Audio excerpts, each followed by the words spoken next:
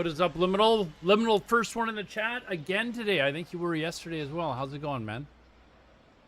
Welcome, welcome, welcome. I believe right away there's reports of rocket strikes. Have struck the nuclear sites in Iran, saying that the Israelis are now closer to accomplishing Give their Taco goals Bell in for me, Iran. dude. While Thank they're you. not done, they do want to eliminate all of Iran's I just had military a capabilities. Mediterranean Netanyahu said that taco, back on otherwise June known as 13th, a he shawarma wrap. promised that he would destroy any You sort set of your nuclear notifications program for Iran Ann. I had. appreciate and last that, night dude. he said that this was Immediate in fact news the case, coverage. that he kept that promise. And now moving forward, Netanyahu says that they're not just targeting nuclear facilities with the help of the Americans in those strikes nearly 24 hours ago, but they are also targeting ballistic missile launching sites. They're targeting air defenses. Lots to go over today, they are though. targeting airplanes that Lots are to go used over. by the Iranian military and its air force. So there's a wide variety of targets Israel says that it wants to hit, but it should be noted that there have been hundreds of Apparently,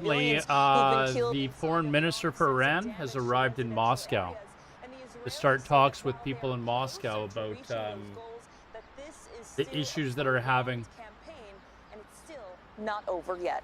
All right, Still that's not Al over Jazeera's yet. Hamda Salhoud reporting for us from Amman. Hamda, we'll be coming back to you shortly to try to get more details about that emerging report that Iran has potentially launched more missiles towards Israel. Thanks so much, Hamda. The U.S. strikes on Iran are being discussed at an emergency session of the United Nations Security Council. China, Russia, and Pakistan want to vote on a draft resolution calling for an immediate ceasefire. Gabriel Elizondo has the latest from the I don't UN understand headquarters in these New York. draft resolutions. If the people that While are President fighting Donald don't want Trump a says damage ceasefire. to the Fordo nuclear site is monumental, Rafael Grossi, the head of the International Atomic Energy Agency, told an emergency session of the UN Security Council the real damage to the heavily fortified site remains unknown. This time, no one, including the IAEA, is in a position to assess the underground damage at Fordo. Iran's ambassador to the UN used the council meeting to warn the United States. As an independent, peace-seeking nation, the Islamic Hold on. Republic of Iran had repeatedly warned the warmongering U.S. regime to refrain from stumbling into this quagmire. Even though Iran reserves its full and legitimate right under international law to defend itself against this blatant Liminal, what are we going to aggression talk about today? and its Israeli It looks proxy. like US military Mahmoud strikes. Khalil was The US released by envoy ICE today. He was repeated in comments detention for by like 3 President months. Any Iranian attack, direct or indirect, against Americans or American bases will be met with An devastating and bumper sticker, retaliation. nice. In a sign of how Very nice, rapidly thank the you. situation on the ground is evolving, UN Secretary General Antonio Guterres made a call for peace just 48 hours ago. I have a simple and clear message. Gave peace a chance. And now, this. That call was not heeded. Simple and Instead, clear. the bombing of Iranian Okay, so nuclear far there facilities is by no the reports United of damage States in marks a perilous turn Israel in a with region this that is latest. already reeling.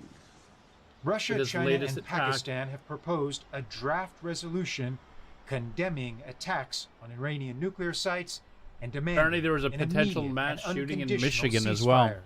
The language of this draft A is special currently being and a video negotiated by council transition, members like a breaking and news could one, go up or- for a vote in the coming days. Gabriel Zondo, Al Jazeera. Do I United look like I'm Nations, New talented York. enough to make one of those? Iran's Electric foreign car? minister is headed to Russia. He says he'll have talks with President So Vladimir here's the, Putin on Monday. What I Yulia reported when Shapovalova we has more first from started. Moscow. The foreign minister of Iran's in Russia the now. Kremlin has confirmed the meeting with the Iranian foreign minister on Monday. Meanwhile, some analysts say it's highly likely that Iran will offer Trump a compromise and wants Putin to get involved as a mediator.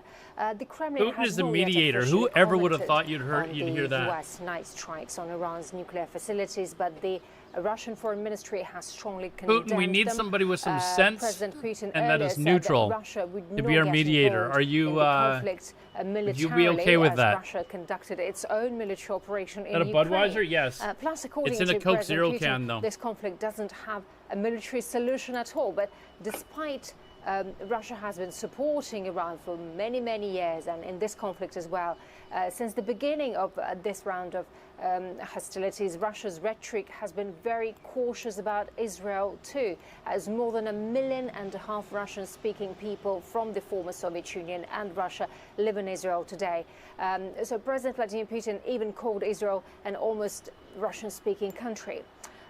Meanwhile, Russia's ex-president and current Security Council Deputy Chairman Dmitry Medvedev has posted his assessment of what the Americans achieved with their night strikes on the nuclear facilities in Iran. Not much, according to Medvedev. He wrote that Trump, who came as a peacemaker president, started a new round Trump of came war as a for the peacemaker. United States. Marwan Bashara is Trump Al came in Jazeera's as a senior political peacemaker. analyst. Remember he that. says Russia has a role to play in diplomatic efforts to resolve the crisis. It is paradoxical that he's allowed to Putin attack wants you, to but don't play a attack role him in back, resolving because that's not. one He's not conflict here to when he cause is, wars. fully engaged in another. But putting that aside, I think he does That's what's have up, man. a role How's it to going? play if he wants to, or he's allowed to, if the Iranians insist on it, whereby he completes the symmetry, if you will, between the United States and Israel on the one side, Iran and Russia on the other side. And that could actually be a formula whereby a symmetry is created. The United States is supposed to lean on Israel, and Russia will lean on Iran, and hence there will be some sort of a bridging of some sort, a communication going. You got to hear what China's got to But say so far, too. I think Trump is not interested really in a symmetry. He's much more interested in dominating and dictating to the Iranians what to do, and allowing the Israelis to finish winning, as he put it. Reported when I first started that there was an Israeli Air Force that is heavily striking military and government sites in and around Tehran, the capital of Iran. While I was actually getting ready for the stream, I could hear the bombs go off on my live stream. But people in Gaza are still being killed there. Attacks at aid distribution sites have not stopped, and hospitals are still struggling to keep up with the casualties. Hani Mahmoud reports from Gaza City. As tension between Israel and Iran dominate headlines across the region, the people of Gaza continue to pay the highest price. More than 30 Not Palestinians from killed in missiles in the Gaza. Gulf, but from bullets and bombs You here know at what? home. I guarantee you this is why they're not allowed to report in Israel. I don't even know why I didn't think of this. This is probably why Al Jazeera is not allowed to actually, they've been banned from Israel from reporting, is because they're one of the organizations that is continuously Once again, updating about Gaza. Civil defense teams are overwhelmed, and hospitals, already crippled by siege conditions, are operating From anyone about far this yet? beyond We'll capacity. see tomorrow at work.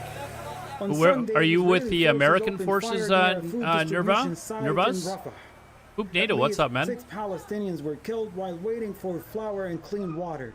I don't know why you didn't put two and two together. This is obviously why they've been banned from His wife Israel. and his 2 daughters. Other family members were left. It in finally terrible happened. What, you conditions. pooped? Satellite imagery and local footage confirm a wave of home demolitions of residential clusters in the eastern Gaza Strip. Home by home, block by block, the destruction Oh, the mountain is continues, flattened. Yeah, with no Iran's regard for trying the to suggest that civilians the who once damage is called these minimal, though. places home. Well, we'll Meanwhile, see. hospitals across the Gaza Strip. And if it was minimal, I don't know why you'd say anything.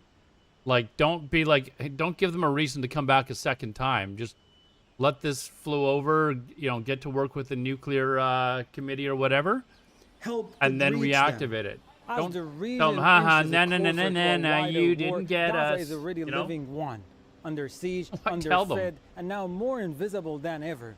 The bombs do not pause because the headlines shift. And here, hope is as scarce as bread.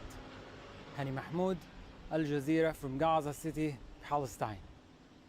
A church in Syria's capital has been I torn think they've apart already after landed, what's believed Poop to NATO, have been a and suicide I don't bombing. think anything's At least 22 people happened were so killed far. and 59 more were injured in the San Elias church blast.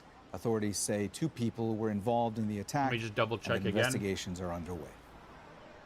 Former Columbia Oh, University Iran launched student one Mahmoud missile Khalil has at addressed Israel, and it hundreds was of his intercepted supporters apparently on the in way. New York So. City.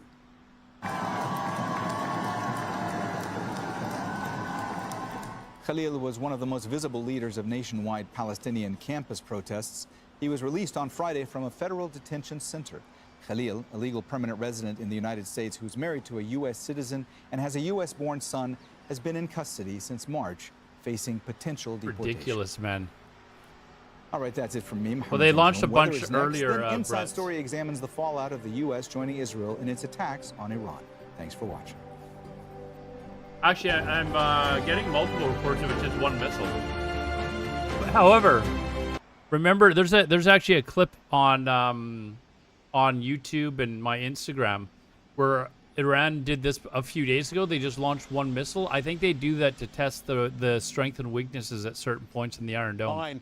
Of cloud and rain, the Mayu front. I think that they may be just doing that again in that area. Heavy downpours across those central and eastern areas, just pushing out into the East China Sea towards Japan. Southern and western Japan seeing some very heavy rain. Yeah, civilians in the area have been told that they can leave their shelters now, so you see how it links its way it looks back, like that's over. It does the same again as we go through Tuesday, nudging a little further northwards by Tuesday. So South Korea could be in for some very heavy rain for a time. That could cause some flooding as well. Further north, there's the heat for Beijing. Temperatures getting up into the high 30s. A lot of dry and settled weather. Not too dry and settled across Southeast Asia. Got a rash of showers for many. Borneo, probably seeing a fair bit of dry weather, but the heat of the day, showers will crop up nevertheless. Rash of showers there up into Sumatra and, of course, pushing up towards Thailand and into in the Middle East. Sorry, I'm trying to find out where that traffic.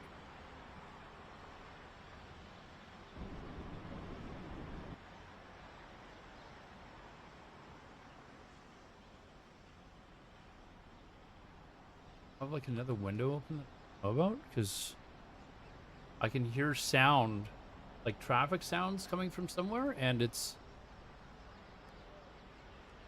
like I've got everything I can see.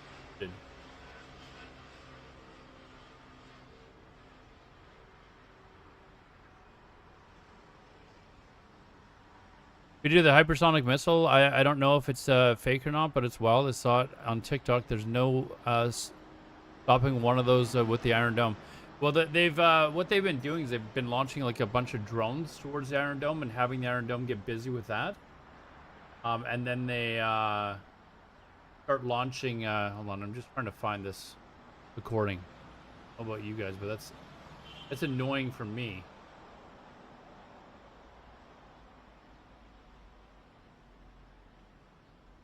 Having like an extra sound thing coming. I don't know where it's coming. It's definitely from a traffic cam though.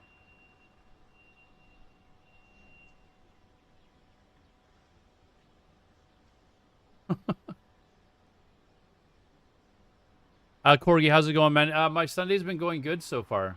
Sunday's been going good. Sorry I got off to a little bit of a late start, but just had some things I needed to take care of this morning. I've been streaming so long during the days that I...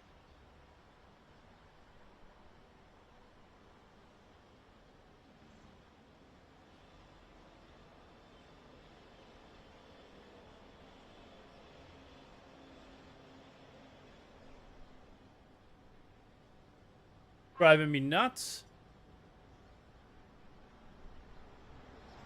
Like, do I have to restart the whole damn thing? Hold on.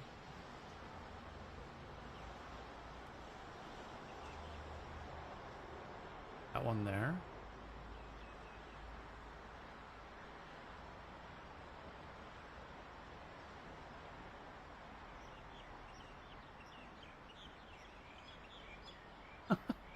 I don't see any other windows. I don't know how this... Can you guys hear the birds chirping and stuff like that? It's from a webcam. Owner Storm Floor, what's up, man? The Sunday's been going well. Sunday's been going well. I getting off to a little bit of a late start with the stream because I had some things to take care of. And started the stream just as missiles were launching in Israel. But it looks like there's no damage at the moment, so...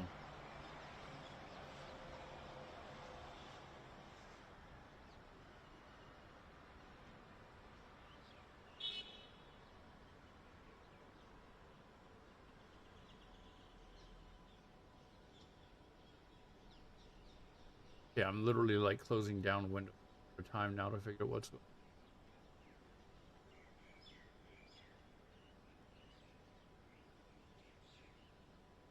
You know what? I'm actually going to have to. I don't know where this is coming from.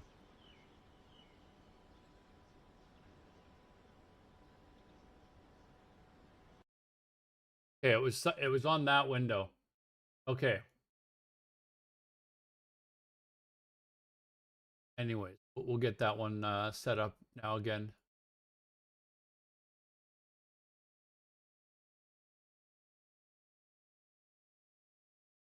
Al Jazeera back up there. That was driving me nuts. I could hear the traffic in the background, but I muted all the windows, so I don't know where it was coming from. I don't know where it was coming from. A very big red line by attacking nuclear facilities. I don't know how much room is left for diplomacy.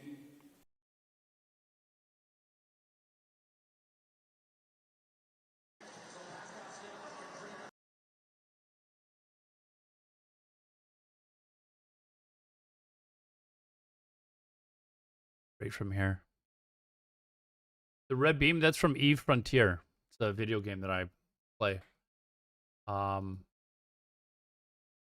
Conflict, fearing it may become what they see as another forever it's war not in the Middle released East. yet. U.S. I intelligence play Eve has Online, long but maintained Iran does not have Eve a nuclear Frontier weapon. is a new Israeli game Prime that they're Minister coming out with Benjamin that looks pretty Netanyahu wild. thanked President Trump. From the beginning of the operation, I promised you that Iran's nuclear facilities would be destroyed one way or another. The more and more this goes on, the more and more it seems like he's starting this But crap. some in Iran say the nuclear plants were not destroyed beyond Just repair, to, save and the his, technology political career. remains intact.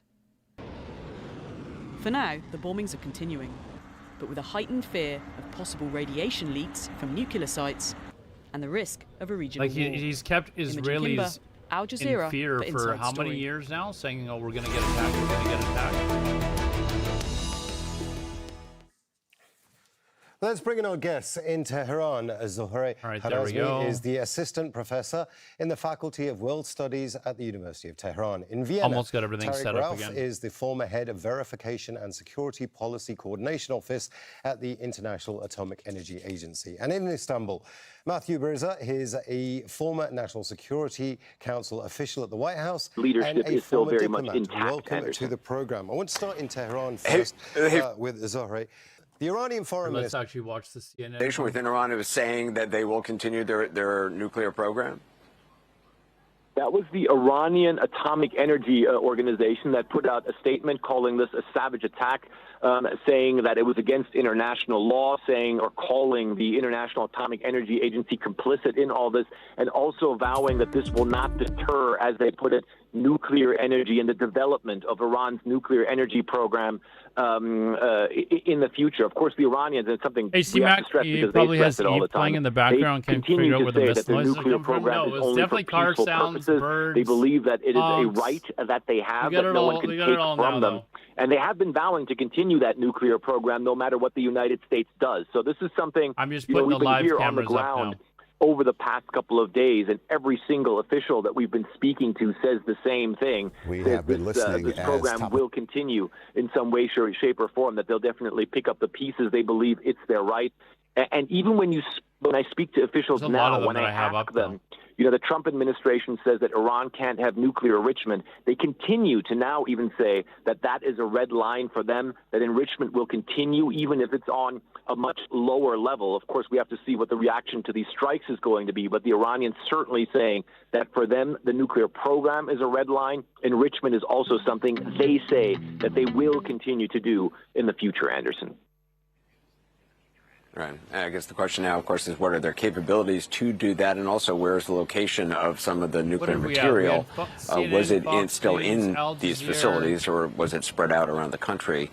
We don't have answers to that. I Associated understand we have Press some new Live, although photos that's from not on inside any the news Situation right Room.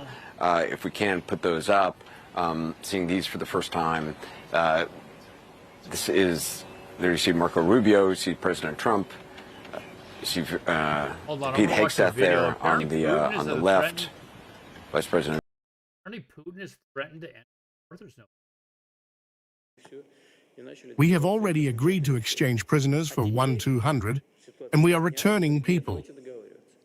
Putin threatening to This is good. war? We have already given 500 people and received 400 back. Do I haven't been I playing think any video everything will games be fair lately, here. Corner, so I pretty much made a We will get everyone we switch have to to just get. doing news. I just don't. If I've really only got enough time to Unfortunately, do one thing or the it other is for sad streaming. So and sad, and it is difficult to talk about it. We gave 6,000 bodies, more than 6,000. In return, we received, in my opinion, 57. Millen Bridge, what's up, man? How's it going? And we have already given 6,000 bodies of Even Ukrainian my servicemen. RL window is open, 660, but that's I not what's think. causing the problems. We are ready to give another 3,000 now. I repeat, these are sad and tragic Ooh, figures. Millen Bridge, thank you, man. Thank you very much. Nevertheless, this is a matter of humanitarian nature. Turn off strong. Thank you very Sub right much away for with the tier 1. platform Thank you very and much, President man. First Erdogan. time subscriber. Thank you, Thank you, man. but we are ready to negotiate apparently substantively on the 25% of the principles way to and my goal. I regulations guess my goal is 100. but the Ukrainian side should also be ready for this. Why don't you get? Are your Twitch notifications turned on, Cheesy? Its Western sponsors Is the and Al- or so-called Discord allies did not notifications turned push off? for the fight against the last Ukrainian, Watch your but channel on my pointed old to account the when you were realities of playing today WoW, and oh, pushed really? for agreements, not for I the appreciate the sub, continuation man. of hostilities. That is all. We are in contact. Our negotiating group is in contact with each other. I just asked Medensky. He said he had just spoken to his counterpart from Kiev today. In principle, Trying to they get some agreed other to clips meet ready here. after the 22nd of July. But I must say, right away, that both Mr. Fieden and President Erdogan are doing a lot to achieve this settlement.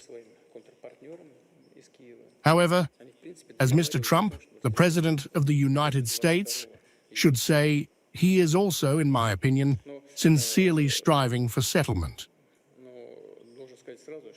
Of course, Dropping we will bombs, rely but on the he's position of our trying to friends from strive China, for, settlement. India, and other countries. We are constantly in contact with them on this issue.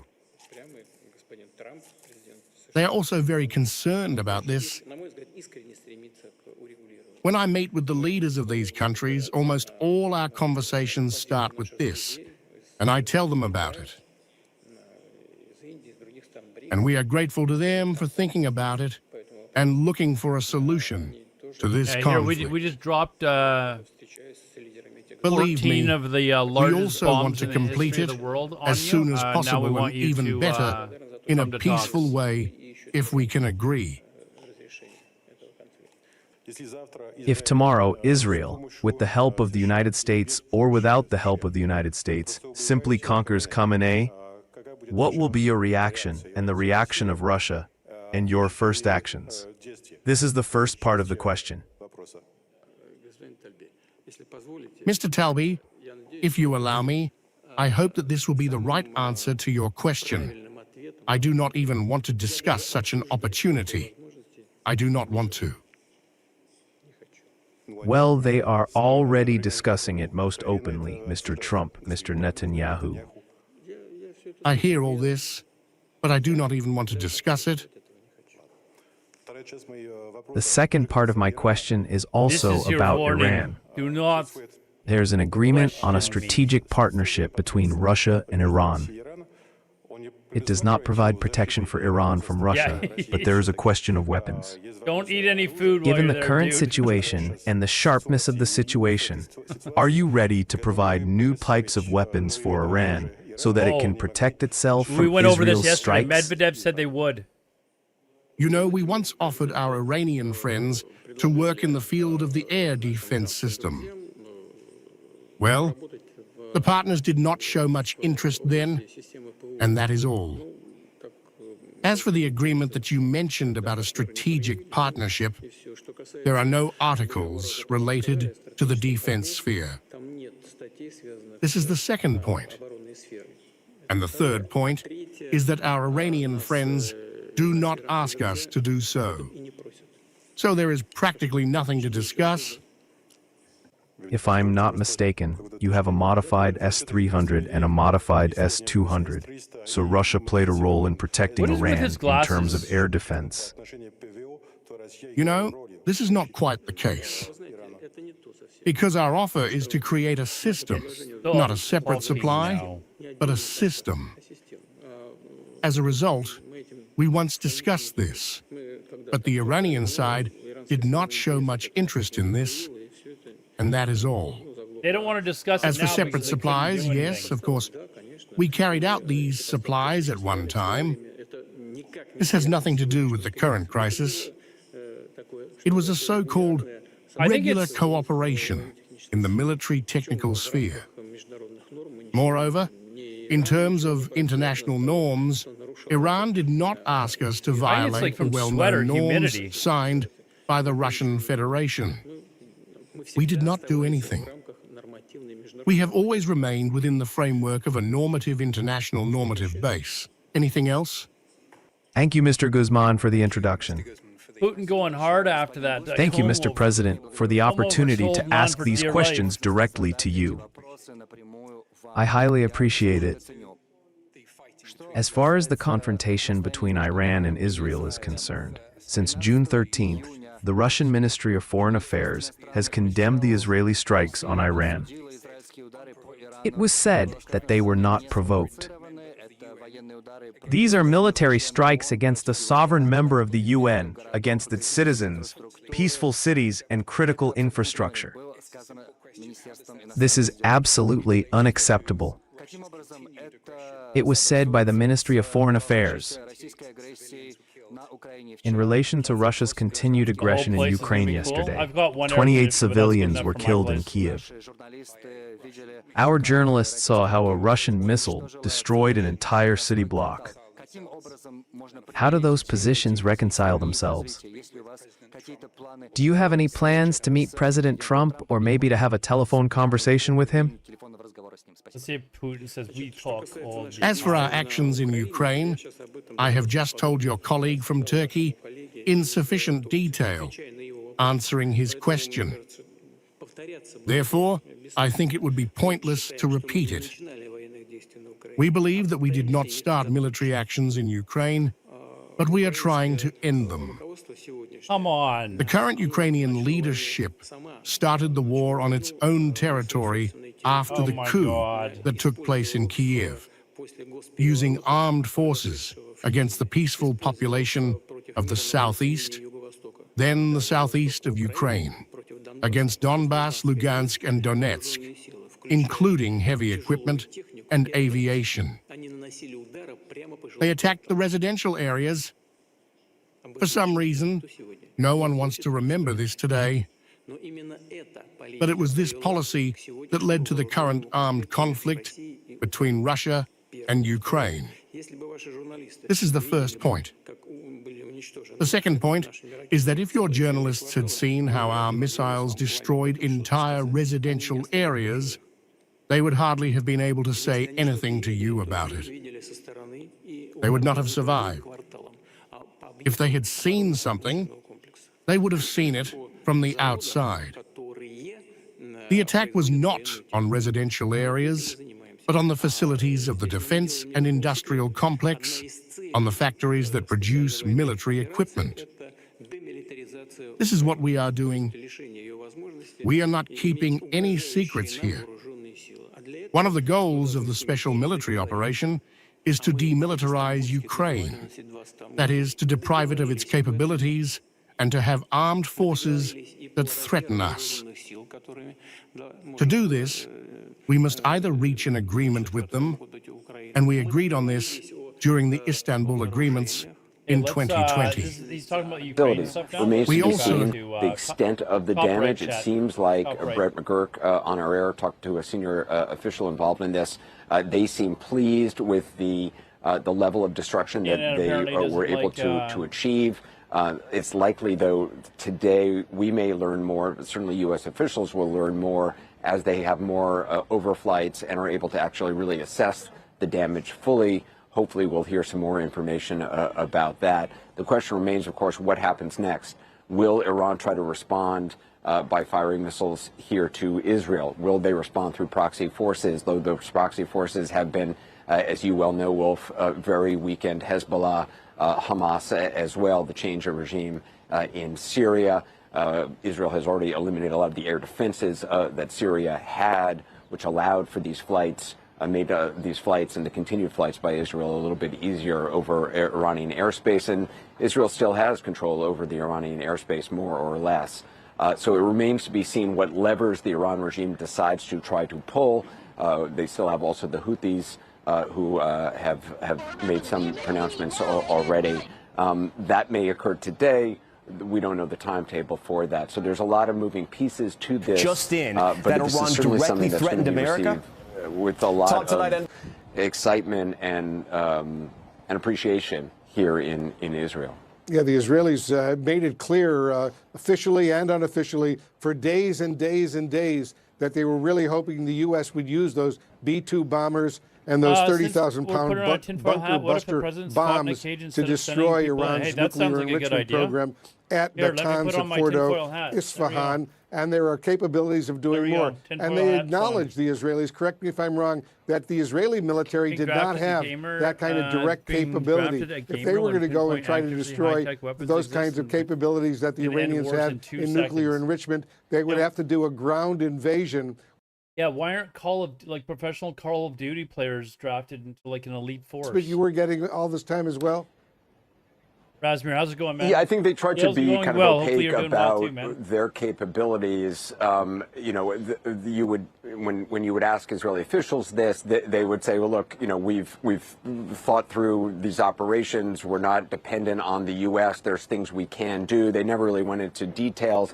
You know, there was an operation that they conducted against a facility in Syria in the not too distant past, using commandos. A very different kind of operation, but there was some suggestion that they did have some capabilities, but certainly they did not have these kind of munitions, which the U.S. is the only power that has them, and also the only planes that could actually carry bombs that are 30,000 pounds. And also multiple ones only that one we now leaves, understand then we're have going to been go back used. to the gladiator days. Certainly, there's a lot of relief, I think, by people here that the United States, that President Trump made this decision.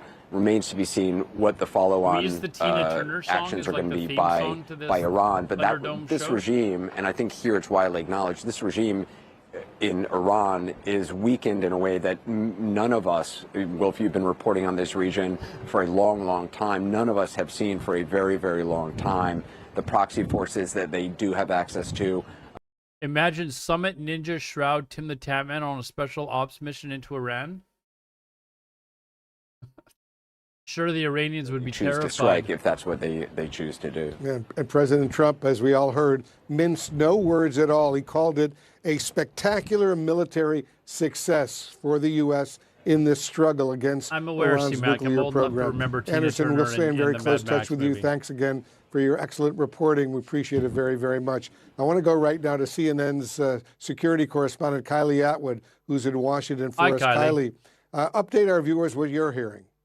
Well, listen, one significant thing that we have learned tonight is that the United States made sure that Iran knew after these strikes through back-channel communications that this was a contained strike against Iran's nuclear facilities, and there were no further strikes that were planned. That's significant because what it demonstrates is that the administration really does not want Iran to retaliate here. They want them to come back to the table diplomatically. We heard from President Trump in his remarks saying that for Iran this is going to be peace or tragedy, but he also went on to say that there are many targets left. So holding on to the possibility that there could be further U.S. strikes against Iran if they don't come back to the table to continue those diplomatic discussions that had halted Some of these because they live had streams not get loud. had success and led to what we are now seeing, this military conflict Thanks, Burek. between the U.S. and Iran, and between Iran and Israel.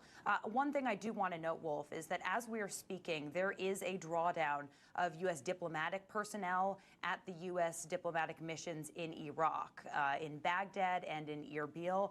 This is something that actually started to happen 10 days ago, even before Israel started carrying out its strikes in Iran, because U.S. officials were seeing that that was a possibility. They wanted to start to draw down non-essential personnel from those missions. Now there is an even further drawdown of those personnel. It's not a complete drawdown, I'm told by sources familiar with this process. We have to watch and see what happens here, not just at the U.S. diplomatic missions, of course, in Iraq, which shares a border with Iran, but also in I think maybe what she was talking about, Blothar, is the U.S. is getting reports now that a lot of these terrorist organizations have started to rearm and also are planning attacks against the U.S. not only throughout the Middle East but throughout the United States of America as well. Evacuations for Americans who are in the region. We know That was that big that news effort earlier is today. underway. When it comes to Americans who are in Israel, we don't know exactly how many Americans have left, but that was a process that actually started today, according to the ambassador there, Mike Huckabee. And I thought it was significant, Kylie, and I'm anxious to get your thoughts, that in his speech, in his address to the nation, and as I said, indeed to the world, he was making it clear that the United States and Israel, the current government in Israel, the Trump administration, they are both on the same page. He was praising what Israel has been doing and promising to work closely together with Israel down the road. I thought that was significant. What was your reaction? It's very clear from President Trump's remarks tonight that this was lockstep, the United States working with Israel. We know that Israel was given a heads up before these strikes occurred tonight on Iran's nuclear sites, those 3 nuclear sites inside Iran. We know that after these strikes occurred, according to senior administration officials, President Trump spoke on the phone with Prime Minister Benjamin Netanyahu. And we should note that it is a drastic shift in terms of the response that we saw from the administration. A short time ago, the U.S. military carried out massive precision strikes. Whoever's running this stream just like hard cut to something. In the Iranian Cap the best, what's up? Fordow, Natanz, and Esfahan. Everybody heard those names for years as they built this. Just want to thank those of us that voted Trump in. You're welcome. Our objective was the destruction of Iran's nuclear enrichment capacity and a stop to the nuclear threat posed by the world's #1 state sponsor of terror. Tonight, I can report to the world that the strikes were a spectacular. Move on to what is this? Canadian news. You guys want to watch Canadian news? No? Okay, good. Okay, we'll go back to Al Jazeera. It looks like completely, and you don't have to worry about them. Is that something that Tehran is taking seriously? Will you negotiate with the Americans? Before going to your question, I'd like to add a comment to other guests' comments, actually. The idea of IAEA. IAEA is absolutely missing the reputation and actually in Iran.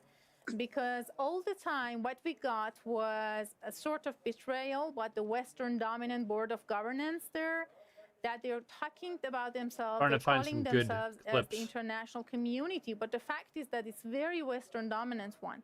And they're using it, I think the United States and its coalition is using it as a sort of dual tool, that whenever they need it, they use it as a sort of side pressure against us. No technical assistance, no protection IAEA brought to Iranians. So even many Iranians ask the government to come out and actually detach itself from the NPT.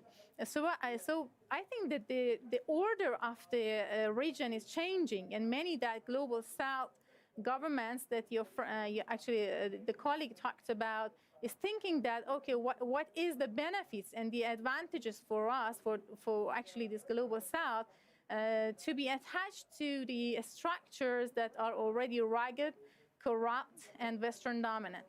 What about your question? The region's countries that have located and hosted the United States-based military bases, they already accepted the responsibility of. So if Iran is attacked by the United States, and we know that the artillery is, because the United States is too far, so it's use the land here. So they cannot talk about being accountable for such a situation. Iran has never liked to invade or do any actually imposing any sort of actually attack to any of the neighbors. Always they say that the security is something very shared in the region. But if the point actually, Christy Nome is just said on earlier in an interview that Canada as a country cannot be trusted. You heard it here first, chat. Christy Nome is saying that Canada is the country that can't be trusted. It's a very huge country with lots of sources and allies in the region. We are out of time.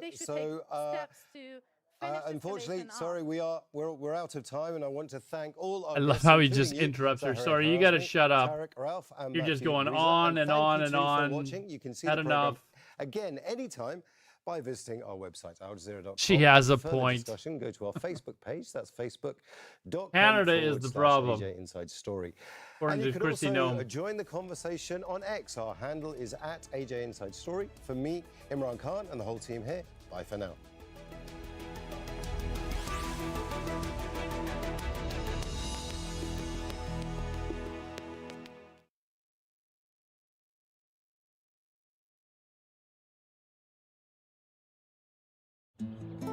The story of a small community in one of Mexico's most dangerous states, standing up to criminal cartels and corrupt politicians.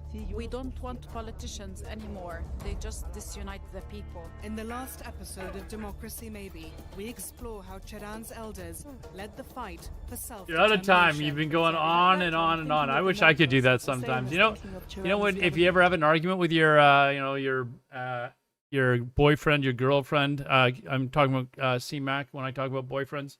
And you just want to tell them to shut the fuck up.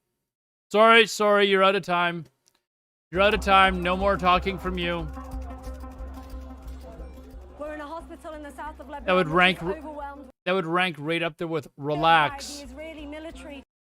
Relax. So whatever Iran tries, we can counter significantly. It's. Well, let me ask you about that's that my immediate because message. The IDF said a couple days ago they've eliminated half of the launchers for missiles.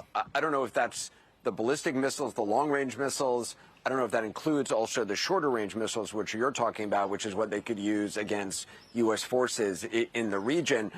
I guess my question is, those shorter-range missiles, are they easier to launch? Do they require the kind of transportation, and in some cases, these longer-range missiles or these ballistic missiles require, because Israel has effectively destroyed the trucks that carry missiles to the launchers.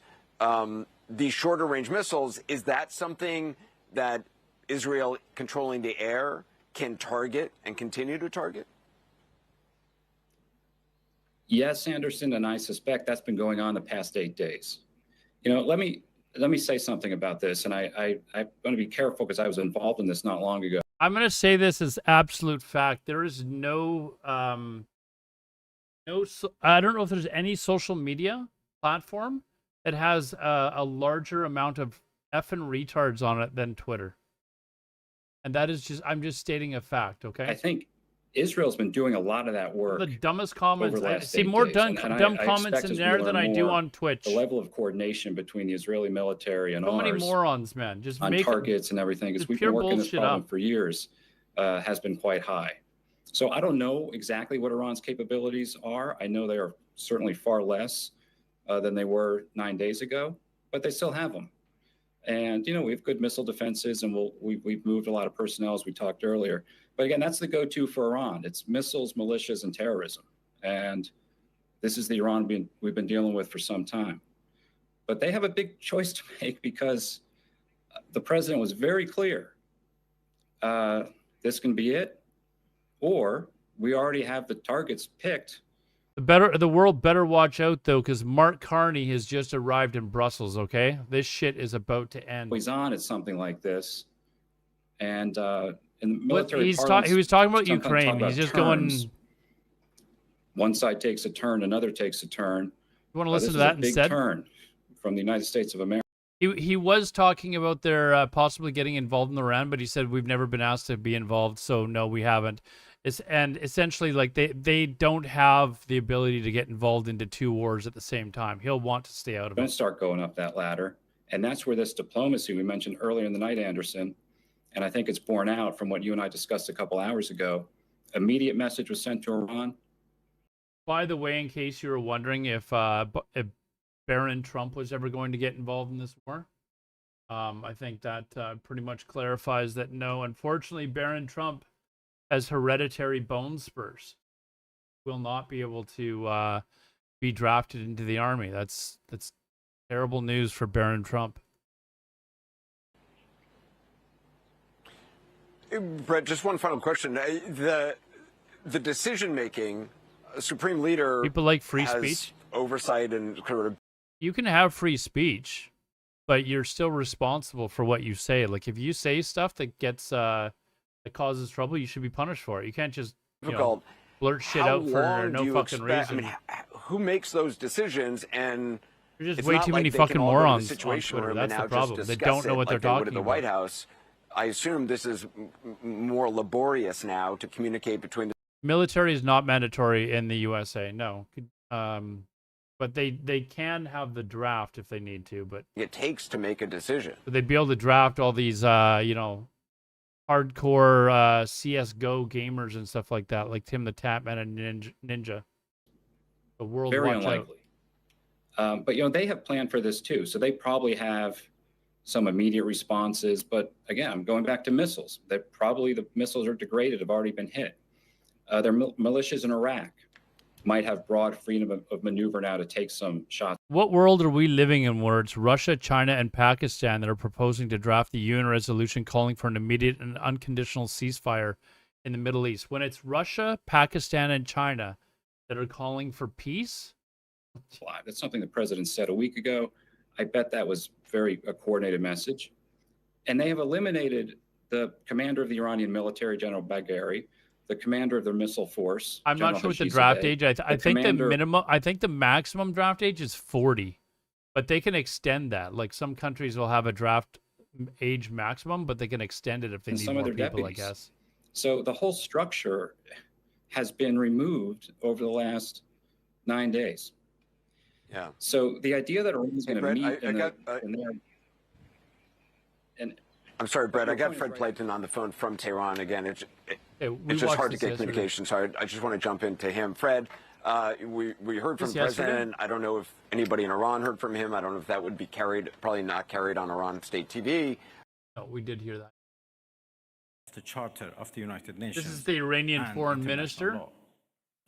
The warmongering and lawless administration in Washington is solely and fully responsible for dangerous consequences and far-reaching implications of its act of aggression. President Trump claimed Iran's major nuclear facilities had been totally obliterated, a statement denied by the parliamentary member for Qom, where Fordo Ukraine is based. Well, they have to. They had to. Remember when they closed down the country, they basically told men under 60 that they had to stay? He gathered in the center of the capital to show their support for their government as Iranian President Masoud Pezeshkian joined the crowd. In the U.S., you'd have a very little chance of ever getting drafted. Period. Even if they declared war, they're not. Unless it was a world war, then you might see draft. But I think a lot of countries have moved towards unmanned vehicle warfare and stuff like that, where you have drones and unmanned vehicles and stuff like that. It's a lot less reliant on actually soldiers in the field. In our military and armed forces, and we believe in them. We know they will retaliate. This is how the great Satan functions: deception. This is all deception. They do not understand anything other than language of force. They do not understand anything other than sigil and Kirbish Khan. That's what we should be using to negotiate with them. Iran's Revolutionary Guard warned of a severe response, saying U.S. military bases in the region are now vulnerable. And Tehran continues to insist that diplomacy is not an option, while Israel continues its Not yet, attacks. I am Gabe. We're discussing Jafari, getting Al drafted Jazeera. right now. We're discussing getting let's drafted. cross now live to Tawhid Asadi, who's live for us in the Iranian Tell me a capital, bone Tehran. spurs, man. Tawhid, what Tell more me a have bone you learned spurs. about the explosions that Done you've deal. heard about in the past few hours?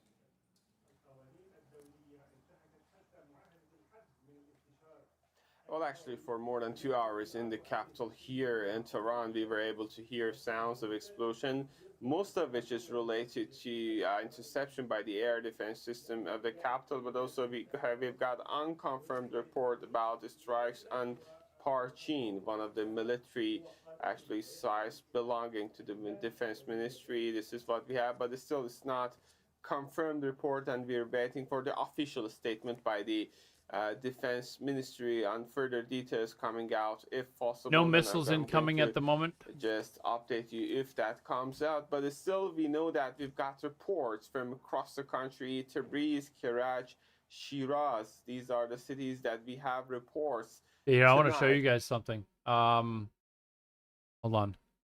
This is before and after pictures of the make this bigger for you. There you go. Before and after pictures of the strike. You can actually see, like, if you look here, you can see how much the ground collapses. So, like, you would think that if that's the ground collapsing, it's because it's like the base itself underneath is collapsed. See how much the ground goes down in these places? So it seems like there is definitely a lot of collapsed infrastructure down below.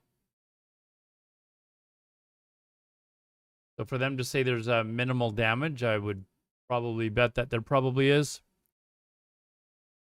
Ground penetrating B-2 strike, yeah, it happened yesterday, but before and after pictures have come out, so we were just kind of looking at that. What is this?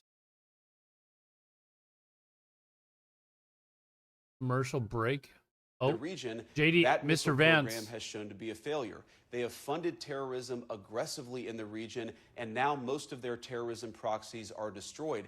The Iranians are clearly not very good at war. Perhaps they should follow President Trump's lead and give peace a chance. If they're serious about it, I guarantee you the President of the United States is too.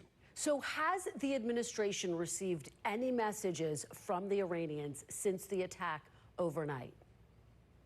If there was minimal damage, why would you announce that there's minimal damage just to invite the Americans to, oh, okay, well, we'll try again? We have received some indirect messages from the Iranians, and it's possible, of course, that some of my colleagues in the administration received something early this morning, and I haven't heard about it. But look, our expectation is we're going to learn a lot about what the Iranians want to do, how they want to proceed over the next 24 hours. Again, I just can't be clear enough here. The president has said Same thing for a few he years. wants now to Israel having engage nukes is like in the a worst kept diplomatic secret in the world, process. man. But if the Iranians are not going to play ball here, they didn't leave us many options. It's about as bad of a pertains to secret as last night, CMAC and they only won't being leave able us to get many to like options. level 7 in World of If Warcraft Iran before he disrupts quits. shipping in the Strait Game's of too Hormuz, hard. which of course handles about a quarter of the world's oil trade, would that be a red line for the United States, Mr. Vice President? Well, Kristen, I think our biggest red line is the Iranian nuclear weapons program. That is really what the president has said we need to get rid of. But what Obviously, about the Strait of major Hormuz? steps towards doing that last night. Well, I think that would be suicidal, Kristen, for the Iranians themselves. I mean, their entire economy runs through the Strait of Hormuz. If they want to destroy their own economy and cause disruptions in the world, I think that would be their decision. But why would they do that? I don't think it makes any sense. I don't think that it makes sense for them or for anybody else.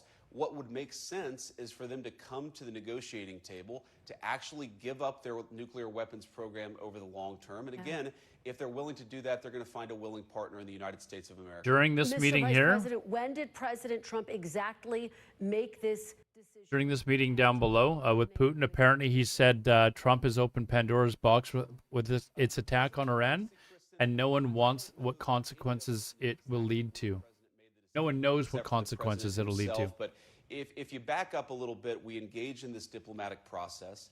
I think that he decided probably by mid-May that this process was. You think not this week will going lead to anywhere, more and so he escalation, decided considering to Iran issue is some walking, private ultimatums to the waking up Iranians. soon And into then Monday? eventually, of course, we decided to destroy the I think the escalation will only happen if other countries start to get involved. One of the things that you saw from the president's team, and I really am proud of all of our guys at the senior team, is an operation of this magnitude, multiple B-2s, 14 30,000 Will pound China bombs, and even help an hour Iran? after the Will attack, Russia? the Will entire North Korea?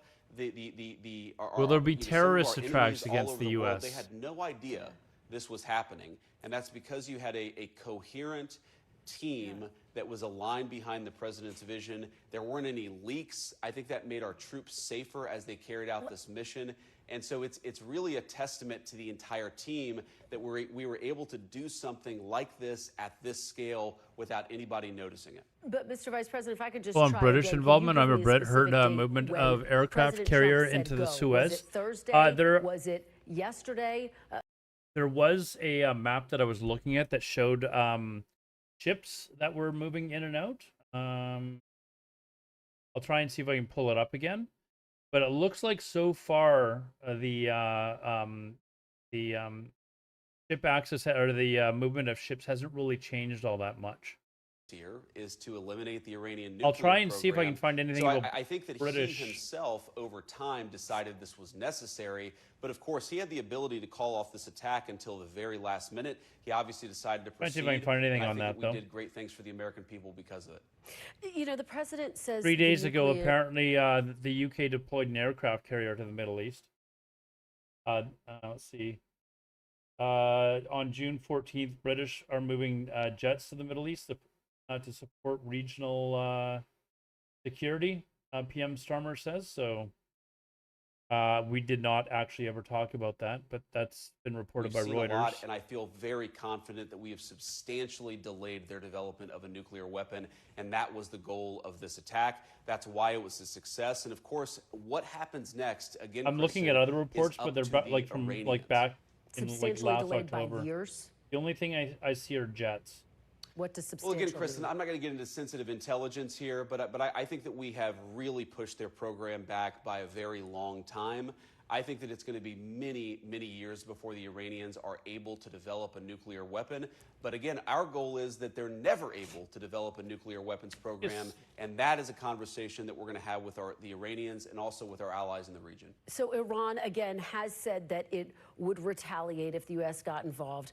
There are some 40,000 American troops in the Middle East. The Pentagon is on high alert. Is the U.S. bracing for Iran to target American troops in the region?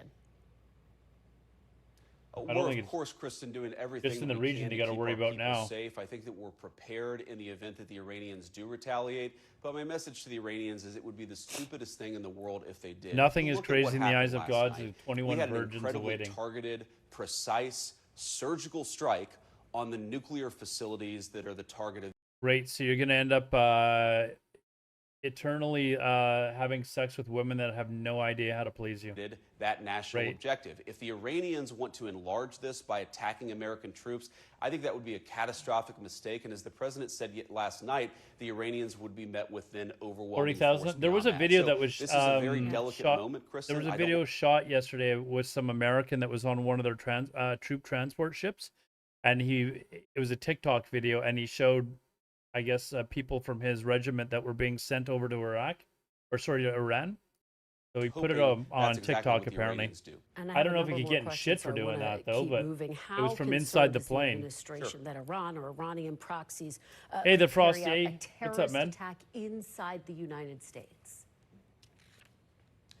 Well, unfortunately, Kristen, we know that a lot of people who we don't have full accounting of were let in over the last 4 years under the Biden administration. We know that some of those I people knew were on Biden was terrorism gonna watch come lists. up. We feel very confident It's all in our Biden's FBI fault, and by the law way. enforcement that we're on top of this situation. But yeah, We're looking at this very closely. All We're Biden's doing fault. everything that we can to keep our people safe. And this is one of the reasons why border security is national security, is if you let a bunch of crazy people into your country, those crazy people can eventually take action. We're going to do everything that we can to make sure that doesn't happen and to keep Americans safe. Mr. Vice President, can you rule out that getting involved in this conflict won't eventually lead to U.S. boots on the ground? Well, the president's been very clear, Kristen. We have no interest in a protracted conflict. We have no interest in boots on the ground. The president has actually been one of the fiercest critics of 25 years of failed foreign policy in the Middle East, which is why he did what he did.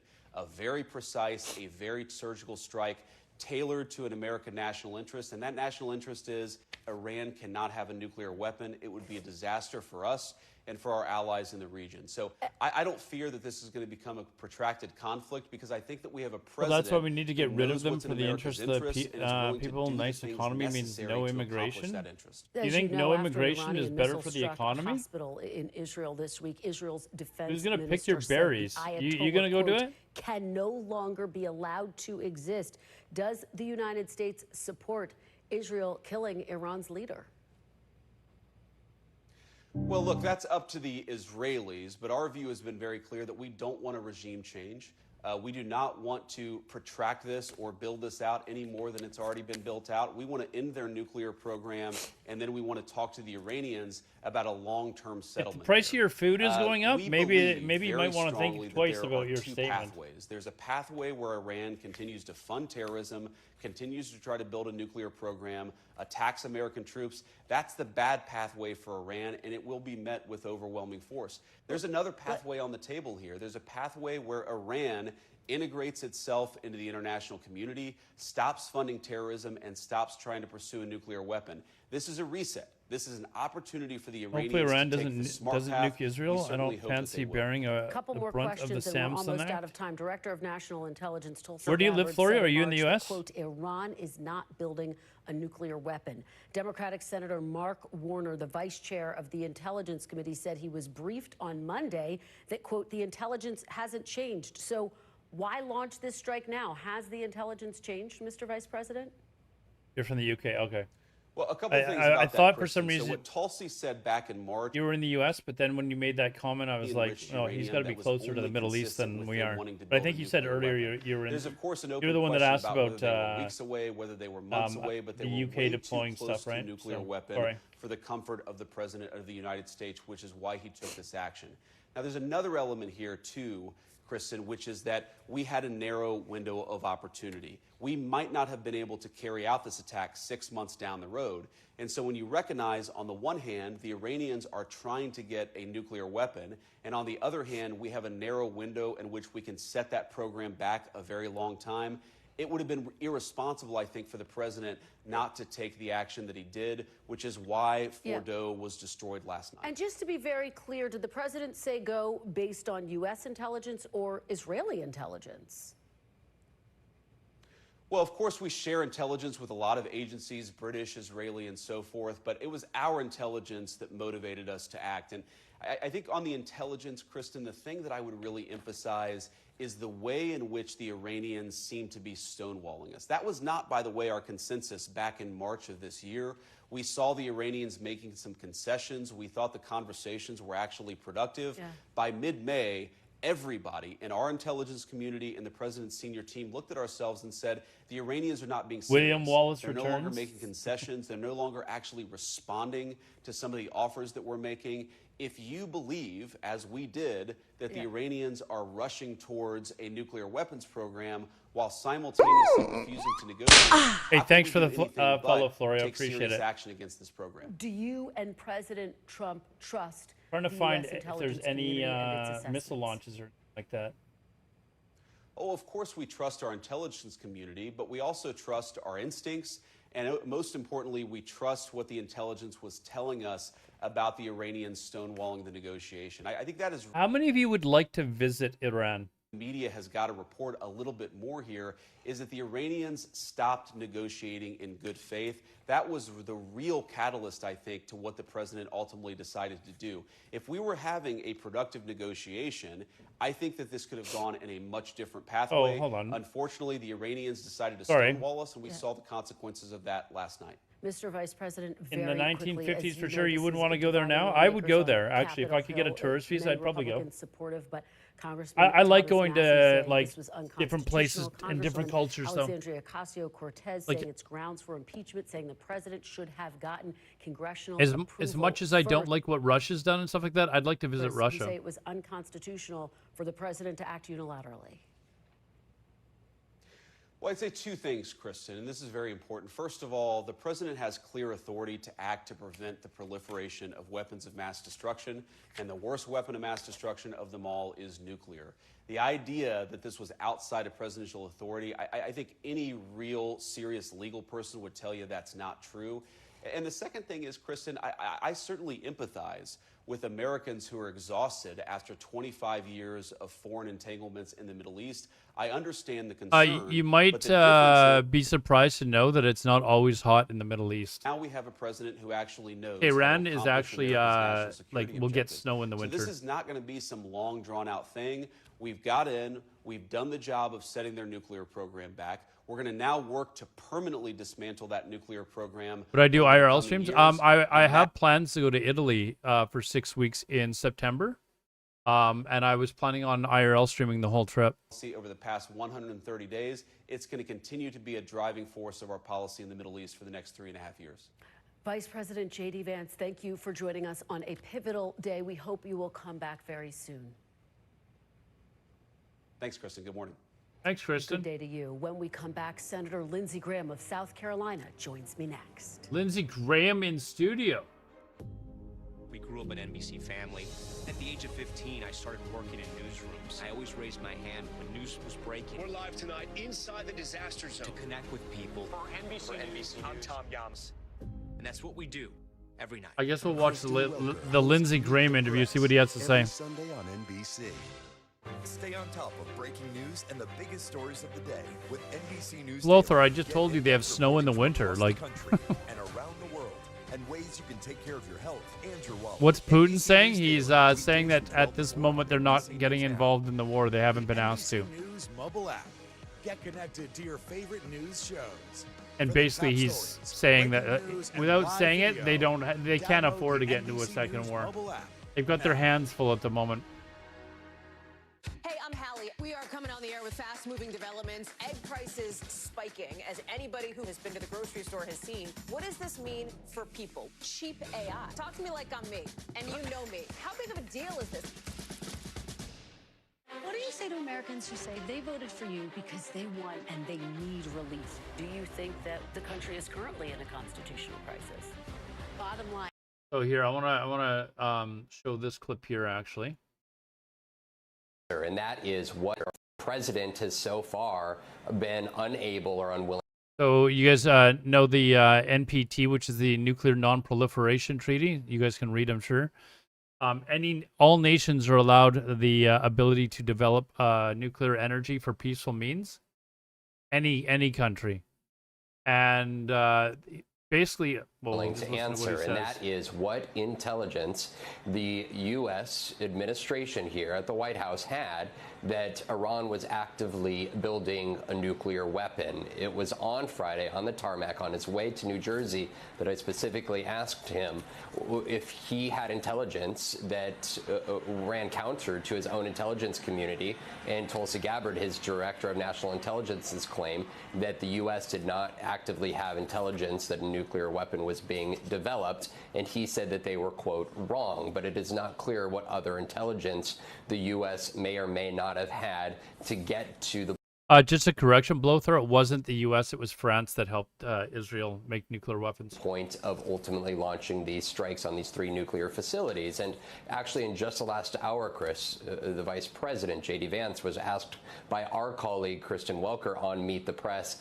about this as well. And he said ultimately the catalyst to going forward with this airstrikes was this narrow opportunity, seemingly suggesting that the Israeli I'm just going to leave and I'll walk away from opened the... up a corridor for the U.S. to go forward with its own forces to drop these bombs, and that it was the catalyst that Iran, they believed, was not acting in good faith as part of nuclear negotiations with the U.S. Of course, for more than 2 months, the two sides had had up to 6 rounds of talks, direct and indirect talks, but the vice president making the case that he believed that Iran was trying to effectively draw out this process. And when I asked the president whether he believes that Iran should be able to have the capacity to enrich it all, even for civilian nuclear capabilities, he pushed back and said that he did not see that it was necessary at all, which Iran has for years stated would be a non-starter.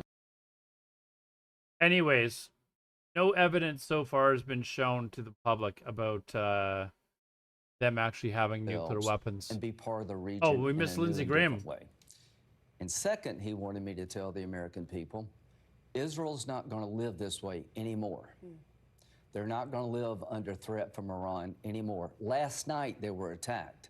The early morning hours of today, after the attack by President Trump, Israel fired ballistic missiles into Israel, wounding Israeli citizens. 24 have been killed. This regime is not going to be tolerated by Israel, is what he told me. Okay, so let me follow up with you on that point, Senator, because Prime Minister Netanyahu has signaled that Israelis want to carry out regime change. Would you support that if Israel were to carry out regime change? If I were Israel, I would have done it a long time ago. They've been held back in many ways. What would be the right response if America had a ballistic missile fired into our country and killed our citizens? We would wipe the offender off the map. So here's what I hope. After the hospital attack, and they were so lucky not to lose a lot of people, Israel's made a decision. This regime is going to change in 1 of 2 ways. They're going to change their behavior, which I doubt, the regime itself. Or the people are going to replace the regime. They Here's have a threat. less capability today than they did yesterday, but they're still religious Nazis. They want to purify Islam. They want to destroy the Jewish state and kick us out of the Mideast. Nothing's changed about the religious Nazi makeup of the regime. All right, extraordinary details from your call with the Calling for the rise of the people. Party. You, of course, did support the war in Iraq. The intelligence there turned out to be incorrect. Steve Bannon, one of President Trump's closest allies, his former chief strategist in his first term, is arguing and argued in the run-up to yesterday's strikes that this was the wrong move, that it was just going to be another mistake like what he called the Iraq War. Take a listen to a little bit of what he had to say. This is exactly the same pitch as the Iraq War. Weapons of mass destruction. Oh, I know. You have to get it. So they understand one thing. They think the playbook works. This is why we have to stop it now. If we don't stop it now, it's going to work all the time. Senator, given that, why should the American people believe that this was the right time to strike Iran? It was necessary. It was bold. It was brilliant. Hats off to the president. In May of 2022, Iran had 95 pounds of highly enriched uranium to make a handful of bombs. By May of 2025, they had 900 Map on the pounds. bottom is shipping containers 60% enriched going through uranium has no commercial purpose. canal. They You have can see one they're both peaceful they're going in reactor, both actually, in directions. Iran. They haven't used 1 gram of their enrichment program to run that reactor. They get their fuel from Russia for civilian purposes. They have 900 pounds of highly enriched uranium to make more than a dozen bombs. This was the right call at the right time. It stopped their program from advancing even further. Iran with a nuclear weapon is an existential threat to the state of Israel. The country is in the hands They're of saying they had religious enough enriched Nazis. They want to uranium kill for all a the dozen Jews, bombs. and they're coming after us, and they were set back. And to Steve Bannon and all those people, Iran is different. Nuclear weapons in the hands of the Ayatollah is a nightmare for the world. Their concern, though, is that this could lead to a wider war, maybe boots on the ground. Vice President J.D. Vance said that they're not interested in boots on the ground. Didn't necessarily More of a dozen rule it bombs out. sold. Yeah, Are but you worried about you told that? me what? No, I don't think I see boots on the ground in our Told future, me what? but I do see Israel not Again, stopping. we've had no evidence of this. This Israel's is just not hearsay. going to live this way anymore. Do you think he could enter what he just said into evidence without actually proving it? They've shown nothing to prove this at all. It's the same thing as Iranians saying, "Oh, we didn't have any." Like, show us evidence. In fact, Iran's got evidence that they didn't because they had the nuclear what is it, the IAEA committee coming in and constantly checking. Did it violate the Constitution by acting unilaterally? Show us some No, evidence, he was man. Within his Article 2 authority, Congress can declare war or cut off funding. We can't be the commander-in-chief. You can't have 535 commander-in-chiefs. If you don't like what the president does in terms of war, you can cut off the funding. But declaring war is left to the Congress. We've declared war 5 times in the history of America. All of these other military Then provide it. operations were lawful. He had all the authority he needs under the Constitution. I got no problem with them doing this if what they're saying is actually true. But I mean, so far they've provided no evidence. Presidents then went to Congress. Why should now be different, Senator? Well, there's a lot of actions where the president didn't go to Congress. This was something that had to be done quietly. Last thing Iranians have stated publicly that Israel should be wiped off the face of this. Oh, I agree that they're that they should not have a nuclear weapon. Very impressed. But agreeing that they shouldn't have a nuclear weapon isn't saying that they have a nuclear weapon. The likelihood of peace. The Saudi Israel deal, I think, is back on track, as to Russia. How does this affect Russia? I've got 84 co-sponsors. Like, you can't just accuse people of stuff. This isn't North Korea. You can't just accuse people of stuff and provide no evidence. Right? That's how our democracies and court systems work. That bill's going to pass. We're going to give President a waiver. It'll be a tool in his toolbox to bring Putin to the table. Is it time to vote on that bill? It's time to vote. Putin is getting worse, not better.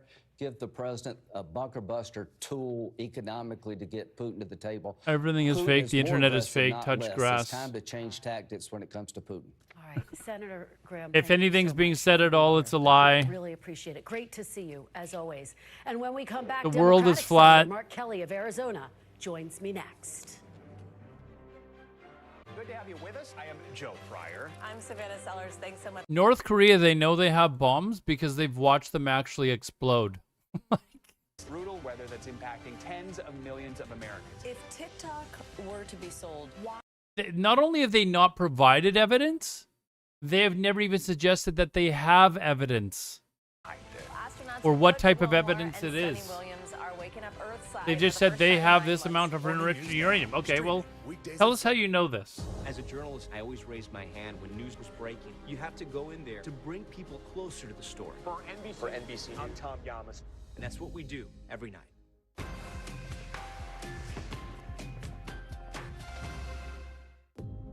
We grew up an NBC family. At the age of 15, But I mean, if you're going to ask me if I think Iran, if their government is evil, yeah, I hate them. Like, I can't stand the Iranian government. And that's what we do every night. Good to have you with us. I am Joe Fryer. I'm Savannah Sellers. I would love Thanks to so see much them for being here. toppled. New developments in Do I the want them to have ongoing trade nuclear war between weapons? the United States and Absolutely its not. closest All I'm trading asking is partners. just, hey, if you're going to do this, just show that you have a reason to have done Were this. to be sold, why would it be so difficult to maintain here? A new global study that is sounding the alarm on obesity. What are the factors behind it? Astronauts Butch Wilmore and Sunny Williams are waking up Earthside for the first time in 9 months. Morning News Now, streaming weekdays at 7. Stay on top of breaking news and the biggest stories of the day with NBC News Daily. Get in-depth reporting from across Consider that regime as an enemy of development in the region. Either better to get rid of it. Oh, the Iranian. I don't like the Iranian regime for sure. We are coming on the air with fast-moving developments. Egg prices spiking. I mean, as for anybody that who's alone, been to I the don't grocery mind store them has seen. getting What rid does of the this mean government. for people? Cheap AI. Talk to me like I'm me, and you know me. How big of a deal is this? News lives in the now. Look at this. You can't even see anything anymore. Let's break down what we know. You gotta see this. News for the generation of now is NBC News Now.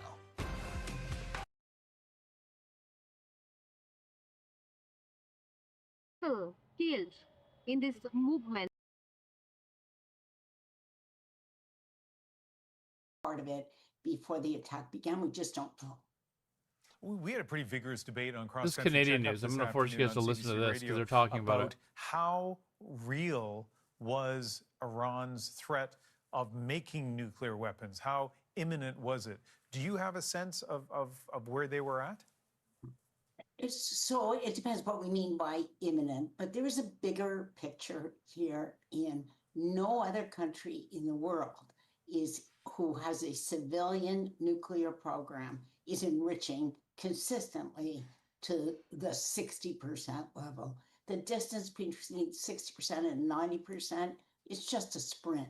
Why do it and persist in doing it year after year and accumulating a stockpile if you are only interested in a civilian program? There are so many questions about. So that is evidence. He's suggesting, and we talked about this yesterday. Hey, Roman. I mentioned this yesterday. People, if you want a kind of a Cole's notes of how enrichment works of uranium, I think they're called centrifuges, but they use it to enrich the uranium. And to go from like 1 to 10% enriched is a lot slower than going from like 60% to like 95%. The more you enrich the uranium, the faster the process becomes. So the fact that they were already at 60% enriched uranium and they've been doing it for years, and they've produced a stockpile of it, for them to then go from that 60% to like 95% enriched uranium, which is like weapons grade and can use in bombs and stuff like that, it takes very little time. So that's why they're freaking out. Like, why are you stockpiling all this stuff when no other country does it? There's other countries that have nuclear plants for energy. Canada's got them. Lots of countries have them, but there's no reason for you to have that much 60% enriched uranium on hand unless you were planning on doing something else with it. There you go. Was that hard? The knowledge of how to enrich uranium is was that hard? There you go. There was a stockpile in Iran. That's what they're talking about. It's humiliated right now. We had to go to a Canadian news source in order to get that, by the way. In fact, go faster than they were going before. Yeah, I think it's even less than that. I think it's like 3 to 5%. Iran could take against the United States. The article that I was reading when I was trying to learn what the difference in enrichment levels is. About cyber attacks. There's certainly a broad range of cyber options, but the United States has very good cyber retaliatory capacity. But that any cyber attack would still not heat this up. An attack on a U.S. base, and they've largely evacuated many of the forces, that would satisfy the need to show you're doing something. It wouldn't push it over the edge. At the other end, close the Straits of Hormuz, which would hurt Iran as much as everybody else, but it would hurt everybody else. So as we've heard, Trump has promised, swift, precise, strong reaction if the US Florian Barr, I don't know the answer to that, Iran. but that aside for a moment, if there's not an attack on U.S. bases or anything else American, do you think that the Americans would escalate anyway? No, I do not. Let's look at the president. He hates forever wars. Part of him really didn't want to do this until but he did it. He was. I think his judgment changed because of the success of the operation by apparently Israel. they'd evacuated it This days is not a earlier. president Cheesy. who wants to escalate and prolong the war. I showed pictures on stream yesterday where they showed that they had actually sealed the tunnels before the strikes. So you could see like mounds of dirt where the entrances of the tunnels were, like the day before. So they'd like cleared everything out. There's rumors that they cleared all the equipment and everything out of the facilities before. Their military show that they can do something that no military in the world can do. Now, if there's tremendous blowback, people will look at this from the perspective of history and think, no, that wasn't a success. But until and unless that happens, they will. Always nice having your analysis. Everyone keeps talking about this false flag attack. Director of the Munk School of Global Affairs. People are claiming that the Nimitz is going to be the false flag attack. Reaching people in Iran has become increasingly difficult, leaving Canadians with loved ones in the region uncertain of their future. Can I see my dad again? Can I hug him again? And heightened alert as Iran warns about a potential counterattack? Well, I find it interesting that the person without combat experience is often the first person to want to drop a bomb. And that's what we see here. And Who's he talking about? What we did last night This puts person- those troops, 40,000 of them, at further risk. But we are going to do everything we What can. person with to no protect combat them. experience is And he we've talking got about? Very capable. We got a very capable military. We're going to do our best to defend our interests. All right. I don't know. That's Senator weird. I have to Mark look Kelly, into thank that. you so much for being here. Thank you, really appreciate it. Great to see you as always. When we come back, Iran fires its first missiles With against ropes Israel inside. since the U.S. strikes. We get the very latest from the ground in Tel Aviv from NBC's Richard Engel next. News for the generation of now is NBC News Now. Listen to full episodes of Meet the Press wherever you get your podcasts. I got hooked on the news early on. We grew up an NBC family. And then at the age of 15, I started working in newsrooms. I always believed in what I did, and I knew it was important. The feeling of vulnerability is still apparent here in the heartland. I kept at it. We're live tonight inside the disaster zone. You have to be in it to understand it. This is a major development that is breaking tonight. To connect with people. How difficult was it to leave? For NBC News. For NBC News. I'm Tom Yams. And that's what we do every night.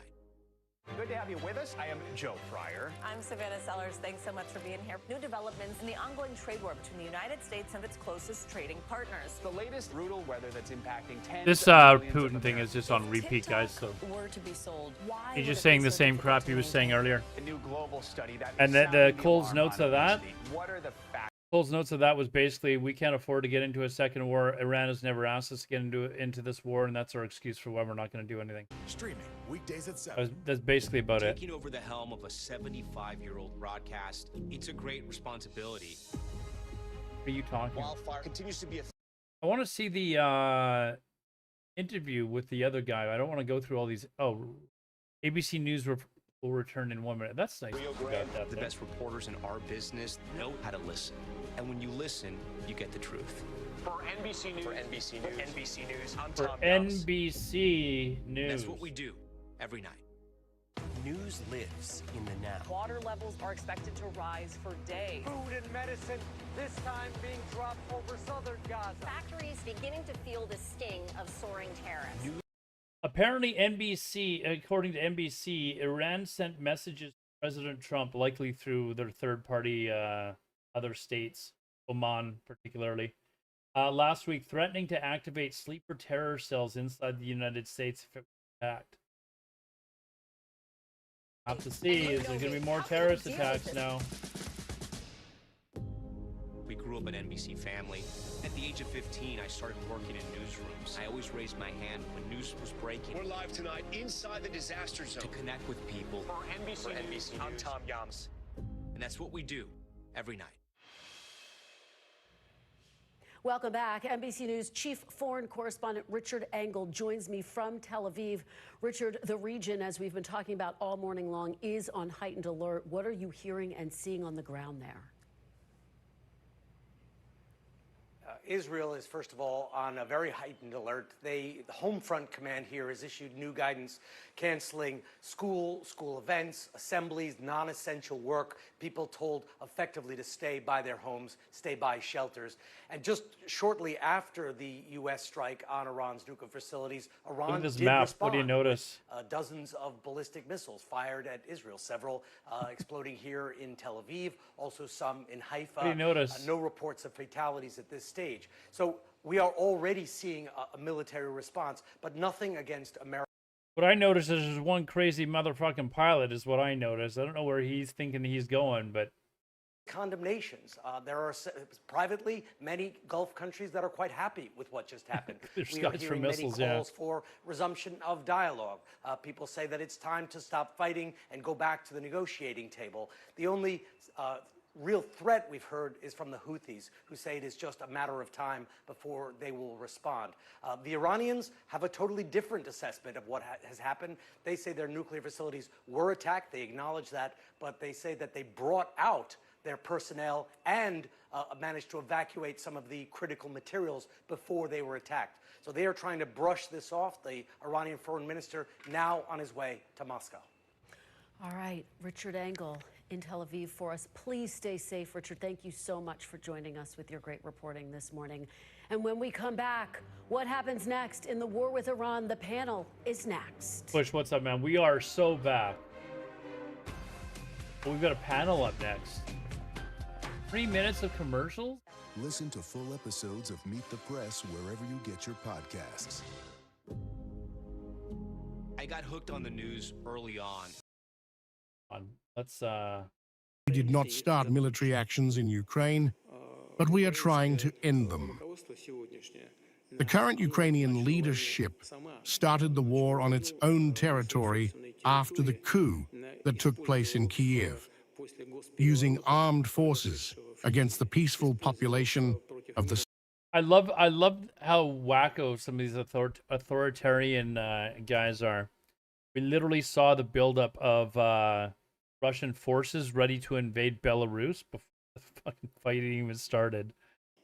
For some reason, no one wants to remember this today, but it was this policy that led to the current armed conflict between Russia and Ukraine.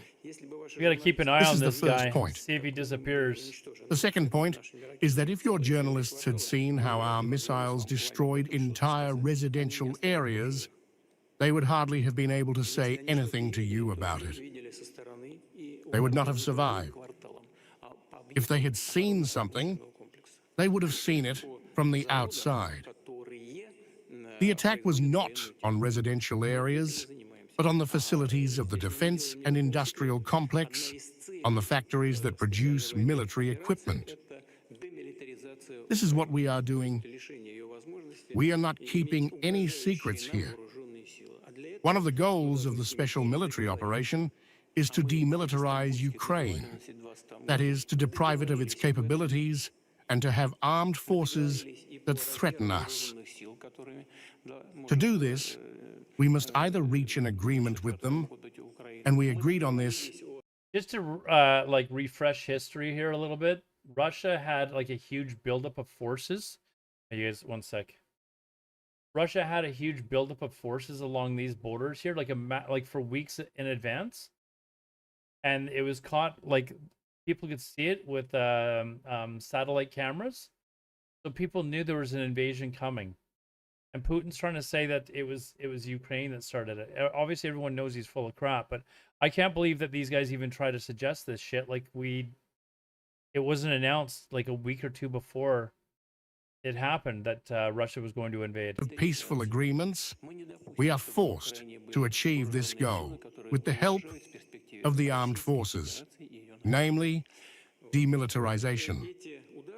We will not allow Ukraine to have armed forces that threaten the Russian Federation and its people. Your journalists have seen these blows. And of course, if we do not reach an agreement, it says that the flight destination, it's supposed to go to AYT, which is in Turkey, right? Yeah, is here. So I don't know where he's going, because like maybe he doesn't want to, like, I don't know, like where's he coming from? Hold on, where was he actually coming from? So he's coming from Russia. And apparently he's going to Turkey? Like, oh, do they maybe not want to fly like anywhere near Ukraine, maybe? Maybe that's the reason, but you'd still think that he could come like here and then here. So I don't know where he's going. I don't know what he's doing. Here, we'll watch the roundtable here. Nuclear facilities, they can't bomb our knowledge. And Jonathan, I thought it was so fascinating to hear Vice President J.D. Vance would not say directly the United States is at war with Iran. He said the U.S. is at war with its nuclear facilities. Can you split the two? Well, I was struck by that too for a lot of reasons. First is because his personal politics are much more isolationist. And so I think clearly he's trying to find the best way to present this. Secondly, the Iranians have a say in this too. J.D. Vance can come on TV and say we're not at war but why with the don't they country fly and their towards nuclear program. But that's Azerbaijan today. We'll see and what the then response fly over is, to because Turkey? If they choose to respond by attacking U.S. bases, U.S. embassies, or God forbid, some kind of a terrorist attack, I feel like this is a then glitch. guess I don't what? think This he's is actually gonna there. Escalate, and we are going to have That seems a dangerous wider to me. conflict. So it's easy to say that right now, but the Iranian response is going to be crucial to decide what happens in the weeks ahead. Yeah, Lonnie, as the world watches and waits to see what the Iranian response will be, there is this extraordinary divide within the Republican Party. J. Mart spoke to it. The fact that J.D. Vance had traditionally been a non-interventionist. You're seeing the MAGA wing of the Republican Party at odds with each other. Steve Bannon, Tucker Carlson saying, we don't want to repeat the mistakes of Iraq. Well, look, I think you saw some of that disagreement leading up to last night. I haven't seen a lot of disagreement since then. Frankly, I've seen a lot of unity amongst Republicans, because remember, this was a unifying point for a lot of Republicans going well back to the days of John McCain and George W. Bush and Mitt Romney and other nominees of the party to talk about keeping Iran I think it's a from having glitch, that because this is nuclear the actual capability. flight This path. has been a core foreign policy tenet of the Republican Party He's for not- a very long time. And I do He's think not supposed at to this be flying point, if where the he's at president right is now at right, all. and this is more akin to the taking out of So I don't think he's Soleimani actually there. and some of the attacks that we saw, for example, against Al-Qaeda in Somalia earlier this year, then I think he's going to be able to hold the coalition together. Now, the question, of course, is what is Iran's response? What is our response? That remains to be seen. But today, this morning, we're seeing a lot of unity amongst Republicans on this. So many unknowns, Ashley Etienne, and the response from a number of Democrats. You heard it from Senator Kelly, and we saw it online from Congresswoman Alexandria Ocasio-Cortez overnight, going so far as to say Here's the price that of President Trump Canadian should be crude oil. impeached over this. Does Oil that go from too Canada? far? We aren't hearing a number of other Democrats. Time to line make up some money, behind that boys. argument. I mean, we're in a very dangerous stage right now as a nation. The president, no doubt, violated his trust with the American people. He promised he wouldn't take us to war in the Middle East, and here we are now. He's threatening to escalate, not de-escalate. But you're right. The concern is that there's more questions than there are answers. What is the strategic aim here? Is it regime change? Is it the weapons? What's the implication for our troops? And then you have both Democrats and Republicans that are making the point and were raising the concern that the president violated the Constitution, that he's going it alone, that he didn't engage Congress, that he's not engaging our allies. And the one lesson we don't want to relearn again is the lessons of Iraq and Afghanistan. And that is where we are right now. So that's a concern that Democrats are going to continue to raise. They're going to pressure the president. They're on the offensive, I believe. They're going to pressure the president for answers in the next few days, and we'll see how far we can get with this. You take me perfectly to my question to Andrea. I mean, you covered the Iraq war. A number of people saying there are echoes, particularly this debate over the intelligence. What are you Look at this. kind of watching as you keep that in the rearview mirror? I was fascinated by what the vice president told you, that this was based on U.S. and other allied intelligence, because Netanyahu had presented, the prime minister, of course, of Israel, had presented them that this was imminent, that the development. Nobody else agreed that it was that imminent. Yes, they could build a bomb. They were way over 60% enrichment. Nobody needs that for civilian purposes. They've never justified that. But that they had not weaponized it. It was still a year or so away. He had never explained what that was. That was their intelligence. U.S. intelligence, as of last Monday, as you pointed out, Senator Mark Warner saying, did not agree with that. So there is no real intelligence. It's not like what happened before when bad intelligence brought us into war with Iraq. But right now, what happens next? In talking to this Arab diplomatic source Let's just try and see if moments this ago, flight in actually reaction to what moves. Senator Lindsey Graham said, he said, first of all, this source said that this depends on whether this becomes a war of attrition. Do they retaliate? Do they feel so weak that they have to retaliate? And if they do does Iran attack U.S. forces? Then it's all out, a war of attrition. All bets are off. If they do what they've done before with proxies, the Strait of Hormuz and other things, excuse me, that's another story. And then What does Israel do? Israel They have has no to idea deal where with they. the Palestinians before Well, they think the they Saudi moved it, deal but they can don't get know where it done. is now. But in the short term, Israel is going to do something else, which is keep bombarding the Iranians. This is important to focus on. What we did last night, I think, is going to embolden Netanyahu and the Israelis to continue their aerial assault. We can say we don't want regime change, but this is more to the point. This is more Israel's war than it is our war. And they're now going to keep up the assault. And it's hard to see how we get a peace deal anytime soon with the Israelis continuing to pound Iranian territory every day. If the Israelis do, Iran will hold us responsible because they now say it's our war. And Trump's always comfortable with using aerial attacks. First term, Lon, he mentioned this, going after Soleimani. But it's a wholly different thing when you're talking about moving beyond using our Air Force from way above. Got to lay down, all right. Ultimately is on the regime change point, right? That is really where I think the debate is going to come. Now, the Israelis, I think, have one of two ways of trying to achieve this, right? One is military. The other is to force the Iranians, whatever opposition there is, to foment enough against the regime. Just an update on our plane. It did move on the map, so I don't know why it's off course like this.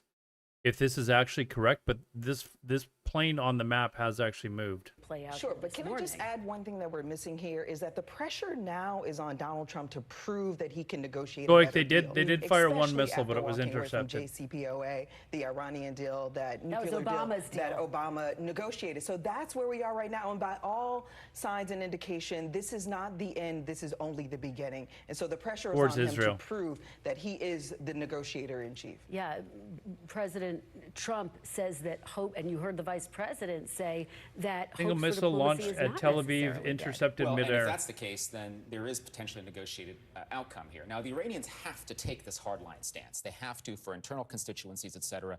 That's very predictable. But indeed, if they do come back to the negotiating table a few weeks or months from now, he could be onto something. Let me just point out that the vice president said to you, Kristen, they should look in the mirror and realize they're not very good at this war thing. Iran is not Iraq. Iran is a major military. They fought 20,000 Iraq feet. for 8 years and didn't give up. This is another story. All right, guys, great conversation. Thank you so much for being here on a big, big Sunday. We really appreciate it. That is all for today. Thank you so much for watching. We will be back next week because if it's Sunday, it's Meet the Press. Yeah, see, it was following its regular route to here. I think this is the GPS is just not tracking properly. All right, Meet the Press done. Let's what's Al Jazeera talking about? Can this Friday? What other stations we got to go on here? Fox News has been like. Here we go. Iran has managed to keep its hands on that HEU, that highly enriched uranium. Lando Commando, and what's up, man? retains the option to enrich it to weapons grade at some kind of a secret facility. How big of a hit did Iran's nuclear program take yesterday? If you could put it in layman's terms, how would you explain this to folks that don't know a single thing about how nuclear programs operate? Well, they're suggesting that they're I going would to say do their it's a best to massive close hit. the They have close the canal, but get back to there over here. I just don't see them being able to do that. If they tried to close down the Strait of Hormuz, you would have countries around here that would be like, no. Like you'd have American ships that would like escort their ships past. What are they going to do? Get into a confrontation with American ships? I don't think they're going to be willing to do that. that it knew about prior to the U.S. strike. So while we do need to see The what sites were battle actually damage impacted. assessment looks We like did see a before and account after for photo of removing the hidden site, assets, and it definitely looked at like least the in land short had term, sunk in. They likely wouldn't be able to sprint to a nuclear So- weapon. You know, we've been talking about the nuclear scientists being targeted. How expendable Here you go. are nuclear scientists? If those minds Iran is reportedly get eliminated, moving to how close the easy is Strait it of to get something Hormuz like after that U.S. back? attacks.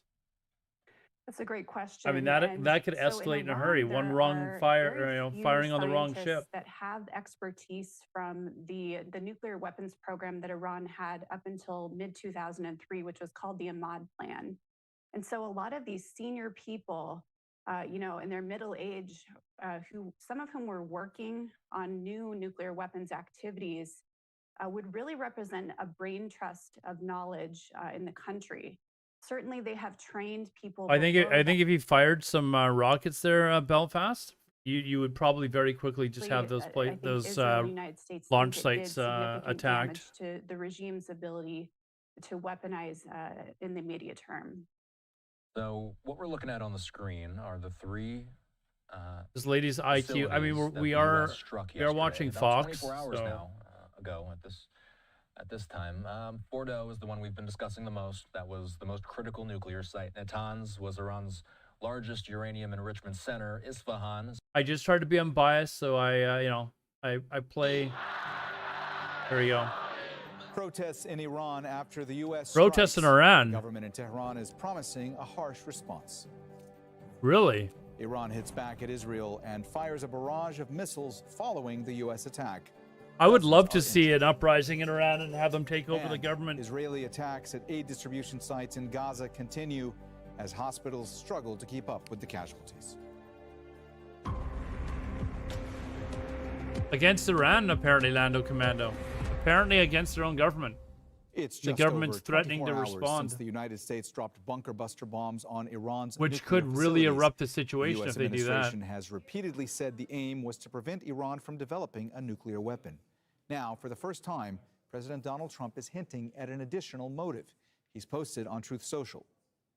It's not politically correct to use the term regime change, but if the current Iranian regime is unable to make Iran great again, why wouldn't there be a regime change? MIGA, make Iran great again. White House correspondent Kimberly Halkett has more from Washington, D.C. There are questions about U.S. President Donald Trump's posting on So Truth watching Social this Sunday suggesting flight here. that there may be nothing wrong with regime change, given that it is consistent with That the is statements crazy that today they actually hinted about bans of regime US change. strikes on Iran, that the Iranian people Crazy should that they're now rise suggesting up, it. and that the Israeli operation could certainly result in regime change. Now, analysts have said that this could lead to instability as well as a security vacuum.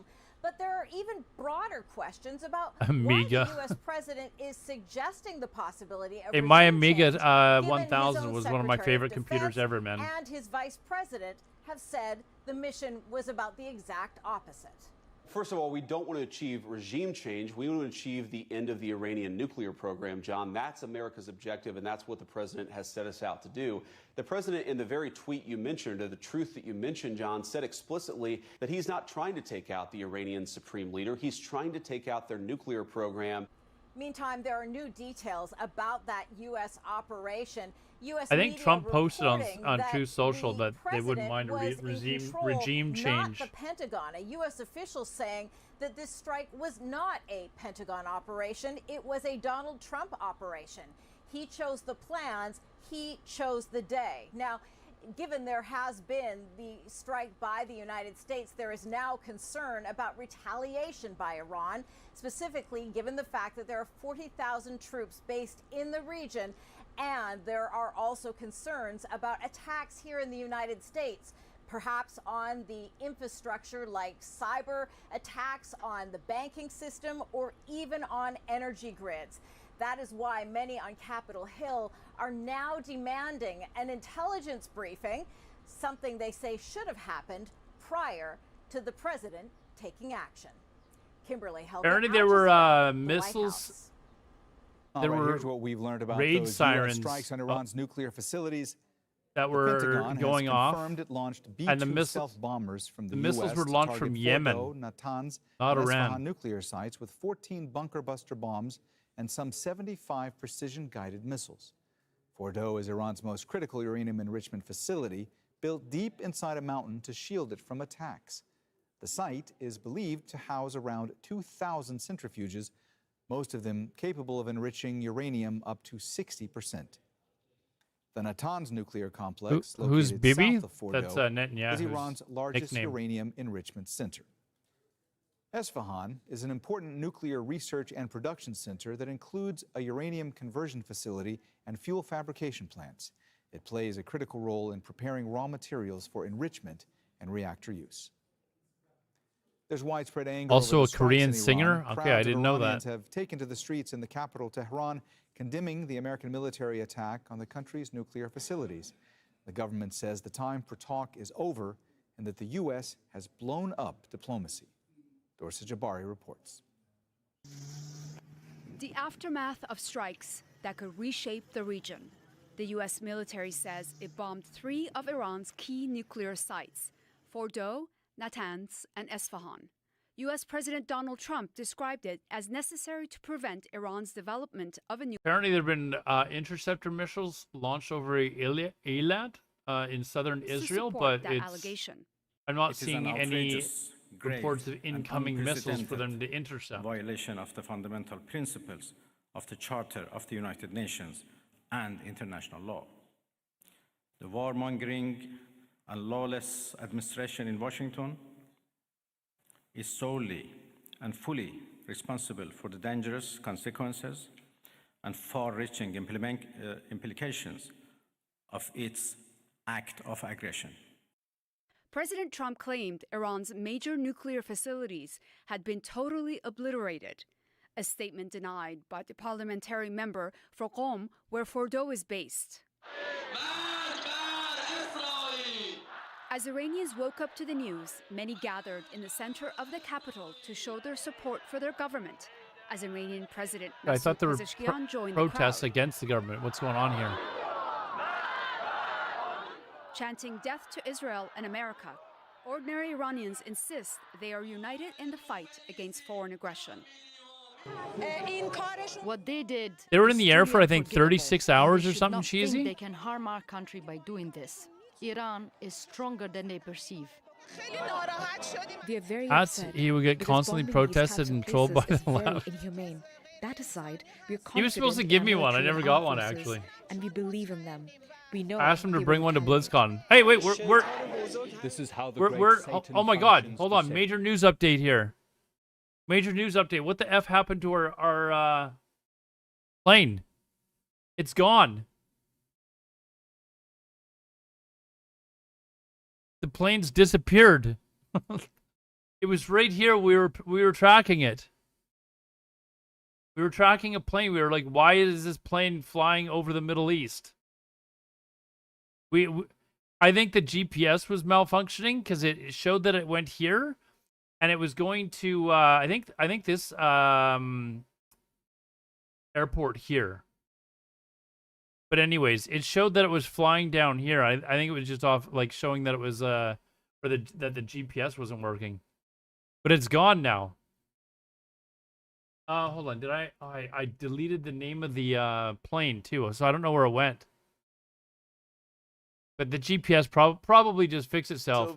Let's wait and see if there's any news updates of a plane going down. Interception by the air defense system of the capital here in Tehran. We saw I'm assuming the many GPS just explosion sounds on was that. malfunctioning. Also, It we landed. got reports about similar sounds being heard across the country in different cities, including Karaj, including Shiraz, including Tabriz. Hey, Guru, what's And up, man? This shows obviously the continuation of Israeli strikes, as the Iranian strikes are also continuing, and we have heard reports about Iranians missiles launching and being landed in the Israeli territories. Also, we've got this report from Fars News Agency that one missile has been launched, but Fars News Agency says It was the that B2 this is that not just the went stealth, huh? Iranian, but a Yemeni missile that was launched to target the Israeli territories. As the situation further escalates, we see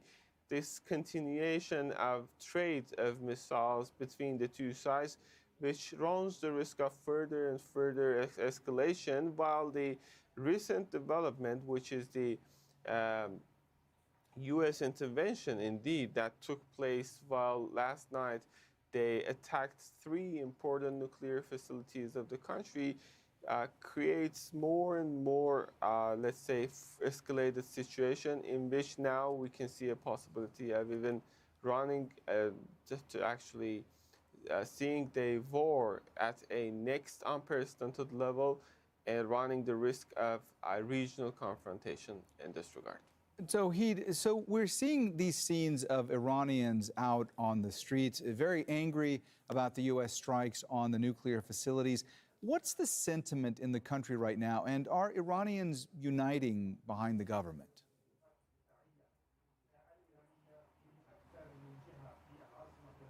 Yes, indeed. Iranians are, you can see Apparently, the Iranian parliament has now voted to close the Strait of Hormuz. 20% of global oil passes through the strait. This guy's suggesting that oil prices could spike by nearly 30 to 50%. I don't think it would be 50%, but global inflation rates likely to rise. U.S. gas prices likely to skyrocket, potential to $5 to $7 a gallon range. I don't think it's gonna be that excessive. But yeah, expect increased costs. There you go. very recently by the Americans, but from the Just buy more oil from your Canadian friends, okay? Beginning, we see Yeah, go fill up, guys. Go fill up. Of more and more solidarity. We can sell you more oil from Added to Canada. that, It's okay. A relatively different mixture of various sentiments. We can see what is common among almost every Iranian citizen is this increasing amount of anger among people. They're saying that this is the very ordinary citizens who are being targeted, not the military sites necessarily, not the, let's say, nuclear sites necessarily. Regardless of these attacks, this is the very ordinary citizens. This is the residential areas that are being targeted in these Israeli strikes, and that is creating a huge amount of anger among ordinary citizens across the country. All right, that's Tauhid Asadi live for us in the Iranian capital, Tehran. Thanks so much, Tauhid. Iran is yet to reveal the extent of the damage caused to its nuclear facilities. Additionally, despite promising a severe response, it hasn't outlined how it may retaliate. But it has launched a fresh barrage of missiles into Israel. Bernard Smith reports. Iranian strikes began within hours of the U.S. joining the conflict. The damage is extensive, with sites in and around Haifa and Tel Aviv being bombed.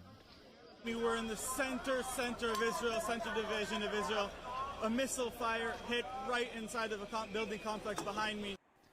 Iran says it also targeted Israel's main airport, Ben Gurion, but there's no evidence that the airport has been hit.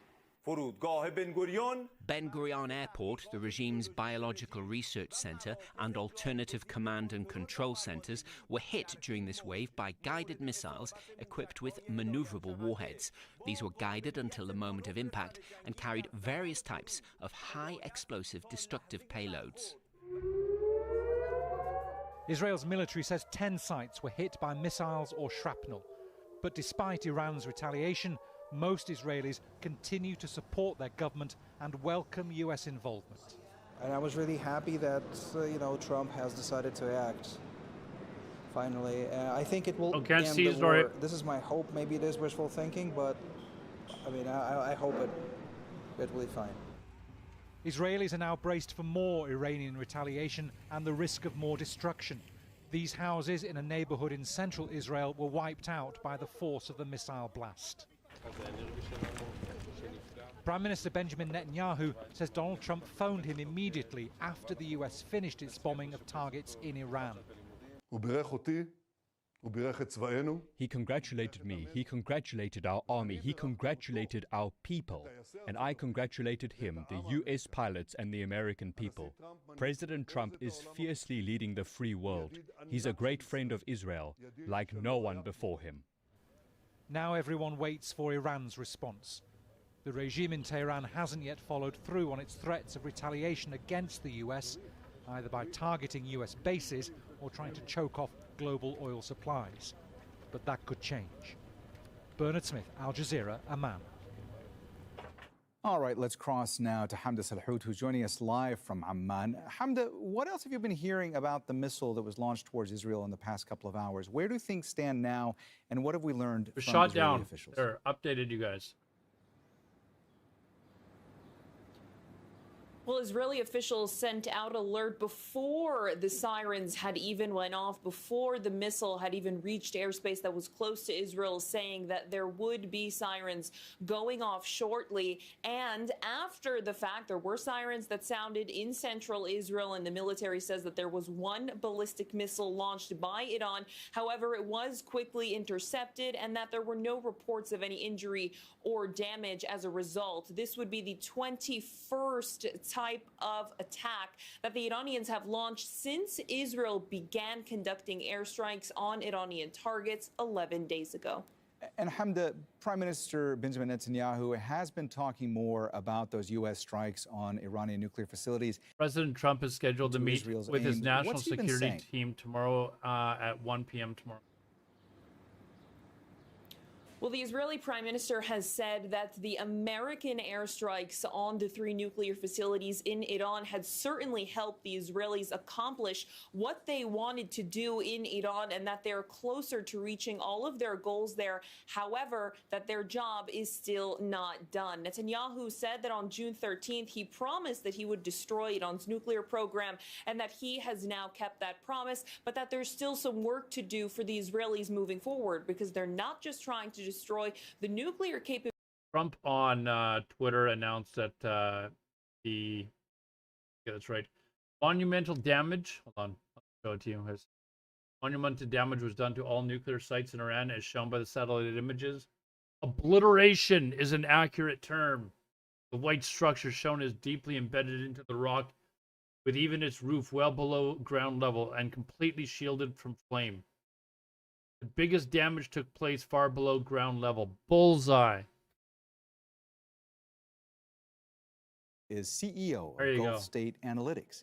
He believes Iran is unlikely to target bases in Gulf Cooperation Council countries. It just according to the I am not so images sure we saw below that, through, it did look like there was there's significant a damage, huge like risk the mountains of had caved in. Iran attacking U.S. military Being that they bases that are in the GCC something under them countries collapsed. for a number of weeks now. Many analysts have been pointing to the possibility of this scenario. But when we look at when we look at the strikes that the U.S. carried out earlier today on the 3 Iranian nuclear facilities, none of those operations took place from any bases in GCC countries. And also at the same time, in recent years, Iran has put a lot of diplomatic energy into improving its relationships with countries in the GCC and vice versa. Countries such as Saudi Arabia and the UAE have also invested a lot in the detente with Iran.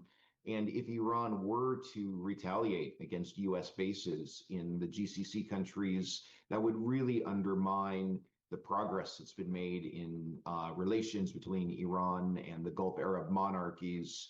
So I think that it's reasonable to expect Iran to maybe retaliate in other ways that don't jeopardize Tehran's relationships. Very with, humble president, the most neighboring humble, the countries humblest in of the Gulf. humble. After Nobody all, knows how to be a Iran's humble neighbors' president like foreign Donald policy Trump knows how to be a doctrine humble has been very president. important to the Islamic Republic's overall foreign policy strategy of trying to counter Western pressure. And again, it would do a lot of damage to that foreign policy agenda if Iran were to attack these bases. Still ahead on Al Jazeera. At least 20 people are killed and 50 injured in a rare suicide bomb attack on a church in Syria.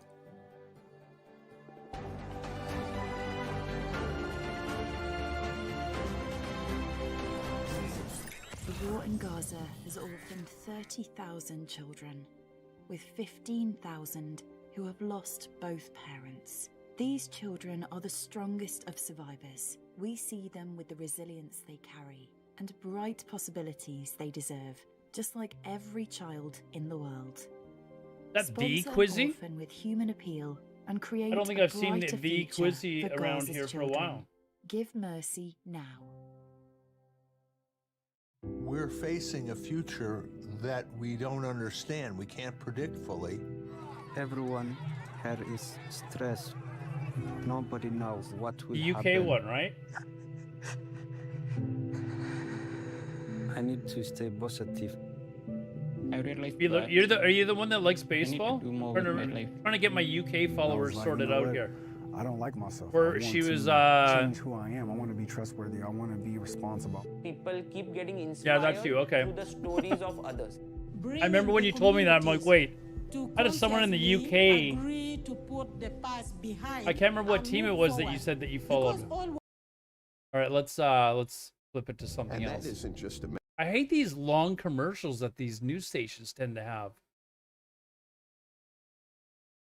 executive powers. Some legal experts say that will be hard to prove.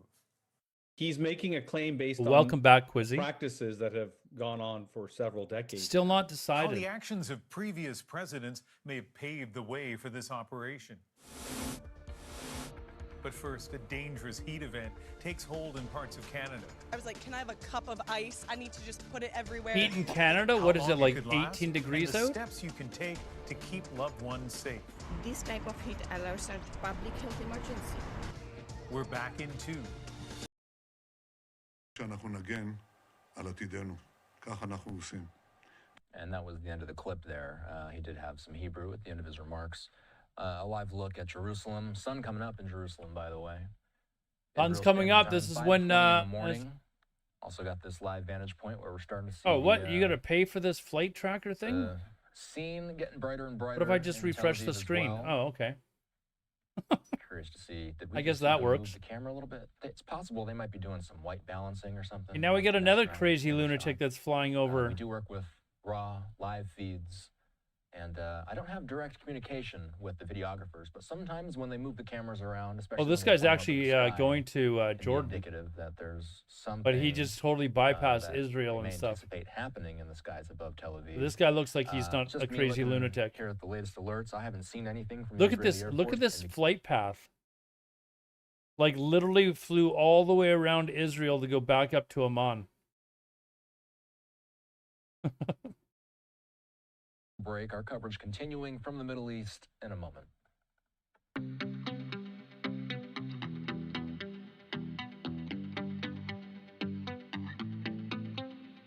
Another one of these bloody commercials. Look at all these commercials. Like, right back.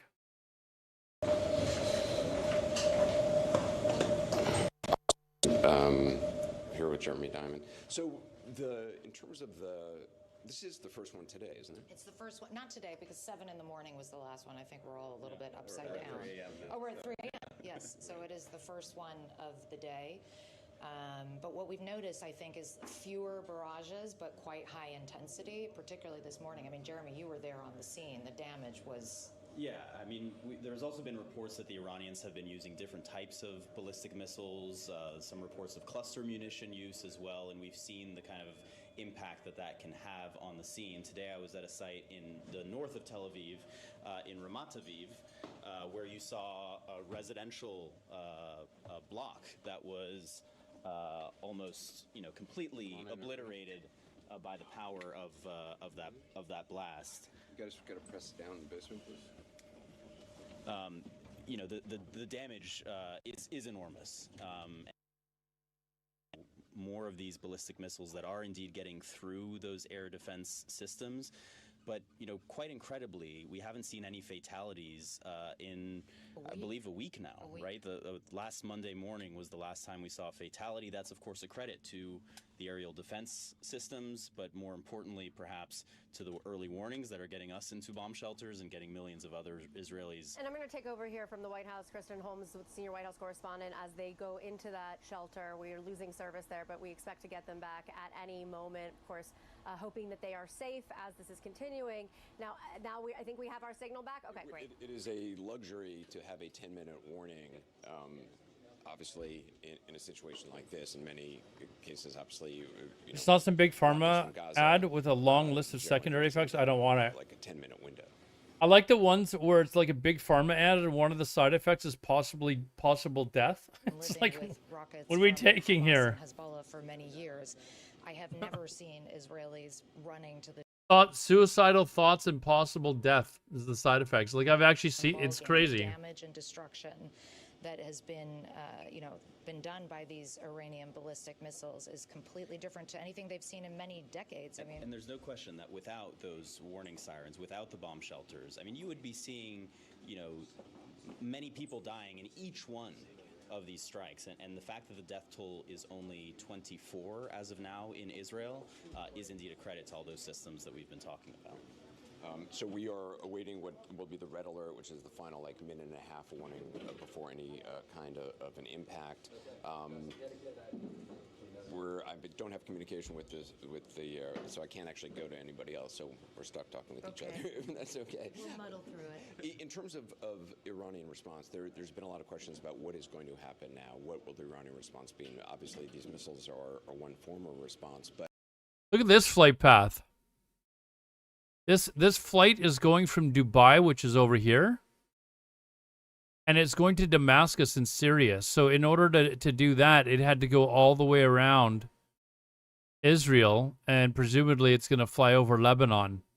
But it couldn't just fly straight there. It had to make this big detour. Proxy forces, whether they go asymmetrical with a terror attack, for example, or kidnapping, or some kind of a cyber attack.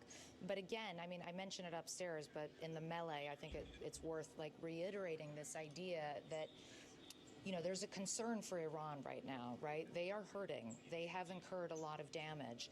They want to try to find some kind of a retaliation that potentially restores deterrent or at least projects some image of strength, particularly for Iranians. But what they don't want to do is do something that is so escalatory that it risks, and we've heard President Trump said, listen, we're going to draw a line under this if you take it on the chin, but if you keep going, you have a choice between, I believe he said, peace or tragedy. So I think for Iran, it's like that question of trying to find. just talk about what we have heard from the administration All right. today. We're moving on from that. Cautious about Israel too, as more than 1.5 million Russian-speaking people from the former Soviet Union and Russia live in Israel today. So President Vladimir Putin. 1.5 million Russian-speaking people. What's the population? Meanwhile, Russia's ex-president and current security council. Oh, it's only 9 point. Okay, I guess it is a small country. Has posted his assessment of. Glad Tucker Carlson wasn't asking me what the population of Israel was. On the nuclear facilities in Iran, not much, according to Medvedev. He wrote that Trump, who came as a peacemaker president, started a new round of war for the United States.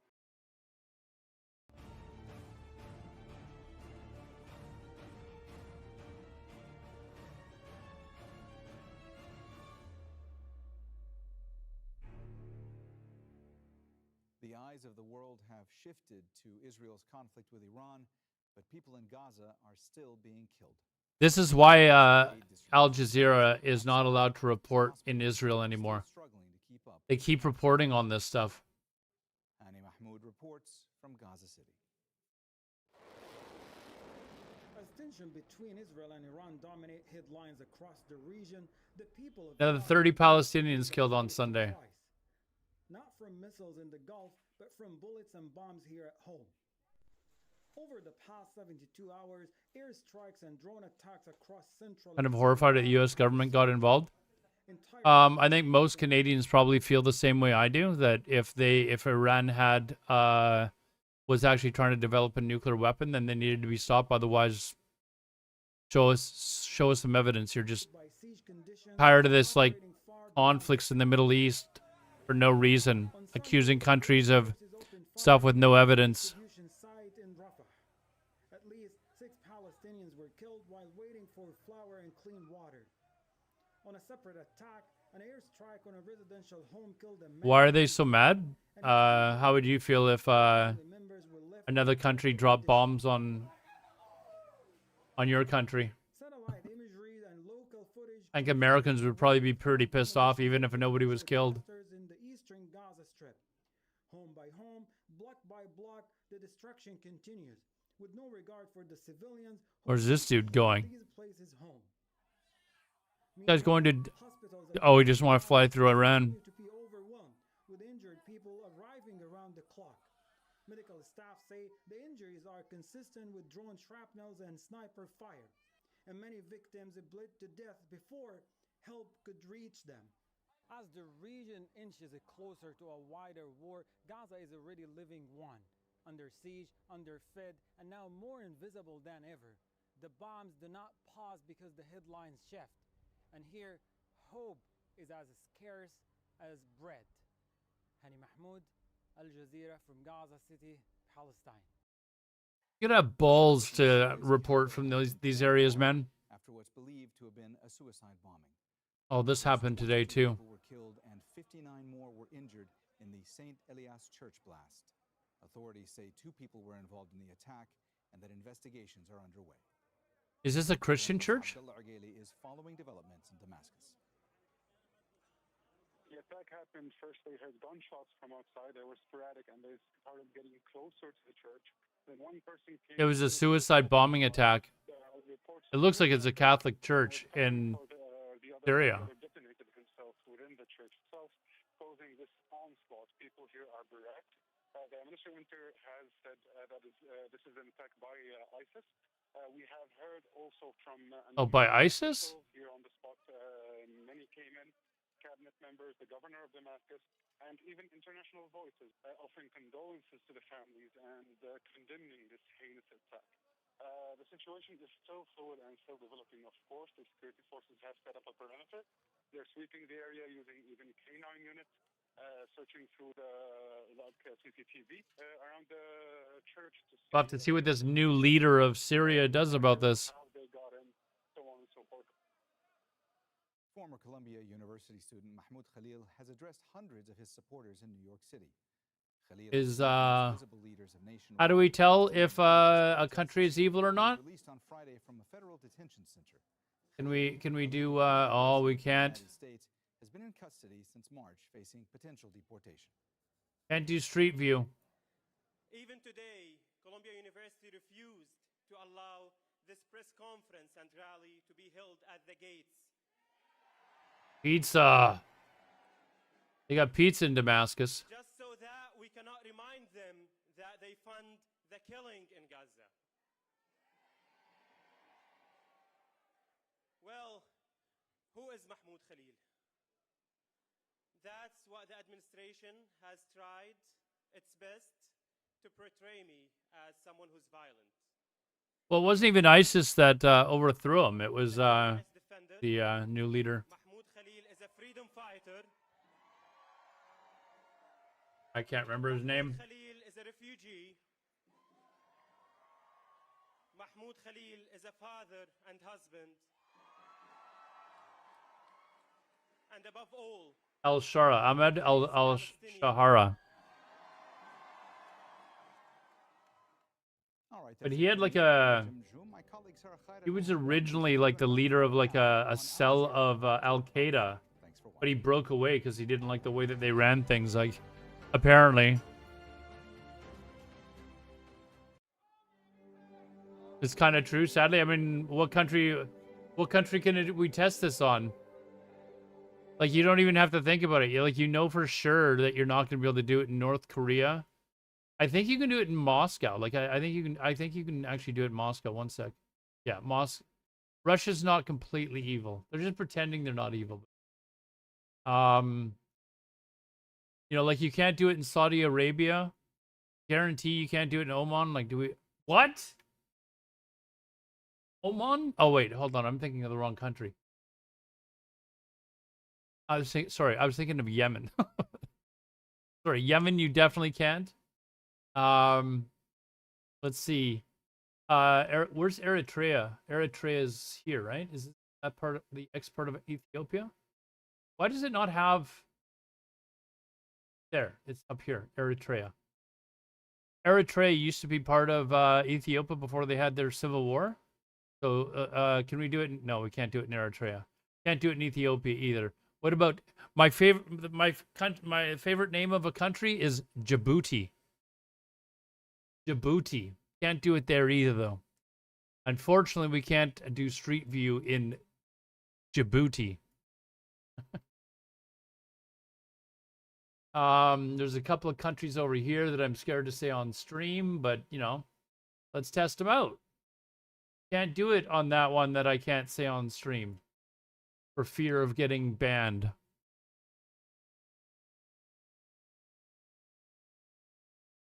Djibouti doesn't show for just anyone? Well, I mean, I don't know. You know what's funny? The last job that I had, I worked with someone from Eritrea. She was from Eritrea. And when she told me where it was, I started talking to her about the civil war that they had there, and she was like, "The fuck do you know about this?" Like, but I just watched a ridiculous amount of YouTube videos on crap like that. So she was surprised I'd even heard of the country. Let's see where else. Where else are we? Bangladesh. What about Dhaka? Oh, they do in Bangladesh. They're not apparently evil. Myanmar? Would the old Burma? Oh, there is some. What? Really? Oh, apparently there is a little bit. There's a little bit. Vietnam? No. Laos for sure not. Cambodia? By the way, Cambodia's government is communist. They call themselves the Democratic People's Government or something like that. They are very communist. Very much a dictatorship. You want to look up a sad story? Look up the killing fields of Cambodia or Khmer Rouge, which was like basically a terrorist organization that ran the country. Anyways, let's get back to whatever this guy's talking about. Right, within polite society. Thailand, you definitely can. Thailand's not an evil country. And the opposite becomes true. Thailand's not evil. And I was thinking of this in terms of what I think is going to happen in the now almost century-long, 3/4 of a century-long. Very good at monitoring situations. And their land. This is like a hobby of mine, dude. I love One day it's going learning about cultures and stuff that's going on around the world. A switch will flip, because if you live in this part of the world and you don't have a personal connection, I suppose, there is always the option to just look away and adopt whatever the socially acceptable position is. And I just think that's going to change in the same way that it has changed with respect to Austria had a village named fucking. that I can think of. Israel's war on Gaza, as they call it, has been called the most documented genocide in history. You talked about the function of your work being a witness to what's happening. And right now, at this moment, we're all witnesses. People are writing about it, they're discussing it, they're sharing videos. I mean, there's no way to kind of avoid what's happening. And yet still, the Makes great food. carries on. I'll show you another thing. This is not really so much a hobby of mine, but I've had this website. Where are we here? This one here. It's called Radio Garden. And this is literally a website of the globe, and it has not all, but a lot of radio stations that are streamed from all over the world. Sorry, I'm trying to just stop. But you can put it over top of where one of these radio stations is broadcast from. I just stop. Jesus. I'm going to get so many notifications of my video being unmonetized or something. Not that none of my YouTube videos ever make it to monetization because I'm just streaming other crap. But yeah, you can rotate around the globe. So if you want to listen to here, it just keeps activating every time I go over one, so I'm just going to leave it here. But yeah, you can go over radio stations all over the world and listen to music from the stations. And what was really funny is a couple days ago I was doing this. I was looking at I think it was in Uzbekistan.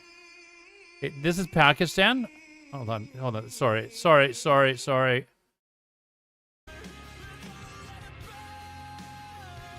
Hold on. This one here. Just a random website that I was, or a radio station in Uzbekistan that I was listening to. But when I was listening to it the other day, it was playing amazing house music. I was like, wait a second, this is in Uzbekistan. It was amazing, old school house music. I was like, I never would have figured. It's called radio.garden. It is, I don't know. I don't listen to it very often because, I mean, no offense to some people and their music, but hold on. I can almost guarantee that this is going to annoy me.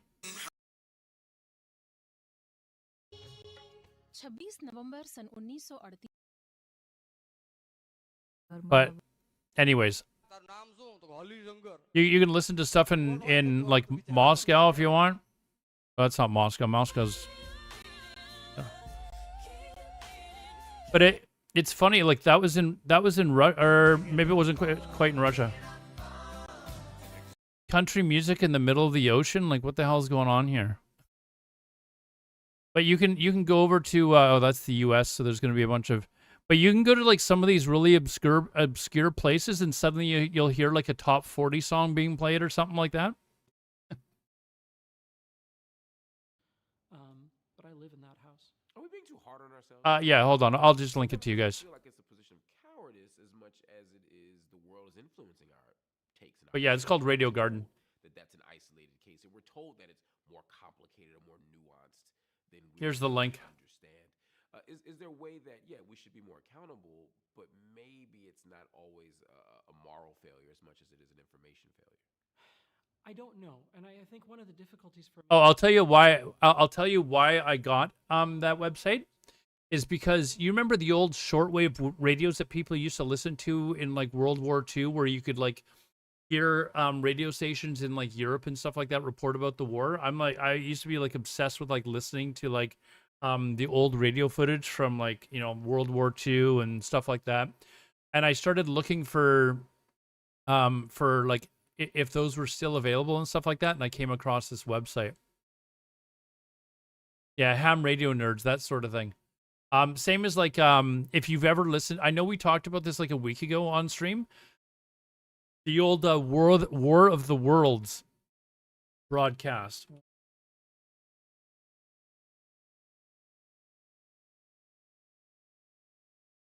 So there was, like, you guys know the story War of the Worlds, right? The very first time it was ever broadcast, it was broadcast as like a real live event. Like, they didn't tell people that this was just a bullshit fiction story. So people were flipping the hell out because they thought that the world was being invaded by aliens. It caused like wide scale panic. So I wanted to like find like the original broadcast. I think this is it here. Oh, videos. Here we go. Oh, this is a repeat of it. But basically, they had this entire like radio program where they were acting like it was a real news program, but that the world was being invaded by aliens. whether actively or passively build. I think that sort of stuff is really cool. Especially in the early days of this. But then it's also been incredibly clarifying. I think it's very. What is this very guy talking difficult about? to watch. Hey. We'll be right back. We want to watch Canadian. Oh, here we go. Here's the Israeli ambassador. Director General Grossi, for your remarks. Madam President, last night, history changed. The United States of America struck Iran's nuclear sites at Fordo, Natanz, and Isfahan. The United States, the leader of the free world, removed the greatest existential threat facing the free world. Just like our Operation Rising Lion, this was not a war of choice. This action was a necessity. It was a righteous act for the United States, for Israel, for the Middle East, and for the world. So the entire world should say on record today, here and now, thank you. Thank you to the United States for removing the greatest threat to global security. Thank you, President Trump, for acting when so many hesitated. Thank you for protecting the free world with strength and with moral clarity. Now, some come here to denounce the United States and Israel. So let me ask you, where were you? Where were you when Iran raced toward the bomb? Where were you when it enriched uranium far beyond the point of civilian usage? When it buried entire fortress beneath mountain to prepare for our extermination? Where were you when Iran turned negotiation into theater and deceit into strategy? Yeah. Why is Arnold You were silent. Schwarzenegger's brother talking at the You UN? were complicit. You were afraid. You were bystanders. Months ago, I sat before this council and called for a coalition of the courageous, I called for a coalition with the moral clarity and strength to confront the greatest threat our world has seen since the Second World War. Last night, the leader of the free world acted with that courage. The United States acted, not Oh, is he just tall? for itself, but for He every sits nation behind a that desk values like I do. freedom over radicalism. For every nation whose children deserve to grow up without the shadow of a nuclear disaster hanging over their heads. Now, the world must follow suit. Madam President, we have heard many calls for diplomacy today in this chamber. We have heard the Secretary General calls for de-escalation. You cannot ignore that diplomacy was tried over and over. The United States led that effort.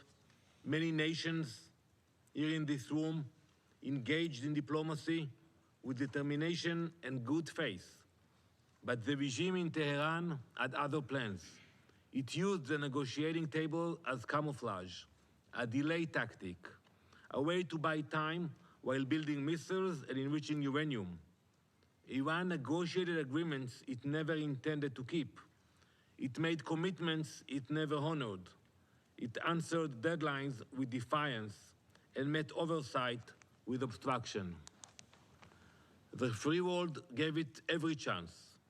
We gave it months, we gave it years, we gave it every possible off-ramp. Iran would not move. So it had to be moved. The regime goals was never peaceful energy. Its goal was death and destruction. Its nuclear program was not a diplomatic puzzle. It was a loaded gun pointed at the heart of the international system and the stability of the world. To those who now fake concern and cry escalation, we say, this is what the last line of defense looks like, when every other line has failed. Make no mistake, the cost of inaction would have been catastrophic. A nuclear Iran would have been a death sentence just as much for you as it would have been for us. Madam President, while Iran fired rockets at synagogues, mosques, schools, and homes, the United States acted with precision, as does Israel. Israel's targets are not cities. They were not civilians. They were not homes or schools. They are ballistic missile launchers and nuclear Oh, he's talking sites. about This is the Iran. I moral thought he was difference talking about between Gaza us for a moment there, but and them. they're not targeting They seek chaos. We hospitals seek and order. citizens. So They build weapons to Iran destroy he's the talking world. about. We build partnerships to protect it. As you all know, we have already gained air superiority across Iranian skies. We have acted with purpose. We have acted with restraint. And we will act with the moral clarity that has always defined our people. Iran's reach extends far beyond our borders. It arms militias in Iraq. It commands terror in Lebanon. It funds Houthis in Yemen. It plots murder in Europe. And it threatens every capital in the West with its growing arsenal of ballistic missiles. You cannot sit this one out. You cannot condemn the firefighters while the arsonist tries to light more fires. You cannot protect peace by appeasing evil. Colleagues, Israel did not seek this moment. But when that moment came, we did not flinch. We know what happens when the world turns a blind eye to threats too terrible to imagine. This time, we acted. And this time, we were not alone. Let the record show, when the world stood at the edge of a nuclear disaster, America stepped forward. When time ran out, America showed courage. And when the moment came to confront the forces of extinction, America led. Now it is time for the rest of the world to guarantee that the threat of a nuclear Iran never returns. Thank you, Madam President.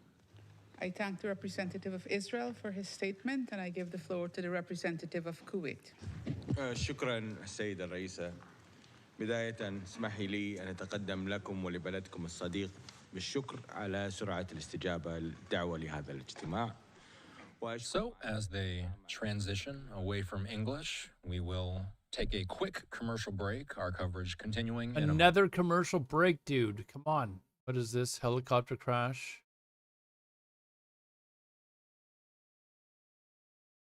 What is the CNN crew evacuating the bomb shelter in... And This is from yesterday, so, They're called nitizies. I'm seeing people coughing up blood. I'm seeing people dying. And we're going to take you inside this emerging crisis. It can kill people, right? I just want you see if I can find some other live streams. I usually have like 8 of them up. The negotiating table, but the chances for diplomacy right now seem very slim, given that Iran has vowed to retaliate. Tom. And Kristen, the president will now have to juggle this new international conflict as the country still faces critical domestic issues, including the economy and that spending bill. Well, that's part of what's dividing the Republican Party right now, Tom. Many in the president's base want him focused on things like mass deportation and, of course, the economy, which remains the #1 issue for voters. The president today touting what he called great unity in the Republican Party and called for Republicans to pass his tax cuts and border security bill. But that's still facing opposition with no guarantee it can get over the finish line, Tom. Kristen Welker on this new phase of the Trump presidency. Thanks to you, Kristen, and a big thank you to our entire team tonight and all weekend. That's Nightly News for this Sunday. Thanks so much for watching. I'm Tom Llamas. Tonight. Thanks, Tom. All right, we're going to watch the couple of these videos that I've got lined up here. You talk about this damage as complete. There's two issues here. So this is France 24. Rhetoric right at the beginning of the day, didn't we, from President Trump saying complete destruction. You talk about this damage assessment still obviously ongoing right now. Let's take a listen to the Joint Chiefs of Staff on what he believed has been achieved. In total, U.S. forces employed approximately 75 precision-guided weapons during this operation. This included, as the President stated last night, 14 30,000-pound GBU-57 massive ordnance penetrators, marking the first ever operational use of this weapon. I know that battle damage is of great interest. Final battle damage will take some time, but initial battle damage assessments indicate that all 3 sites sustained extremely severe damage and destruction. More than 125 U.S. aircraft participated in this mission, including B-2 stealth bombers. Let's look at the images that I mentioned a moment ago from Maxar, the satellite company, in the past few hours, the before and after of the strikes at all the radio Fordo stations know that sites. you found a main workaround facility building here. Can't you just use a VPN, Quizzy? Highlighted that should probably solve the about problem, 20 shouldn't it? meters away from it, and again to the left of the main facility there. It's very hard. Clearly, you can see 2 very deep black spots. Look at these holes from top and bottom of the screen, but again, clearly very hard to read from that. Let's go to Saeed Azimi, our correspondent in Tehran. Saeed, great to have you on the program this evening. We're hearing from the US that this, in terms of the B-2 bombers, the longest ever distance travelled, I think, up until before 9/11, 18-hour flight. In terms of the damage done and the reaction from the Iranian government, talk us through what you're seeing there today. Good to speak to you, Kevin. The reactions from the Iranian government, we have covered it a lot today. The Iranian foreign minister said that we will defend our right. Oh, well, there you go, and, there was a report that needs to be explained. The initial report said that the Iranian parliament has approved the closure of the Strait of Hormuz, but the decision is with the Supreme National Security Council. Now, I have to clear that up. The Iranian parliament is not the authority to decide here. They cannot approve the closure of the Strait of Hormuz. They don't have any authority in that regard. So in terms of closing the Strait of Hormuz, what happened in the Iranian parliament was that all MPs gathered, they unanimously reached a decision as in a consultative capacity, merely in a consultative capacity, and they conveyed it to the parliament speaker, who is a member of Iran's Supreme National Security Council. Now, the Iranian Supreme National Security Council meeting hasn't been convened yet, so far as I know. The Iranian president is out downtown Tehran in Engelab Square protesting the American strikes on Iranian nuclear facilities with the people in a sort of rallying around the flag effect. And what I'm hearing is that Iran is mad at three countries mostly: Turkey, Russia, and China. Regarding Russia, the Iranian foreign minister has accelerated his trip to Russia. He's leaving Istanbul in an hour or two to get to Moscow. He said he will have serious consultations with Russia's Vladimir Putin and Turkey, because the B-2 bombers came from the Turkish airspace. So Iran feels that the call that President Trump received during the G7 summit from President Recep Tayyip Erdogan was not just about mediating leadership-level talks between Donald Trump and Masoud Pezeshkian. It was probably discussing the realization of the strategic planning of bombing Iran's nuclear sites. And China has been a quiet, silent observer in this conflict. We haven't heard from China yet. Pushing for a UN resolution on immediate ceasefire in the Middle East, and that Iran thinks is not enough. We're also hearing from President Pezeshkian. He's been speaking to President Macron today. President Macron urging calm. The president saying that he has the right to react, calling this, as we heard from Abbas Araghchi today, still in Istanbul, the foreign minister in Iran, saying that they've crossed every single red line. Let's just stay with us. Let's take a listen to what Abbas Araghchi had to say a few hours ago.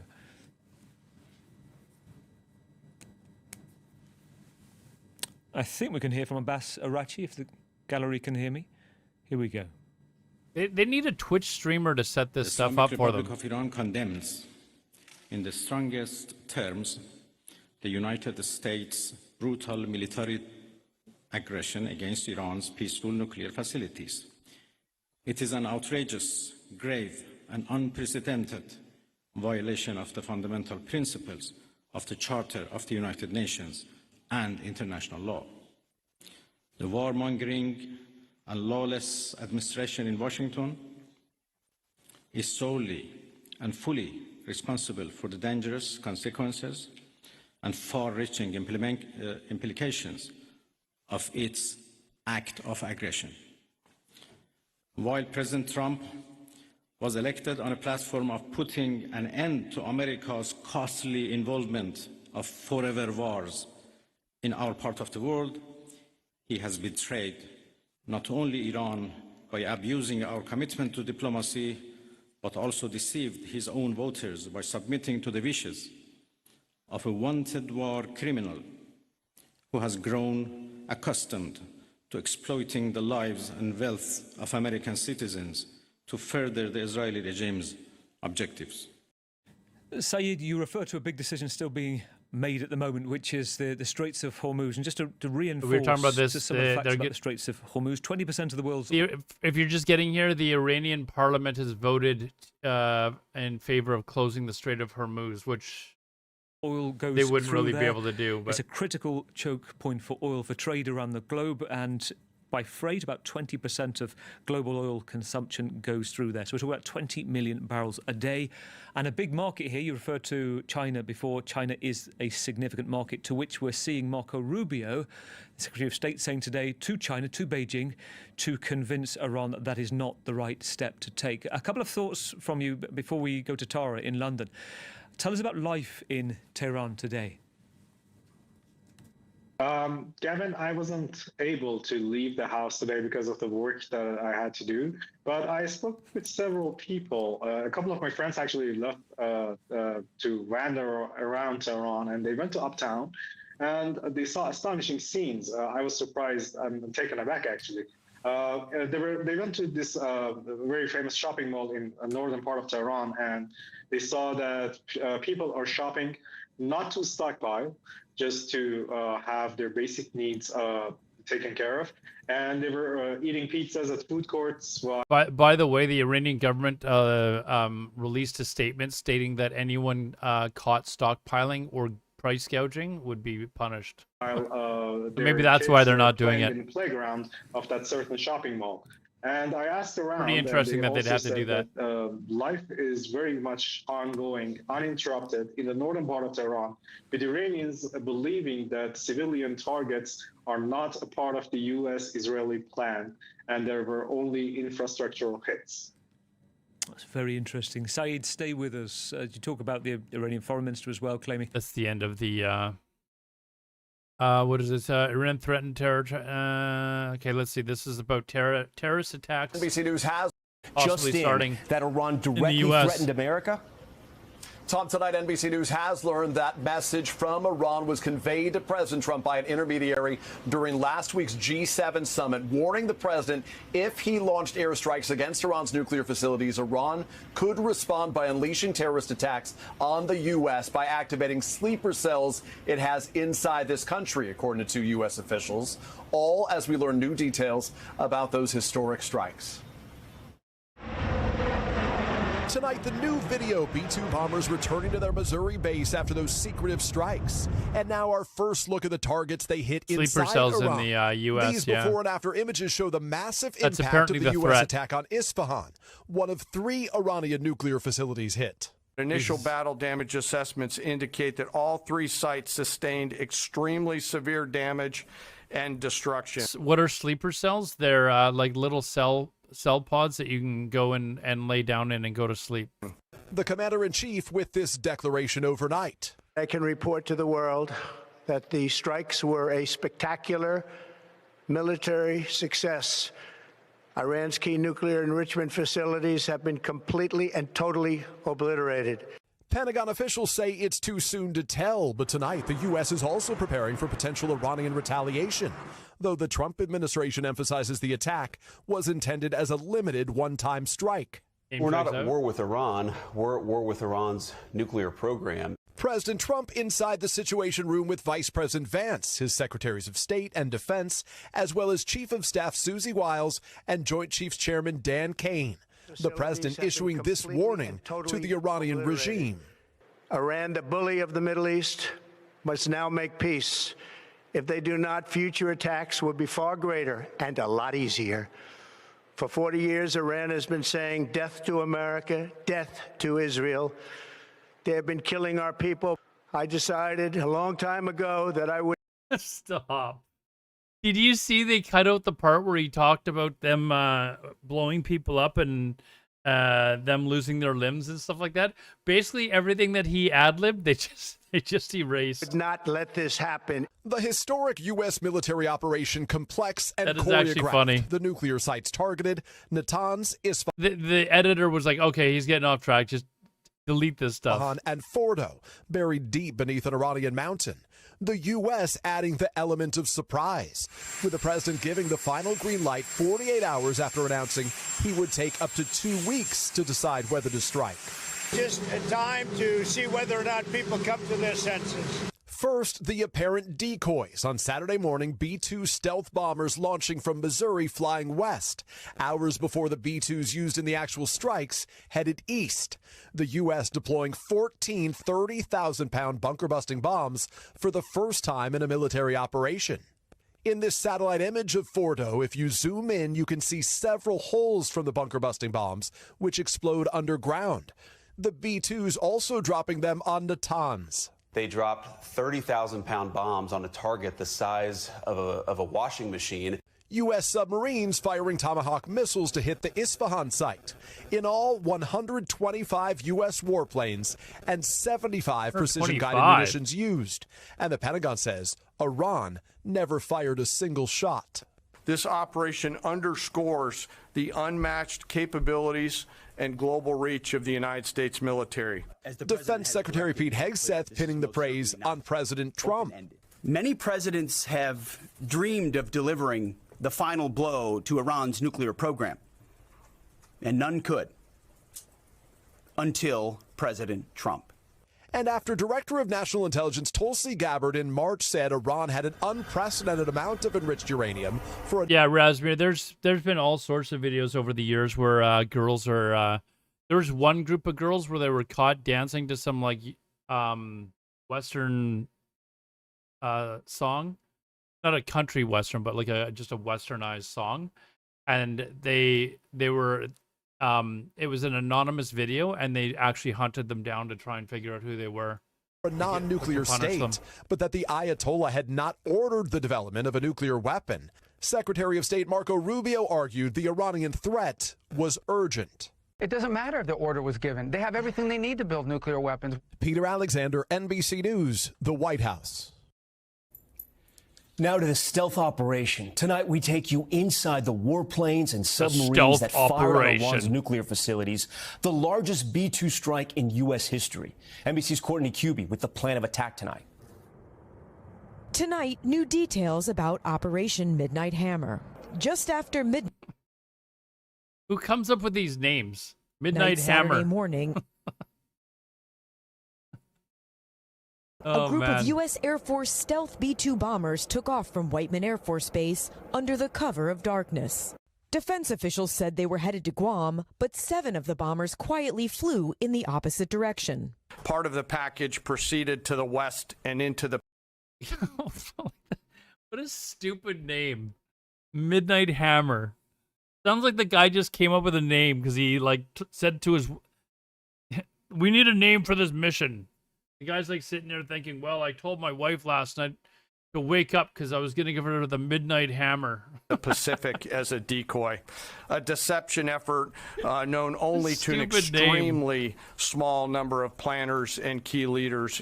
Flying in near silence to avoid detection, Oh, the man. bombers, each with 2 crew members and loaded with 2 30,000-pound bombs each, began their 36-hour round-trip flight, made possible by dozens of tankers refueling Wake up, honey. I'm having trouble sleeping. It's time for the Midnight Hammer. them in the air along the way. At 5 p.m. Stupid. Saturday night, a large group of fighter jets joined the bombers as they approached Iranian airspace. At the same time, a U.S. Navy submarine launched Well, they have to talk about everything they did to keep it secret because that moron Hegseth would just blab it out to everyone on a public fucking media 30 app. Tomahawk missiles towards Iran. Less than 1 hour later, the bombers entered Iranian airspace and some of the jets sped ahead, targeting any Iranian air defenses that could threaten the B-2s and ready to take on any Iranian The jets Supreme that Leaders scrambled approved, in their path. yes, I At am. 6:40 p.m., the U.S. I'm began I'll striking be 3 banned from the U.S. locations, anyways. I'm not dropping worried. It's 14 okay. massive ordnance penetrators known as bunker busters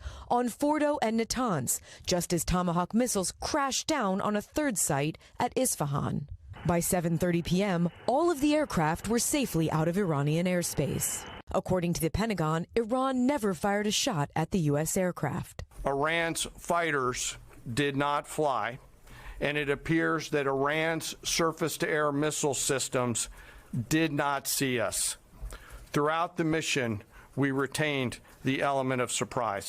I'm not ignoring you. I saw your comment. If Trump gets elected, World War III is coming. We'll see. He says he's the president of peace. Okay, he says he's the president of peace. Let's give him the benefit of the doubt. Maybe he is now the president of peace after he's bombed people. The B-2 bomber, the only aircraft in the world that can deploy the massive bomb, this marked the largest B-2 strike in history. A historic mission cloaked in secrecy. Courtney Cubie joined. As a Canadian, are you already blacklisted from entering the U.S. Unless you want to go to El Salvador? There have been many reports of Canadians that have gone across the border, and the border guards, when you enter in the U.S., are demanding to see your phone, and they'll look through your social media profiles and stuff like that. And if you either A, don't give them access to your phone, or B, don't give them access to your social media profiles, or look suspicious that you don't have any, like you've deleted them all off your phone, or if they get access and you've been shit talking Donald Trump, they'll turn you away. So, and this isn't just like BS and stuff. I actually know people that have been stopped at the border and asked to be allowed to look through their phone and stuff like that. It's absolutely crazy. And I mean, I play neutral when I'm doing this, but I've said some stuff on Facebook and stuff, and a lot of the times I'll say it just because I think it's hilarious. There's memes and stuff that I see that I think are absolutely hilarious. If any of you guys follow my Instagram account, my personal one as opposed to my gaming one, I'm constantly posting funny memes or funny things that I think are funny. But are, making fun of Trump. So when it was getting really heated a couple of months ago, there's no chance I would ever have considered going to the U.S. Just live from the Pentagon. And right now, I just don't want to. Like, I've got better things to do. And Courtney, this is the first time these types of bunker busters were used in combat. What else can you tell our viewers about them? Yeah, that's right, Tom. These 30,000-pound bombs are uniquely suited to target underground facilities like the one at Fordo. They're equipped with GPS trackers, and their extremely strong casing allows them to punch through reinforced concrete and drill down up to 200 feet. You can see 3 of the holes that they made there in that picture before they even detonate.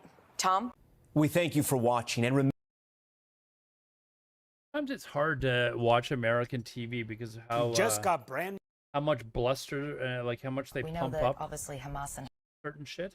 All right, for Hold on, more. I've got a bunch of videos for us. It's to Andrew go joining. through. I am paying attention to New details about other things that are Operation going on Midnight as Hammer well. from Defense Secretary Pete Hegseth and the Chairman of the Joint Chiefs of Staff.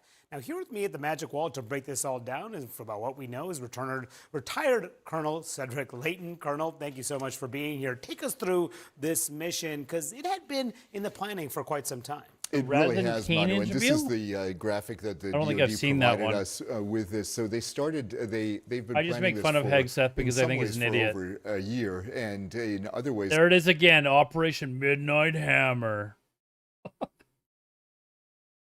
Oh my God.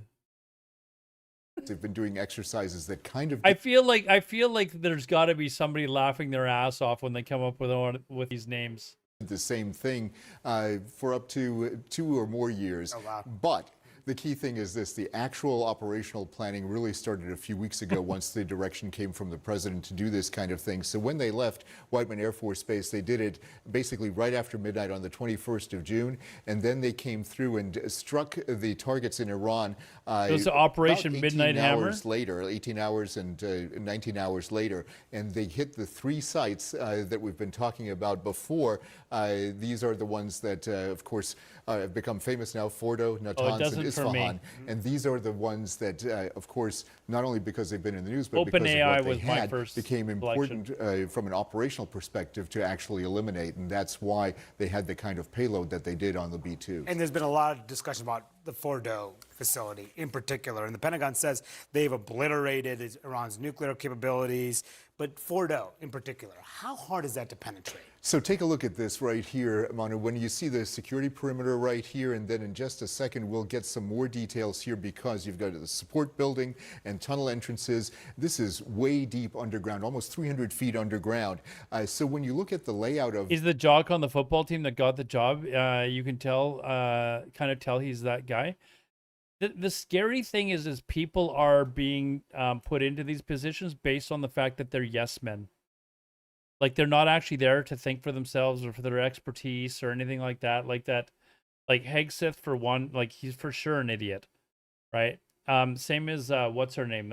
Nomi or whatever her name is. Like, she's obviously in way over her head. Same as Hegseth has no idea what he's talking about. This, you've got those... Right. Those tunnel entrances that I talked about. That the sad thing is J.D. Vance might be the most intelligent of all of them, and that says a lot.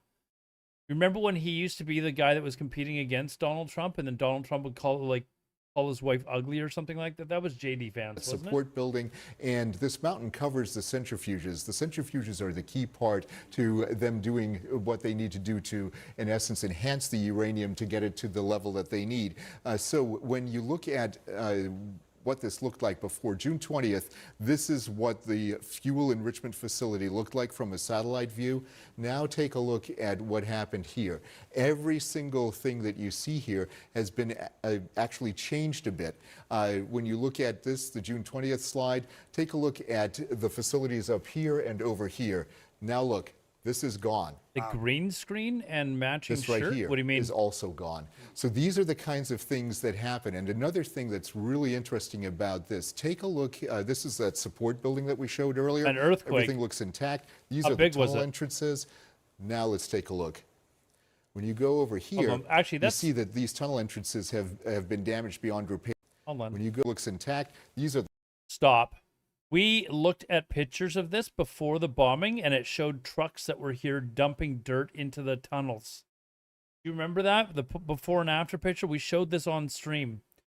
Iverson, yes, it's down. I defeated the game already, okay? I won the game.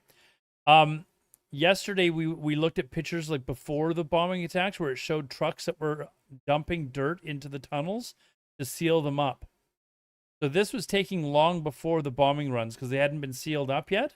And now they're trying to claim. Now let's take a look. That the dirt that is When you now go over there here, you see that is from the bombing runs, which there was definitely damage done to the bombing runs. But we saw after or before pictures before the bombing runs where these tunnels were already sealed. these tunnel entrances have been Come on, damaged they beyond need repair. There's, investigator what appears to be smoke Aladar. damage right here Let me actually see if I at can the find those support pictures. building. And then when you look here, see these things right in this area right here. These are penetration holes right where the bombs hit. And when you look at, there's actually a further one when you go this way, right up in this area, right here, which shows that there are very key, precise impacts that they struck. And the idea here was to get at the centrifuges and to use it with multiple bombs so that they could go down deep enough to eliminate the possibility of them even enriching the uranium. And we'll see if they've done that. The Pentagon says this thorough evaluation is still ongoing. And meantime, there's this concern, real concern about retaliation from the Iranians against U.S. Full stop. Here's pictures that we saw of the trucks coming in, backing in, and piling the tunnels with dirt. This was like the day before the Fordo site was bombed. So them saying that the tunnels were filled because of the bombs, not true. Not true. U.S. assets in the region. There are a lot of them, tons, thousands of troops as well. Yeah, basically 40,000 troops throughout the Middle East, Manu, and especially concentrated in The the Persian AND Gulf News region, what's across the organization Persian is all Gulf, over this. Iran itself. So that means that it's within missile ranges of not only the long-range missiles, obviously, but short-range missiles as well that the Iranians could easily lob into the areas such as the United Arab Emirates, Qatar, Bahrain, Kuwait, and Iraq. So those are the kinds of things that our forces have to worry about from a force protection standpoint. But each one of these areas really makes it very clear that every single one of our troops is definitely within range, but that doesn't mean that they can't defend themselves. They will be able to defend themselves if the proper measures are taken and if we have the right intelligence when it comes to Iranian intentions. Yeah, that's everything that U.S. is watching for right now, that next step that the Iranians may take. Colonel Layton, thank you so much for breaking this all down for us. You bet, Manu. Wolf, back to you. All right, Manu, I'm joined now by CNN national security analyst Beth Center. Beth, thanks so much for joining us. What kind of intelligence gathering is happening right now to ensure that the Pentagon's original assessment that had been made public, that these Iranian assets were obliterated, is actually accurate? Right. So there are going to be multiple different kinds of sensors and overhead imagery, as well as trying to maybe listen in on what people are saying. The Israelis have a human network of spies. So all of these things will come together in the intelligence community. We call it all source intelligence. We're taking things in from everywhere we can to put together. By the way, if you want to learn more about Israeli, there's a lot of Israeli spy agency, the Mossad.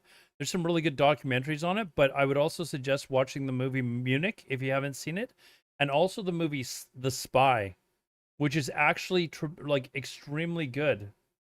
And it's with Sacha Baron Cohen playing the spy that it's about. If you haven't seen The Spy, it is a really good effing movie. A picture. Munich is a banger, yes. Inside that hall, but in addition, No, The Spy was a movie.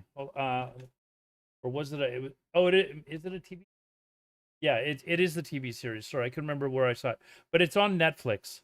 You can find it in other ways as well if you don't want to watch it on Netflix, but it is exceptional.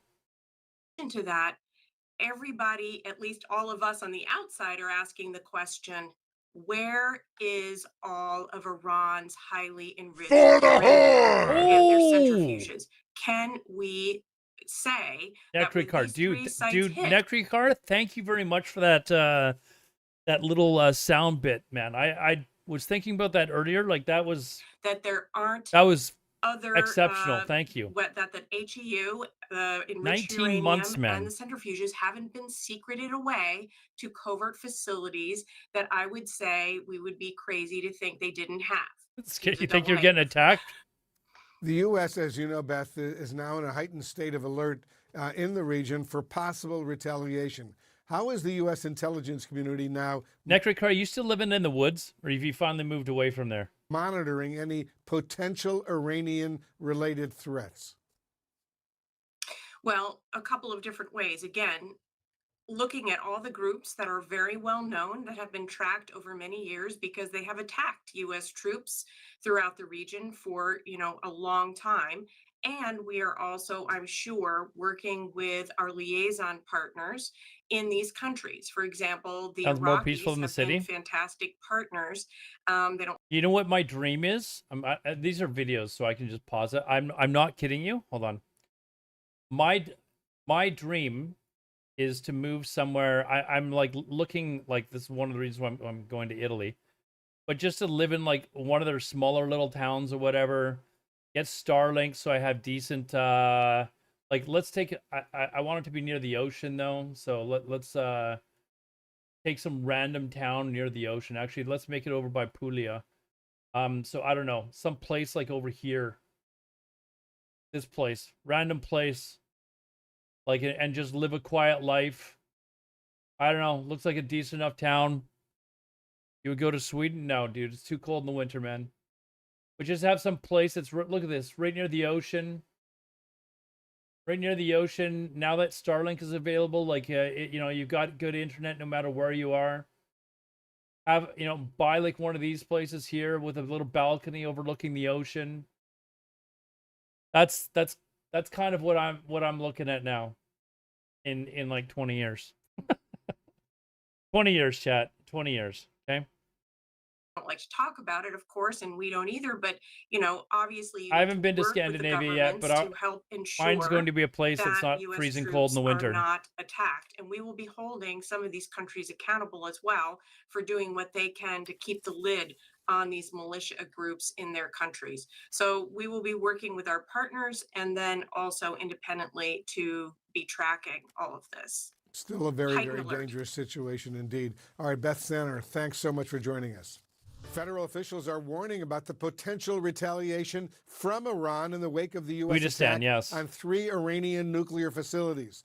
This morning, Iran's foreign minister warned that they have to respond, and the U.S., quote, crossed a very big red line, end quote. Joining us now, CNN's Homeland Security analyst, Juliet Kayyem. Juliet, thanks so much for joining us. What do you think? What are Homeland Security officials doing right now? Her answer is, I have no effing idea, man. They have no idea what they're doing. Under this heightened alert, how concerned are they? They are concerned. We are hearing that there's going to be more focus on the domestic intelligence side of potential Iranian sleeper cells. We don't know to what extent they are formed and ready to activate, but it is something worth watching. If Iranian sleeper cells start like suicide bombing places in the U.S., how long do you think it's going to take for people to turn on Trump? Or do you think that's going to rally people around Trump? We've talked a lot about the denigration of Iran's capabilities to launch major attacks in the United States, what happened to Hezbollah in Syria. But nonetheless, it's that those capabilities have not been eliminated. Team rally? Focus on the potential homeland security threat, different than a threat against U.S. interests abroad. And that will include internal investigations as well as, of course, a focus on border crossings. President Trump's former Secretary of State Mike Pompeo is warning that the attack could have Iran activate what are called sleeper cells. Is that the biggest concern for potential retaliation from Iran? I think it's the biggest homeland security concern. Both sides but will be I louder. don't think it's the Is there not like a large amount of Trump's base though that are dead set against like war that wouldn't get pissed off? most likely scenario. From Iran's perspective, going after U.S. interests abroad is going to be easier. We have lots of troops there. We have lots of U.S. interest abroad, including in the Straits of Hormuz. So it's going to be easier for them to launch attacks. But we would be silly and naive to think that Iran had not thought through day two planning. They knew that this was coming either from Israel or us. And so those sleeper cells, which may have been followed for some time, they may have gone dark. That is the kind of thing that a very aggressive FBI is going to have to look after now. And a Homeland Security Department, which has been really focused on ICE enforcement, is going to have to shift gears and focus on both cyber potential attacks or, of course, physical attacks here. Whether they have the capacity or the manpower now, we don't know. But that if they're looking to the concerns here in the homeland, that's what they're going to need to do at the Department of Homeland Security. Julia Kayyem, as always, thank you very much for joining us. Thank you. Okay, that's the end of that interview. We did him. Let's see. Officials concede they don't know the fate of Iran's uranium stockpile. Like they got no idea what Iran. We bombed the place, but we know they moved the stuff. We don't know what they did with it. We're keeping an eye on this flight tracker. You'll notice that there's no planes for some reason going over Iran, Iraq, Syria. So we've watched certain planes that have gone over, but you'll look at flight paths and they're deliberately, obviously, there's a no-fly zone over Israel right now and probably one over Iran as well. But they're deliberately flying, like taking these huge routes to avoid the area. We've seen some that have come over from, like from Oman or wherever. And they'll go all the way around Israel and then up to like Turkey and stuff like that. So here's another map we've been watching. Is these? It's a vessel finder, but you can see vessels are still moving through the Strait of Hormuz. So it doesn't look like they're all rushing out, as was reported yesterday. They're reporting that there's like 30 oil tankers that were just trying to get out of here as fast as possible. It looks like there's just as many entering as there were leaving. So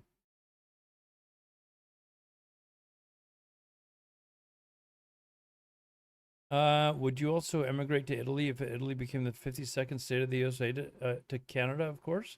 Would I emigrate to Italy if they became part of the USA? No. No offense to Americans, but no, I probably wouldn't then. No.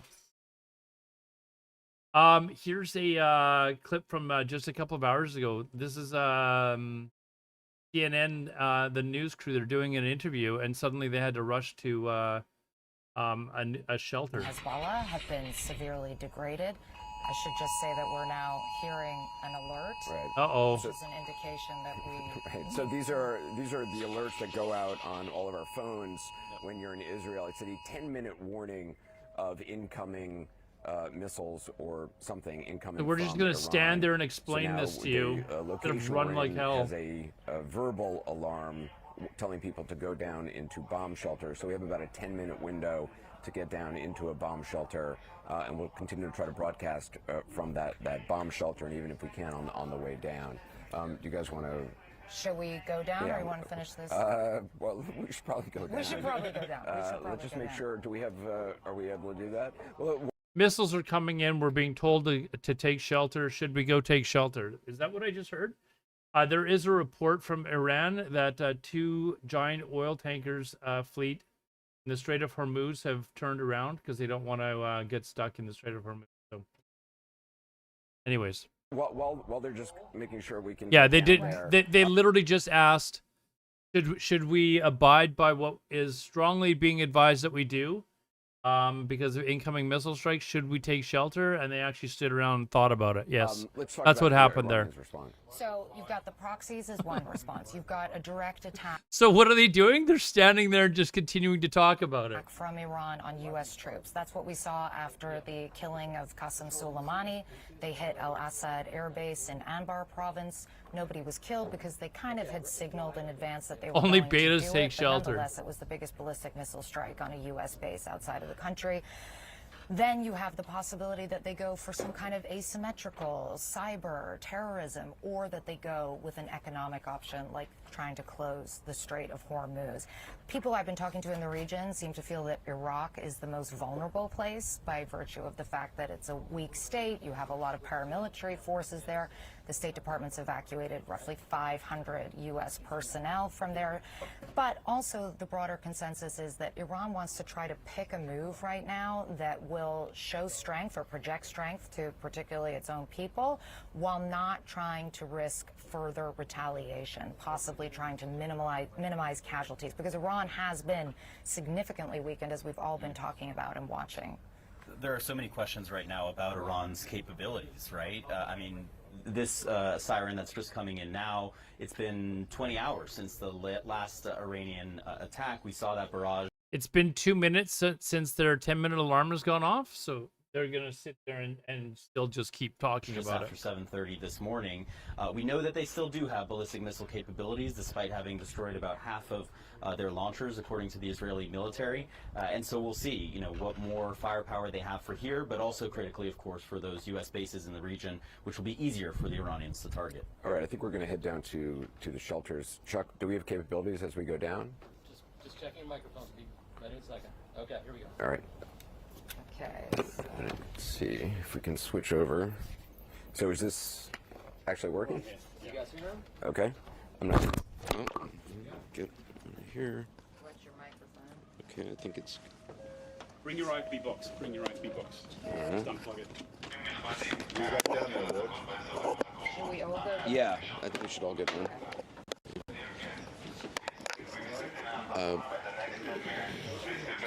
So again, you can hear the sirens going off.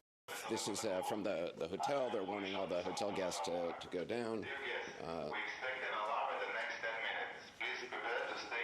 This is the first time today. Oh, this is worth views, right? This is views for them. It's obviously something that many here in Tel Aviv have gotten used to over the last 10 or 11 days since this began. We saw there was one alarm shortly after, or several hours after the first strike, the strikes on Iran by the United States. This is the first one we've had this morning. Hey. So I'm just going to go down here. And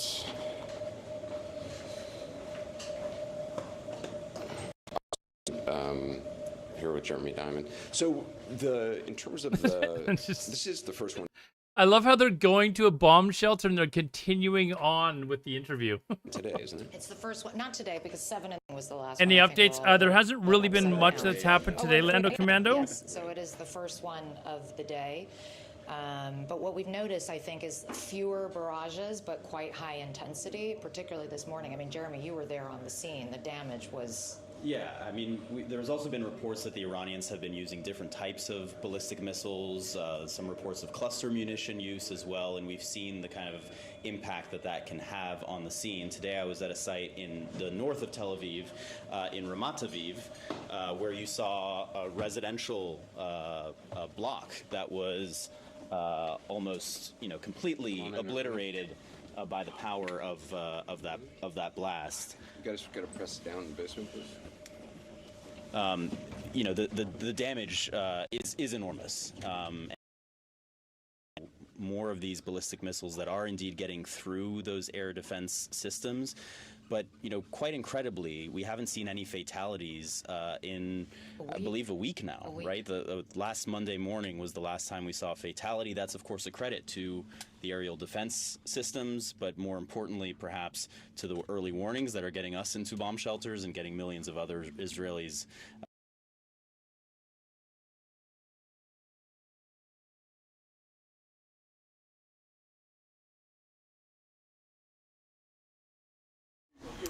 We lose them? and They're in we're an gonna take elevator. over here from the White House, Kristen Holmes, with senior White House correspondent, as they go into that shelter. We are losing service there, but we expect to get them back at any moment. Of course, hoping that they are safe as this is continuing. Anyway, so there has been updates on like the Fordo nuclear site and all that sort of stuff.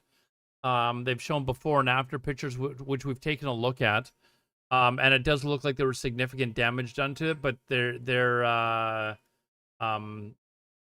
reports aren't exactly factual. Like, we just examined pictures of the before and the after, and they showed that the tunnels had a bunch of dirt in them. So they were claiming that this shows that the structure to completely collapse. But we actually had pictures yesterday that we showed on stream where the tunnels were being filled in before the strike with trucks. You could actually see the dirt in the tunnels before the strike even happened. So Now I think we have our signal back. Okay, great. It is a luxury to have a 10-minute warning. Obviously, in a situation like this, in many cases, obviously, you know, rockets from Gaza, generally there isn't that like a 10-minute window. No, but it's a different level of threat, right? I mean, Israelis have been living with rockets from Hamas and Hezbollah for many years. I have never seen Israelis running to the shelter quite so quickly as they have with this, because it's a totally different ballgame. The damage and destruction that has been, been done by these Iranian ballistic missiles is completely different to anything they've seen in many decades. I mean, and there's no question that without those warning sirens, without the bomb shelters, I mean, you would be seeing, many people dying in each one of these strikes. And the fact that the death toll is only 24 as of now in Israel is indeed a credit to all those systems that we've been talking about. So we are awaiting what will be the red alert, which is the final minute and a half warning before any kind of an impact. I don't have communication with so I can't actually go to anybody else. So we're stuck talking with each other. That's okay. We'll muddle through it. In terms of Iranian response, there's been a lot of questions about what is going to happen now. What will the Iranian response be? And obviously, these missiles are one form of response, but what we don't know yet, or what decision has been made by Iranian leaders, who's going to be making that decision. Is it utilizing proxy forces, militias in Iraq, or what have you? And Iran's foreign minister said today, basically, that it won't be the government who's making that decision, it will be the military that will make that decision. And they have a lot of different tools that they can draw upon, whether it's proxy forces, whether they go asymmetrical with a terror attack, for example, or kidnapping, or some kind of a cyber attack. But again, I mean, I mentioned it upstairs, but in the melee, I think it's worth reiterating this idea that there's a concern for Iran right now, right? They are hurting. They have incurred a lot of damage. They want to try to find some kind of a retaliation that potentially restores deterrent or at least projects some image of strength, particularly for Iranians. But what they don't want to do is do something that is so escalatory that it risks, and we've heard President Trump said, listen, we're going to draw a line under this if you take it on the chin, but if you keep going, you have a choice between, I believe he said, peace or tragedy. So I think for Iran, it's like that question of trying to find. I know we can hear the sirens now. The sirens right now. Here we go. So that indicates 90 seconds roughly until. Just listen. So this is the minute and a half or so warning. And right now we're getting sirens all across the central part of Israel. This includes Tel Aviv and the surrounding suburbs. You have Petah Tikva, Ramat Gan, Rishon LeZion, Bat Yam. Those are some of the areas that have been hit over the course. There's an app, Homefront Command here, what's called Homefront Command actually has an app that people can see. Is this a nationwide alert? Is this just in Tel Aviv, or where is it? That's right. And we have seen moments where the Iranians choose to fire missiles at the kind of major population centers, right? Haifa has been a big target in northern Israel. That is, of course, a strategic site as well, because there is a port, there's a naval base there, commercial shipping, all of that. Of course, we have seen these missiles very often striking residential areas, missing the port as it did the other day, for example. Then we've seen hits, of course, here in Tel Aviv and the surrounding area as well. There are several military bases, we should note, in the area additionally. And then in Beersheva, in the southern part of Israel, we saw that hospital, of course, in the last week, Soroka Medical Center, which was hit by an Iranian missile. And I also think that's one thing that's important to note. The destructive power of these missiles is enormous. And we've also seen so is their inability to pinpoint target what they are actually going after. All right, there you go. That's they're lucky they caught that for TV though, right? I mean, thank God we got to see. On this, let's bring in all that on California TV. Republican Congressman. This I wanted to see. It's about the regime change possibility in Iran, House Foreign which Affairs is Committee member Darrell something I would Issa. like to Congressman, good see. you. But Thanks very much. I thought we weren't talking about this. This wasn't their intended plan, right? Coming back after being here 2 o'clock in the morning. You're doing yeoman duty here. I want to play a little bit more of Tim Kaine, because he does seem to be shouting from the rooftops that the president should have gone to Congress first. Listen. It's an empty rooftop, though. Just Friday night, the Israeli foreign minister said that its bombing campaign over the last 9 days had set back the Iranian nuclear program by at least 2 or 3 years. There was no imminent threat to the United States from this nuclear program. It was an offensive war of choice by a president without consultation with Congress. What do you say, an offensive war of choice without consultation of Congress? Well, you know, it's always what the other side says. They didn't say it when President Obama acted against Libya.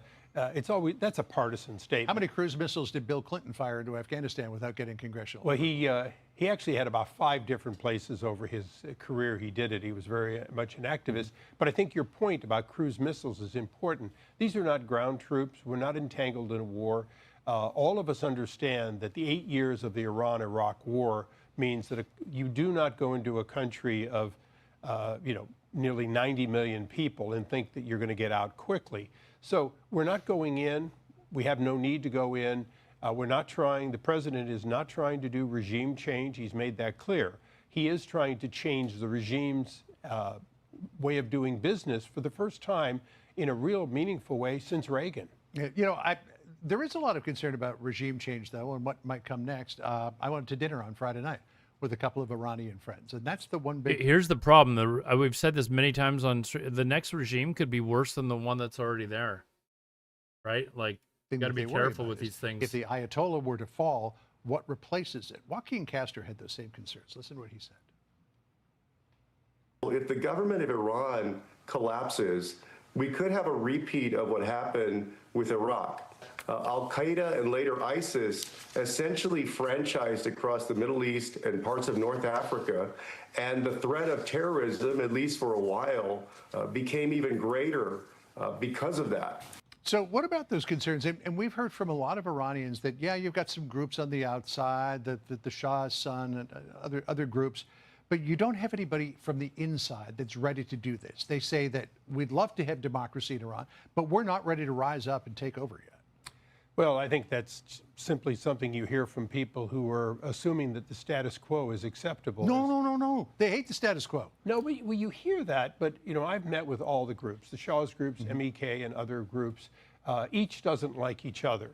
But the reality is that you have 2 major groups in Iran. More than 85% of the population are Shia, the majority of those being, quote, Persians.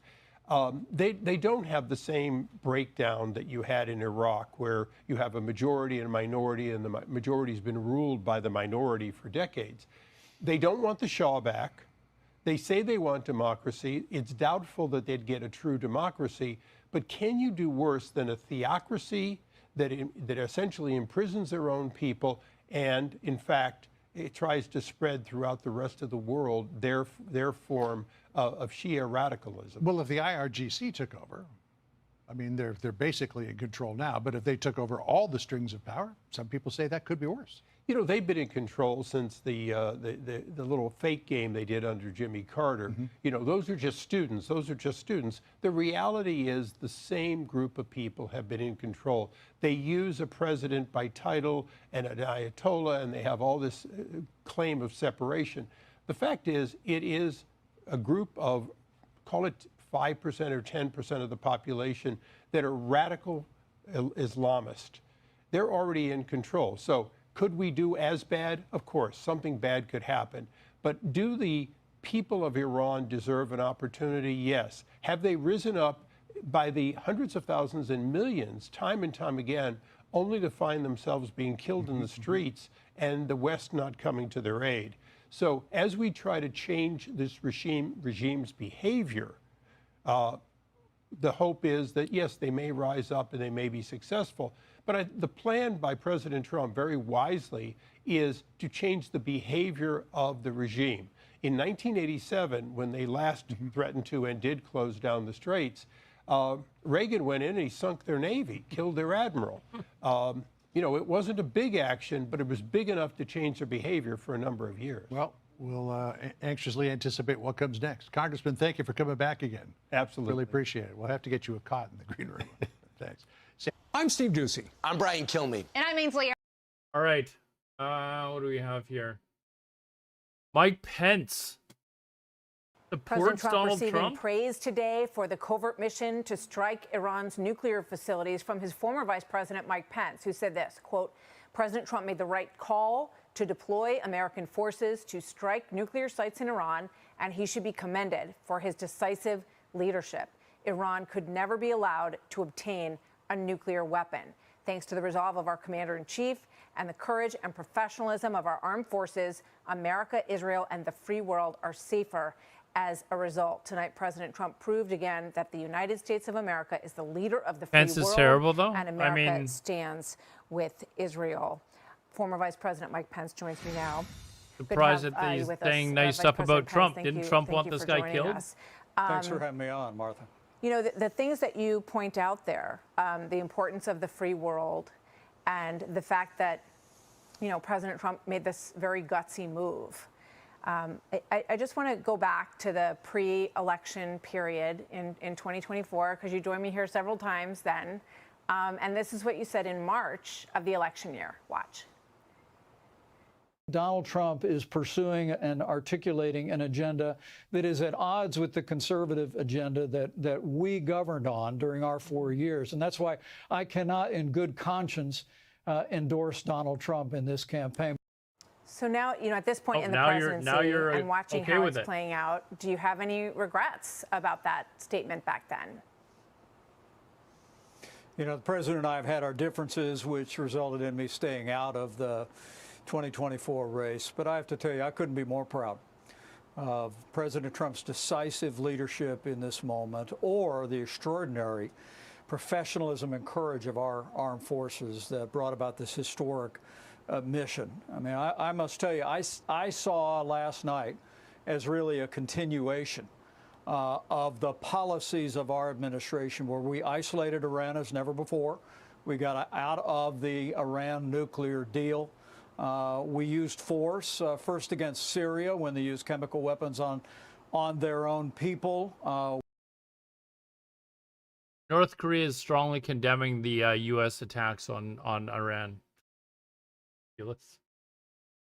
Sorry, I just had We to show took you down the ISIS caliphate with our military and their leader, and of course the president's decision, which is very reminiscent to last night, the president's decision to take down Operation Midnight Hammer, the historic mission. Did he call? I guess they are still brave. I don't want to insult them, but if you're in a stealth bomber, is it? I guess it's brave to have to do the mission, but you're not really in any danger, are you? Like, nothing's gonna hit you. Back to these photos of where the site was hit. Apparently, where they were specifically aiming were ventilation shafts. So that's one of the reasons why the missiles were able to get buried so far deep, is because they knew where the ventilation shafts were of these sites. And I mean, that's pretty impressive. The pinpoint accuracy, that's some Top Gun shit right there. That's some Top Gun shit right there that they were able to. I didn't forget the high precision part. I just said it. Imagine the high precision to actually hit these targets. Well, we've seen this before in Top Gun Maverick, right? Top Gun Part 2.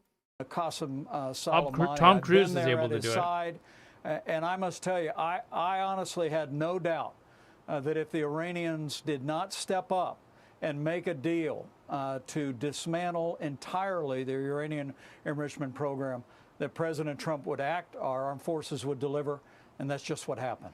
You talk about how necessary this move was, and that it may, many people say, rewrite the Middle East. And, so I'm just curious, when you look back now, do you think that he is the only person who was out there running the photo, for president who would have ever done this? And are those consequences big enough that it makes you regret not supporting?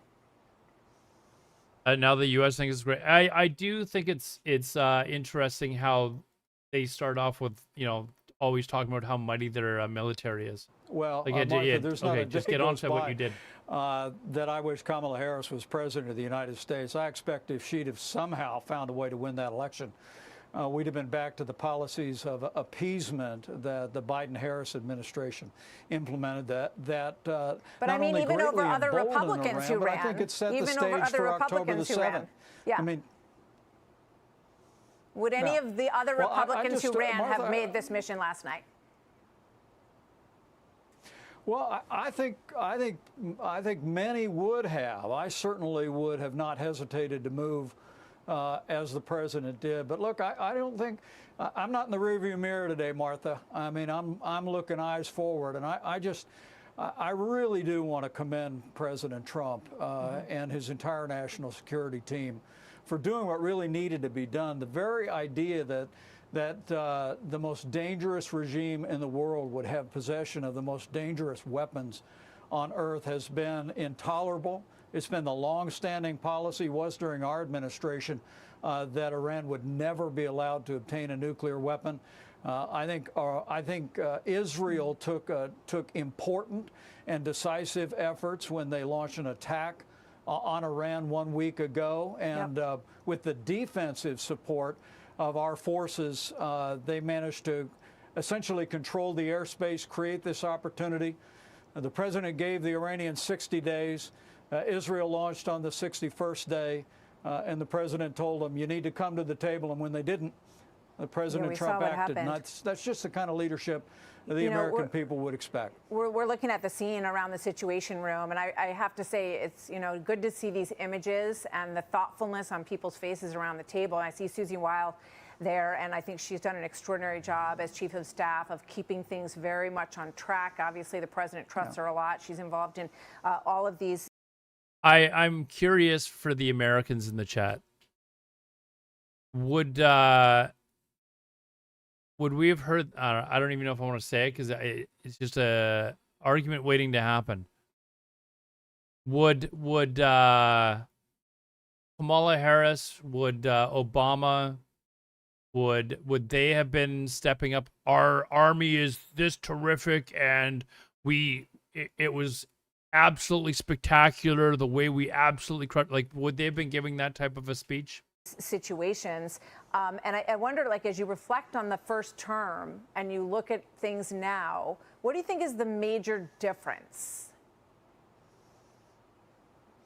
Well, look, do I need to play the difference between the two speeches between Trump and Obama to prove a point? Look, I think it's different personnel, but I think what you saw last night is when it comes to the national security of the people of the United States, when it comes to the security of our most cherished ally, You wouldn't hear Obama saying they died like a dog.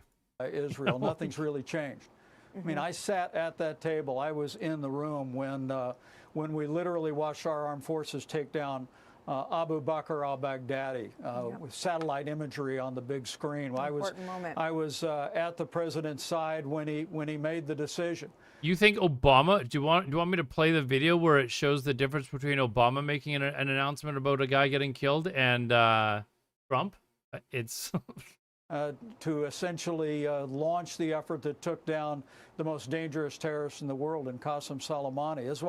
It's why I really knew in my heart that if Iran didn't come to the table, when he announced the successful raid, on the threat, there is a very different level of I don't know, bravado for sure. Enrichment deal, it would be destroyed. Oh, who would send the strike? No, who would spend the majority talking about how mighty our military is and stuff like that? And we are so almighty and powerful, and what we did was spectacular, like that sort of. As the bomb damage assessments continue to come in, my hope is we've substantially advanced that cause. We crushed the enemy, and they died like a dog. And if we haven't completely eliminated their program, that we have set it back years and really set the conditions to ultimately achieve the goal of a peaceful future in the Middle East without Iran making a threat of using nuclear weapons against Israel, our allies, or the United Israel, States. Obviously very happy, and this is a very consequential Dick moment. Cheney, maybe? The Wall Street Journal saying Trump meets the moment on Iran, and history will tell the story. Vice President Mike Pence, always good to see you. Thank you very much, sir. I mean, even if you look at like within, hold on, even if you look within the American or the Republican Party, let me see if I can find a video really quickly here. This is who the Republican Party of yesterday kind of looked at as, this is who we are as Republicans. Just imagine the difference now. Does he actually talk in this video? Since this is the last speech that I will give as president, I think it's fitting to leave one final thought, an observation about a Does this sound like the Republican Party of today? country which I love. It was stated best in a letter I received not long ago. A man wrote me and said, "You can go to live in France, but you cannot become a Frenchman. You can go to live in Germany or Turkey or Japan, but you cannot become a German, a Turk, or Japanese. But anyone from any corner of the earth can come to live in America and become an American." Yes, the torch of Lady Liberty symbolizes our freedom and represents our heritage, the compact with our parents, our grandparents, and our ancestors. It is that lady who gives us our great and special place in the world. For it's the great life force of each This is the Republican Party, by the way. generation of new Americans that guarantees that America's triumph shall continue unsurpassed into the next century and beyond. Other countries may seek to compete with us, but in one vital area, as a beacon of freedom and opportunity that draws the people of the world, no country on earth comes close. This, I believe, is one of the most important sources of America's greatness. We lead the world because, unique among nations, we draw our people, our strength, from every country and every... Zarafew, or just to clear up the points, you know, Reagan was a Hollywood actor. Dude, I'm old enough to remember when he was an actor. I'm old enough to remember when he was an actor. What are you talking about? The strikes, Zarafew, they were first trained, the training for these strikes against Iran were originally planned and trained under the Biden and Kamala Harris administrations. They were the ones who were like, hey, we've got to train for this. So if you think that the strikes wouldn't have been sent with other people, they probably would have. Every corner of the world. And by doing so, we continuously renew and enrich our nation. While other countries cling to the stale past, here in America, we breathe life. You guys get the point? Into This dreams, is the we Republican create Party the of the future, 80s. And the world follows us into tomorrow. Thanks to each wave of new arrivals to this land of opportunity, we're a nation forever young, forever bursting with energy and... Anyways, I think you get the point. The Republican Party of today is not anything like it was in the 80s or early 90s. It's quite a dramatic shift, you could say. This video is interesting. Iranians are more than ready for democracy, former Israeli Prime Minister says. Is now live from Israel is the former Israeli Prime Minister currently leading the opposition in the Israeli parliament, Yair Lapid. Mr. Lapid, thank you so much for being with us. I wanted to start off this afternoon with your time by asking what your reaction is to what we saw last night in Iran and how the U.S. jumping in with these bunker-busting bombs affects the efforts to deprive Iran of ever getting a nuclear weapon. Well, everybody in his right. Do you think the Democrats have swayed as far as the Republicans have, honestly? Like, if you take a look at the Democratic Party, even as far back as, like, Kennedy, and compare it to today, I'd suggest that they're probably a lot more alike than the Republican Party today, compared to even as late as the Reagan or Bush administrations. Like, the Reagan and Bush administrations are completely different, and that's not even that long ago, are completely different. Owen, mind should what is be up? thrilled and happy. This is a glorious day for the free world and the entire people of Israel. What is up, As Owen? you know, I'm a political rival to Prime Minister Netanyahu, and we disagree almost about everything. But this we agree upon. We congratulate President Trump and congratulate the brave American armed forces for doing this. Hopefully, obliterating World War III is Iran's coming. nuclear. Owen, your follow age is screwed up, isn't it? Weren't you the one that screwed up your follow age? Facilities. This is important. This makes you more hopeful about the future of the region and the world in general. Thank you so much for joining us. Owen was one of my original followers, guys. If it's the same person, I think it is. Yeah, it should show 10 years. Like, he was literally one of my first, like, probably 10 followers or something like that. And then he says he accidentally unfollowed and came into my stream, and I asked him to do a follow age to prove to people of how long I'd been streaming for. And his account had accidentally been unfollowed. What fears do you Accidentally, have yes. over retaliation from Iran now? How's it going, Owen? I don't. I woke up this morning from sirens and explosions It was next my to my mods, house. yeah. And I went over there and people were hit and houses were hit. But the people of Israel are strong and we know what is important. And therefore, we are more than willing to take what needs to be taken in order to make sure this job is done. We need to get rid of the threat of Iran as a nuclear power. This will throw the entire region into a nuclear arms race. This will throw the entire world. Think of it this way. Everybody's afraid of an Iranian bomb or an Iranian missile. Think of a terrorist with a dirty suitcase entering JFK or Logan.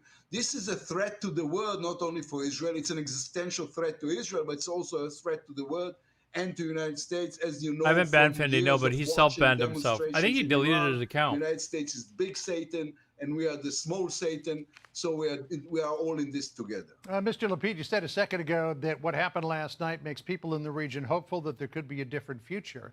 It is also, though, thrown a lot of uncertainty into what that future might hold.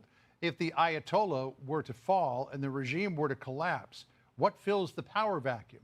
I know that Reza Pahlavi, the crown prince of Iran, the son of the former Shah, would like to go in there as an interim leader. The NCRI, the former MEK, would like to go in there and form a government. The IRGC may decide if I think there is Owen no just got more mad at me Ayatollah, and that unfollowed. they are running the country. So what are your thoughts about what the future may Probably made hold fun of his in football terms team or of something. Iran and the government there? Well, first of all, what we have now in Iran is the worst of all possibilities.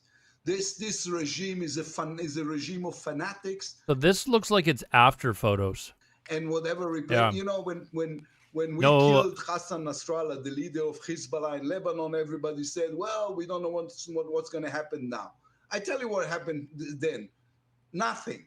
Because they were not able to retaliate. So if you ask me, I think the people of Iran are more than ready for a democracy. They are interesting people. They are cultures people. This is a culture of 6,000 years. And by the way, that had no conflict with us. We don't have a history of conflict with Iran. We don't have a border with Iran. The only reason there is a conflict with Iran is because this regime is so deeply anti-Semite. And therefore, I think the people of Iran are more than willing now to take the future on their own hand. Let me remind you, what happened in the last 2 decades is that the regime took billions of Iranian money. This is not a rich country. And instead of building roads and hospitals and schools, it was trying to build a nuclear industry that was eliminated in a week. So this is not a really good bargain for the people of Iran, and they can get themselves a better That's a pretty mean bargain way of putting it. Becoming a democracy. But true, like, so I'm if- hopeful for the people of Iran they're- and for the region and for the world. The people are living in poverty, and you're trying to build nuclear weapons. It's the same as like North Korea. In general, that this will be what replace this regime if the regime falls. As you can imagine, sir. Wait, what? Muslim isn't the primary religion? What are you talking about? No, it is so. What? What is the primary religion of Iran? You said about Iran? Muslim, right? It's Islam. But did you think they were different things? Hold on.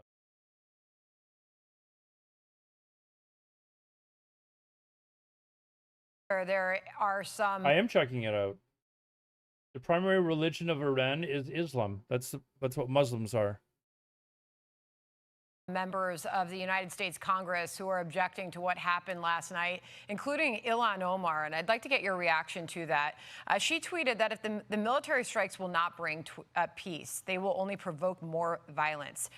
They will destabilize the region and endanger U.S. troops and civilians. We've seen what happens when diplomacy is sidelined in favor of bombs. It only brings more death and destruction. How do you respond to those who are saying this was the wrong move? Well, where were they when in October 7th, 2023, when Israel was attacked? Where were they when Hezbollah was formed, when Iran was sponsoring terror all around the world? Did the regime did anything but using force? All of a sudden, they are against the use of force. If you are against the use of force, you have to be against the regime in Iran, because this is the regime that brought all the terror into the region and into the world. You know, when the Israeli embassy in Buenos Aires exploded and it was exploded by Iranian terrorists, then we didn't hear nobody saying, well, the use of force is the problem. The problem is always when the United States or Israel is using force to promote democracy and freedom around the world. Sometimes, if you want peace, you have to get it through strength. I think President Reagan was the one to say it better than anyone else. If you want peace, be as powerful as you can. This is what happened last night. What was it President Reagan said? Peace through superior firepower, right? That was his line? The United States reminded everybody in the region who is the most powerful force in the world. So the Secretary of State, Marco Rubio, was on with Maria Bartiromo earlier today on our program. And he was asked about whether or not negotiations could bring about some sort of settlement regarding the nuclear program and Iran's insistence that they want to have a civilian nuclear program to create electricity. Here's what the Secretary... Razmir, I'm going to have to ask that you stop admitting that you were wrong. I'm not used to that happening in my chat, okay? Secretary of State said. What they want is a civil nuclear program. I need where you they have to power plants like every... I need you to make a stance, even though you know that you're wrong, and just continue arguing your point. You know, just to piss people off. A lot of other countries in the world have. They can do that. That's the deal that's been offered to them. They rejected it. Marco Rubio said that instead of having a civilian nuclear who needs to chill out program for power generation that's out there in the open, they hide it in a mountain. So, I mean, how could anybody think that they're up to any other game other than doing something in secret? The only people who believed them are the people who really wanted to believe them. Listen, in order to have a civic... The fact that they had their uranium enrichment facility dug so deep into the ground, that's another very suspicious thing. Also, them not allowing the, IAEA full access to their facilities.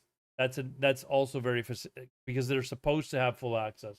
Nuclear industry, you need enriched uranium to the level of 3.75%. There you go.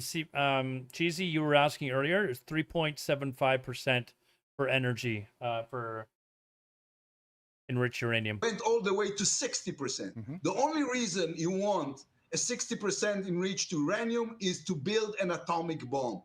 That is what was prevented in the last week, and especially last night. We appreciate you joining us today, sir. Just a monumental moment for the world. Thank you. Good to talk to you, sir. Thank you. Thank you, and thanks, President Trump and the United States Armed Forces and the United States in general. We are all thankful, and this has been an unbelievable night for everybody. Absolutely. Thank you so much, sir. Thank you.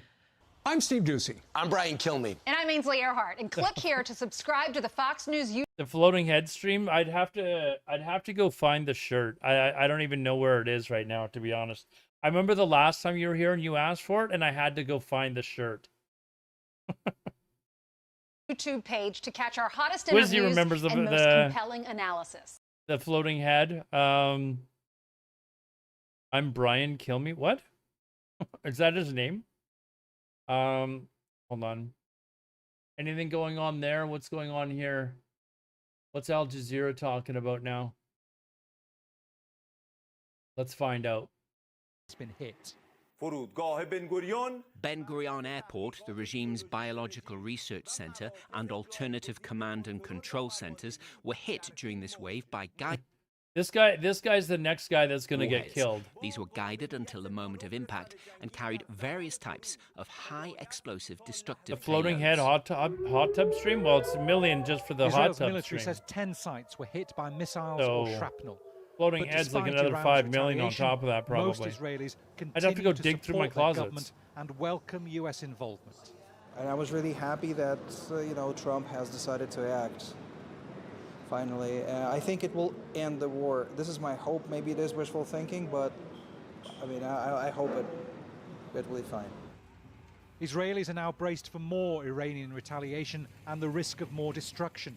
These houses in a neighborhood in central Israel were wiped out by the force of the missile blast. Sorry. Prime Minister Benjamin Netanyahu says Anytime you Donald guys Trump can't phoned see him what we're immediately watching or after listening the to, US just let me know. finished its bombing of targets in Iran.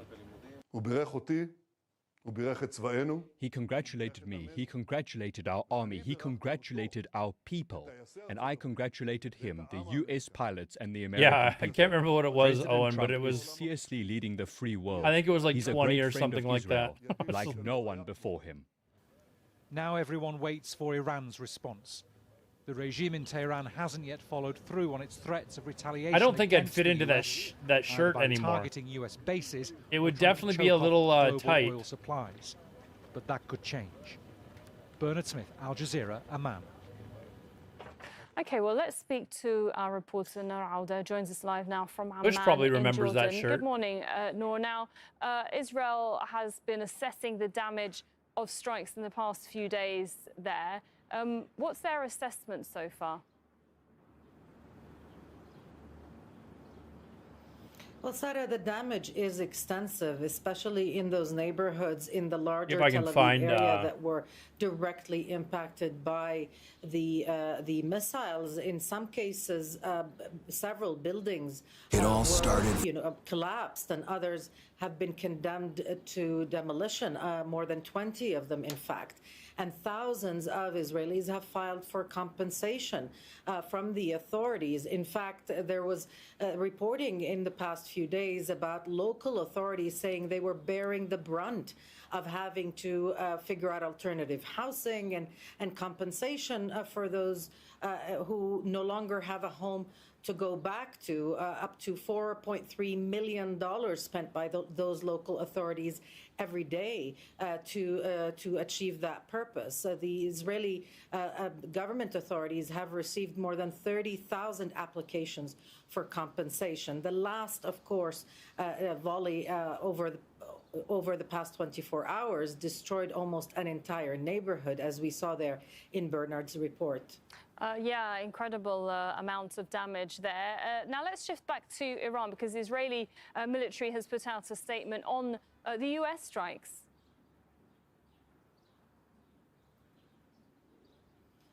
That is right. The Israeli army and the Israeli government have been, very focused on the effect and the success of the American strike.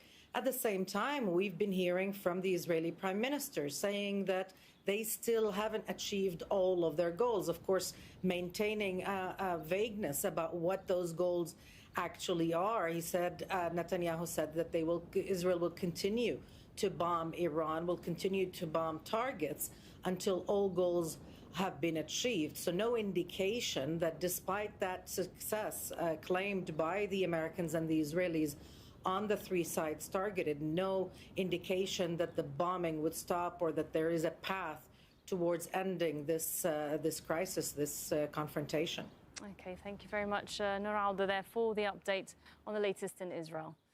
Now, Larry Korb is a former U.S. Assistant Secretary of Defense, and he says Americans, even within the Republican Party, stand divided after the U.S. president's decision to strike Iran directly. Basically, he wants to have it both ways. He basically had the attack on Iran, and he is now trying to estimate how effective it was, and basically saying that he will continue to do things against Iran without being clear as exactly what he will do. His staff wants to take credit for what they accomplished by destroying really 3 of the main sites.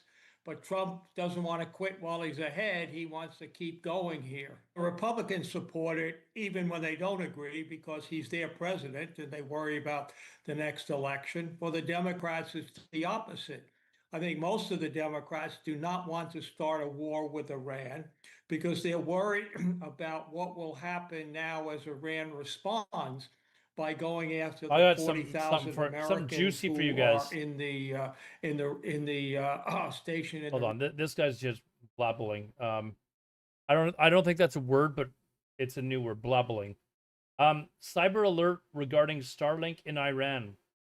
A cybersecurity expert warned that Starlink satellite internet could be detrimental to the country's security and help strengthen the enemy's information network.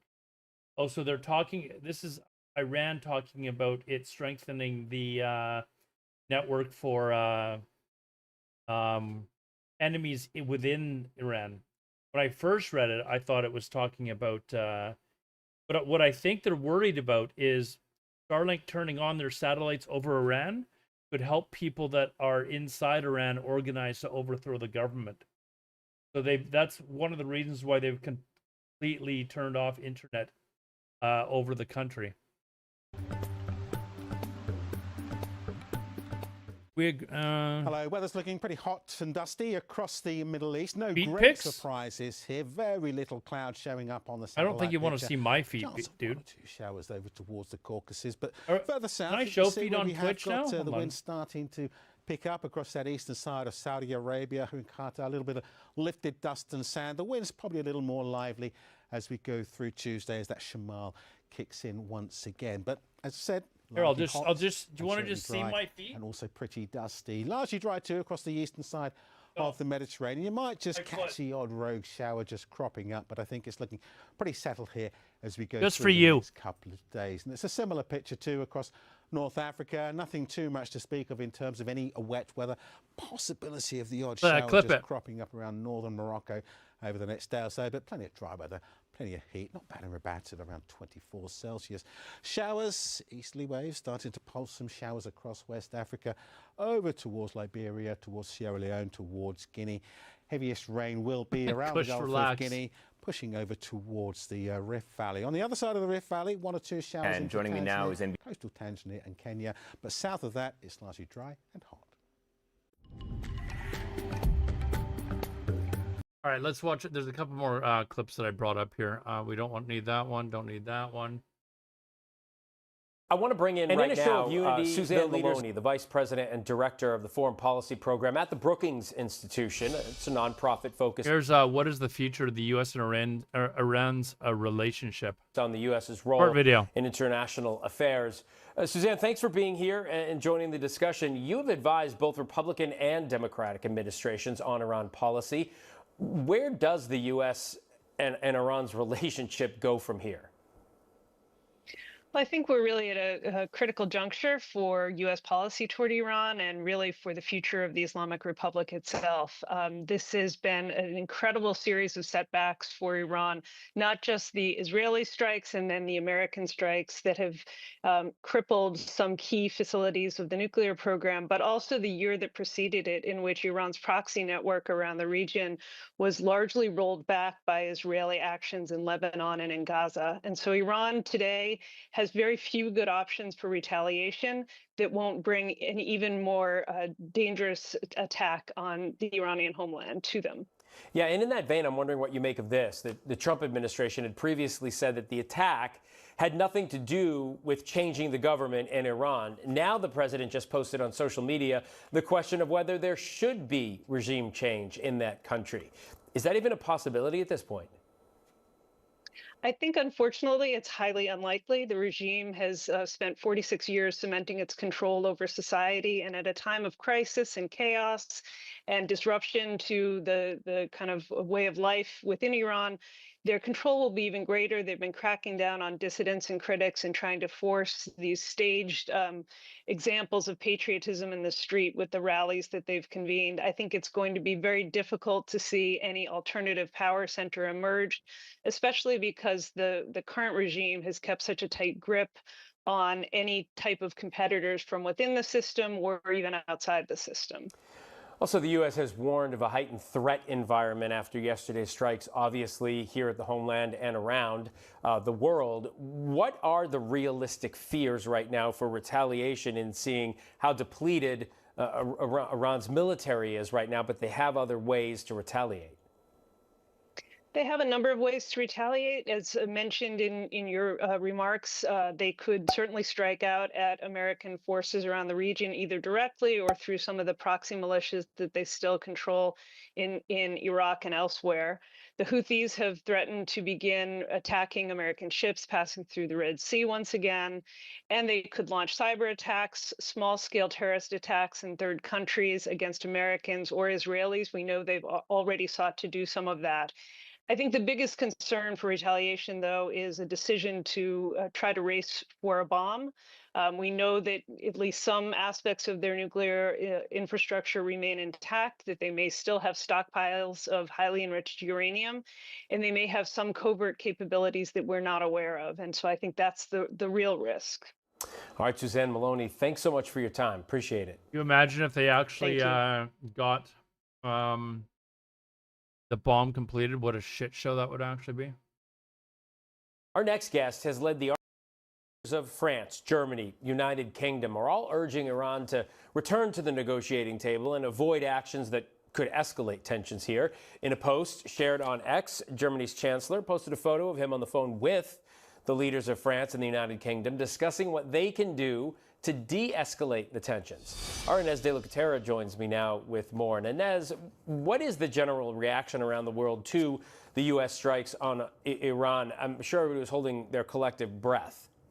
Yeah, that's right, Phil. I mean, lots of questions now as to what happens next. We know the UN Security this evening, the UN Security Council was holding an emergency meeting. It's been interesting to look at the reaction coming from the U.S.'s allies. So there are divisions that do appear to be emerging within the EU, for example. The UK's Prime Minister Keir Starmer, he seemed to express support for the strike, while France doesn't appear to be as supportive. You had France's Foreign Minister Jean-Noël Barrot saying that France had taken note with great concern of the U.S. strikes, but France went on to stress that it hadn't participated in the strikes or that it hadn't participated in their planning. The EU as a whole is calling for both parties to get back to the negotiating table, but worth pointing out that Iran has been arguing that it had been negotiating. It was in Geneva just this past Friday, meeting with top EU diplomats. China and other countries have condemned the U.S. for these strikes. That was, anticipated. Could we see other countries get more involved? Amazing how all the bad Yeah, it'll be countries interesting are to see grouping what up Iran's and, allies do here.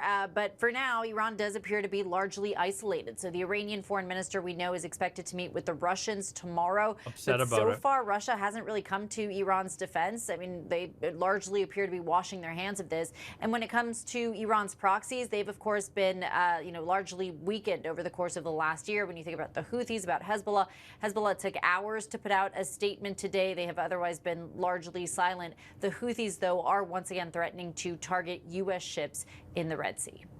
And Inez, you have some reporting about the skepticism regarding damage at Fordo, which is one of the three sites. It's the biggest. It's that mountain site, like 250 feet down, I think, or something like that. What more do you know about it? That's right. Yeah. So I spoke to a high-level European ballistics expert, and he tells me that looking at the calculated estimated performances of the GBU-57, which is the bunker buster bomb that they used here, he says it seems highly unlikely that the bombs would actually have detonated in close vicinity to the underground structure. He says his team has run the calculations, and they have concluded the GBU-57 cannot penetrate more than 20 meters underground in solid rock, and we do believe that Fordo was built in solid rock. We believe Fordo sits at 80 to 90 meters. So we talked about this earlier. Like, remember they were claiming that it could go 60 meters into the ground? That's like 200 feet for those that are still using ancient measuring systems. But it looks like they deliberately pinpointed air shafts so they could actually get that deep. Meters. So this expert says he doesn't believe that the bunker buster bombs would actually have reached the uranium enrichment facility there. It's obviously difficult to assess how much damage may have been caused by the shock wave, but this expert says that if the underground facility was designed properly, then he can't imagine that a lot of damage was done. So we saw President Trump, of course, in the immediate aftermath of these attacks, declaring victory and saying that the U.S. had completely obliterated Iran's nuclear program. There are those, though, pointing to the fact that the Pentagon has said that it would take, some time before we get the final battle assessment. So some people are saying, we need to wait for that. And if it may be that Trump may have declared victory prematurely, that it wouldn't be the first time, but we'll just have to wait for that final battle assessment. Yeah, I mean, that certainly may be his hope, but you're right. The final battle assessment will tell the tale. Inez de la Cuetara, thank you. All right. Those 30,000-pound bombs used in conflict for the first time. Let's bring in ABC's military analyst, former Marine Colonel Steve Ganyard, back with us. And Steve, this is the first time that the U.S. has used these bunker buster bombs in combat. I'm curious, what do we know about the damage so far? I know it's still early, but what do we know about the damage they caused? The irony, David, is we probably won't know, because remember that these halls that they were attacking, these... We will never have any evidence as to what they were, if they were enriching or how far along in enrichment they were. It is very suspicious that they went and destroyed all the evidence. Enrichment halls are 200 to 300 feet We below use feet ground. in Fahrenheit. Now, we've seen some ancient. satellite imagery that shows what looked to be puncture marks. We know that the president was happy with it. So if the Iranians don't hit back at the U.S. or its allies, this could be the end. So there of you the go. US Cheesy, are you still here? That's a video depiction of how these things work. These halls that they were attacking, these enrichment halls, are 200 to 300 feet below ground. Now, we've seen some satellite imagery that shows what looked to be puncture marks. We know that the president was happy with it. So if the Iranians don't hit back at the U.S. or its allies, this could be the end of the U.S. involvement. If they do come back, as Martha noted, at U.S. troops in the region or allies in the region, this could be the beginning of something more prolonged and bigger for the U.S. Colonel Steve Ganyard back I'm with us ancient here. on. Steve, thank you.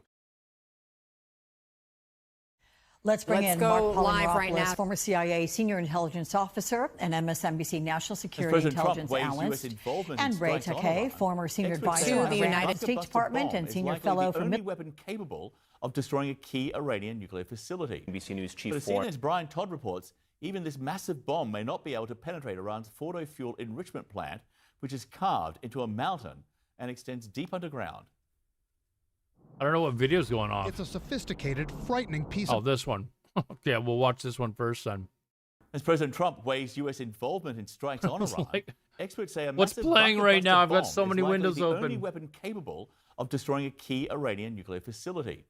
But as CNN's Brian Todd reports, even this massive bomb may not be able to penetrate Iran's Fordo fuel enrichment plant, which is carved into a mountain and extends deep underground.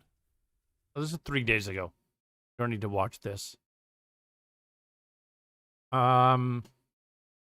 Iran's leader not very supreme. Mark Polymeropoulos, former CIA senior intelligence officer and MSNBC national security intelligence analyst, and Ray Takei, former senior advisor on Iran at the State Department and senior fellow for Middle East Studies at the Council on Foreign Relations. Gentlemen, thank you both. Are you vaping now, Owen? Ray, you first. I'm curious your reaction to this development and the Secretary of State saying this was Iran's choice. Well, what he's trying to suggest is that the president had offered Iran an opportunity to negotiate. There was even a couple of proposals exchanged. All those proposals involved proscribing domestic enrichment, essentially abolishing domestic enrichment, and they proved unacceptable to the Iranian regime. So in that sense, the Secretary of State is correct in saying that there was a diplomatic path and an offer made, but that offer was rejected, and the president proceeded with an alternative course of action, as we have seen. So, Mark, an Iranian retaliation, it can take many forms, one of which could be, say, a cyber attack. How prepared is the U.S. for one of those? And how great is the threat of Iran activating sleeper cells that may be here in the U.S. Sound or like abroad? Gen Z? Well, the intelligence community is going to be certainly Just very keep complaining focused on about this, stuff. both, domestically This is the Joint Terrorism Task Forces within the United States. This is led by the FBI and, of course, working with our foreign liaison partners. Iran has a very sophisticated and longstanding terrorist apparatus. It could be activated, and so we're really going to be on high alert to detect, deter, and disrupt any type of attacks. And this is what the intelligence community, the counterterrorism world, is pretty good at. On cyber, it's, I think that, the U.S. remains vulnerable in terms of attacks on infrastructure, on transportation networks, and the Iranians have a fairly solid cyber apparatus. And so, all these possibilities are on the table. And I think what the intelligence community is going to do, and has done already, is provide. Look at that. Owen even has the VIP.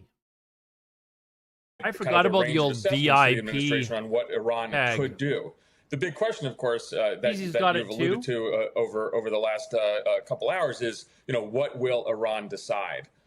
Because Secretary of State Rubio, President Trump, and others have made it quite clear that any type of retaliation, particularly, I think, if it leads to American deaths, will be met with overwhelming force. But I think we would be remiss not to be quite concerned right now. And, and it's just, by the way, it's not the next just days and week ahead. Retaliation could take place in the form of months or even a year plus, particularly terrorist attacks against U.S. interests abroad. So there's a lot of work to do for the Again, it's going to be interesting when the terrorist attacks start. Are people going to still be siding with Trump? Or are they going to get pissed off after a while? As has been said, Iran has a long memory. But let me ask you, to what extent... Plus, you were a mod on my channel. What are you talking about? You were a mod on my channel and then you abandoned your account. Are they right now capable of achieving any of these kinds of attacks? And then what should they do one? Do you believe the U.S. response would be, Mark?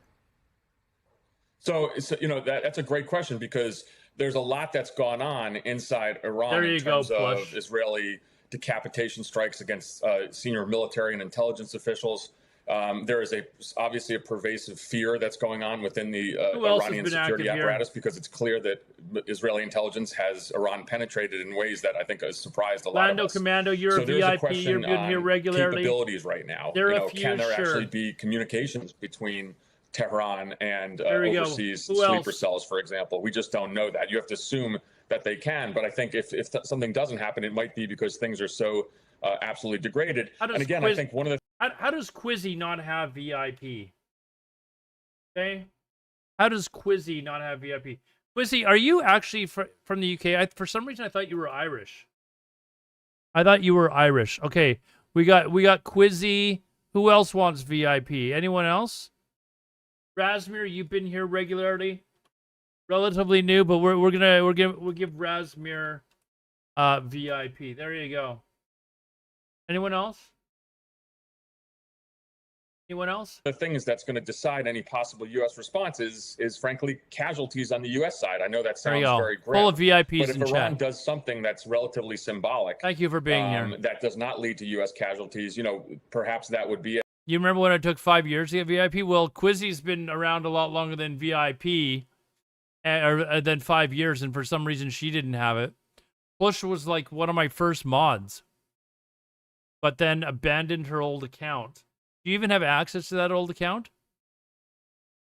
If everyone's a Kubi Dooby, you need one. So that's VIP Kubi Dooby Doob.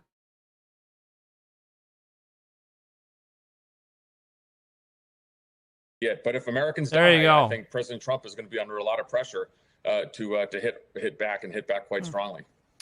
Ray, talk to me about how damaging this war with Israel and now the U.S. strikes have been to the Iranian supreme leader, because you say he's been, quote, Crazy Koala?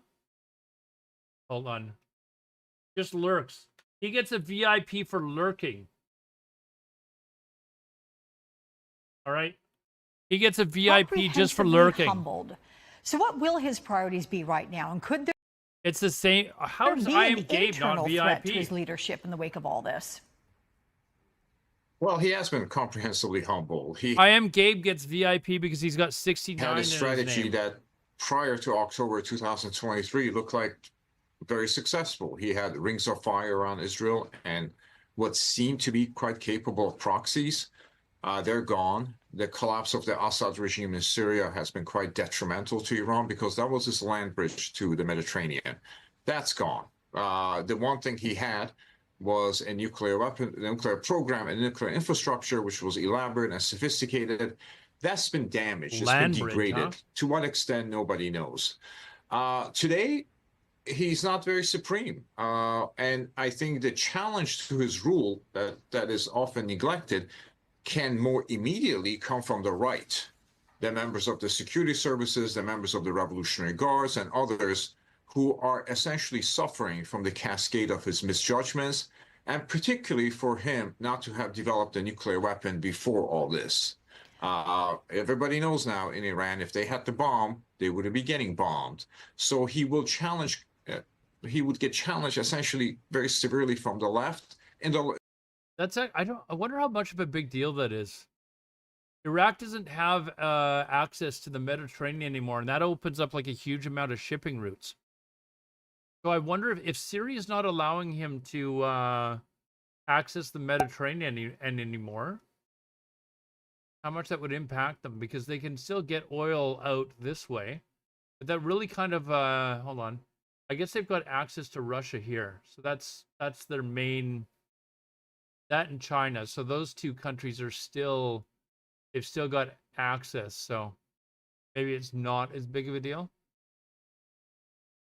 From the right, in the larger sense, he has a challenge with the population as well. But there's a lot of serious problems about his authority. He is significantly diminished, and his authority is significantly eroded within the system and within the country. But Ray, if the challenges come from the right, could that create further problems for the United States? Well, that's right, because among the challenges that he'll have, among the petitions that the right will make, is for Iran to develop a clandestine nuclear program and march to the bomb with some degree of alacrity. Whether they can do that or not remains to be seen, because I was... Apparently there was a false nuclear bomb found alert on the Citizen app, sparking panic across the Bronx. As mentioned, Iran is heavily penetrated, its intelligence apparatus is penetrated. So they have to do a vast counterintelligence scrub to begin with, and whether they can actually have enough confidence in their personnel and their system to proceed with a provocative program like that remains to be seen. One thing coming out of this crisis, I don't think Iran will have an elaborate civilian nuclear infrastructure anymore, because that was essentially their pathway before. They were going to have a big nuclear program. Some of it, lots of it, was declared, and maybe that would give them the sneak out option. Right now, the nuclear program is likely to go into the dark, and Iran is likely to lessen, if not completely sever, its relationship with the IAEA. There's a lot of criticism in Iran today of the International Atomic Energy Agency, and particularly its director, Rafael Grossi, for putting Iran in a position that they are today. Okay, Ray Takei and Mark Polymeropoulos. Gentlemen, thank you so much. All right. What are we at next? Here, this is this took place at the United Nations. So this is the American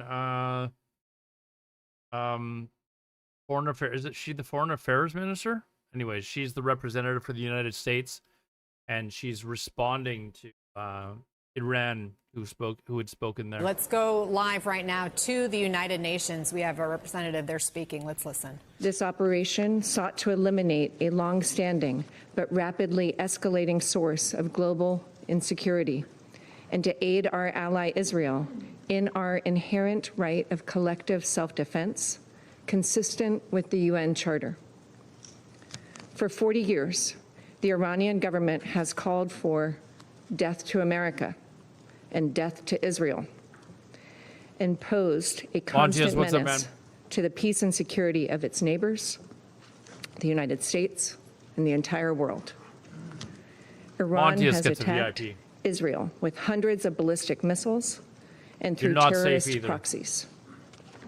For decades, Iran has been responsible for misery and countless deaths across the Middle East. Iran's government and its proxies have also killed numerous Americans, including American service members in Iraq and Afghanistan. In recent weeks, Iranian officials have intensified their hostile bluster and rhetoric. Iran has long obfuscated its nuclear weapons program and stonewalled good faith efforts in recent negotiations. Madam President, the time finally came for the United States, in the defense of its ally and in the defense of our own citizens and interest, to act decisively. The Iranian regime cannot have a nuclear weapon. Let us be clear. Iran should not escalate. As President Trump said, any Iranian attack, direct or indirect, against Americans or American bases. Apparently, the Crown Prince of Iran, which we've shown on this channel a lot lately, he's the son of the Shah, the former leader of Iran. He's having a press conference at 1 p.m. CEST. What times? What the fuck time zone is that? Hold on. 1 p.m.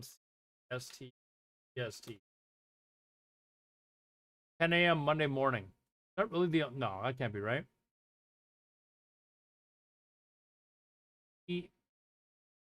CEST. What is CEST?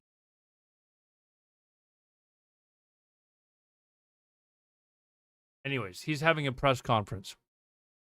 Will be met with devastating. What is IR? I'm assuming that's... Is that Iranian? CEST. Is that what time Israel is? What time zone is what?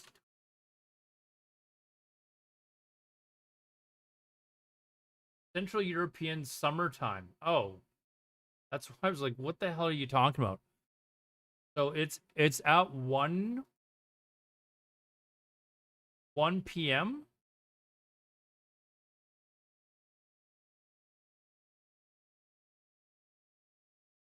And it's at 6:40 right now. So whoops, shit.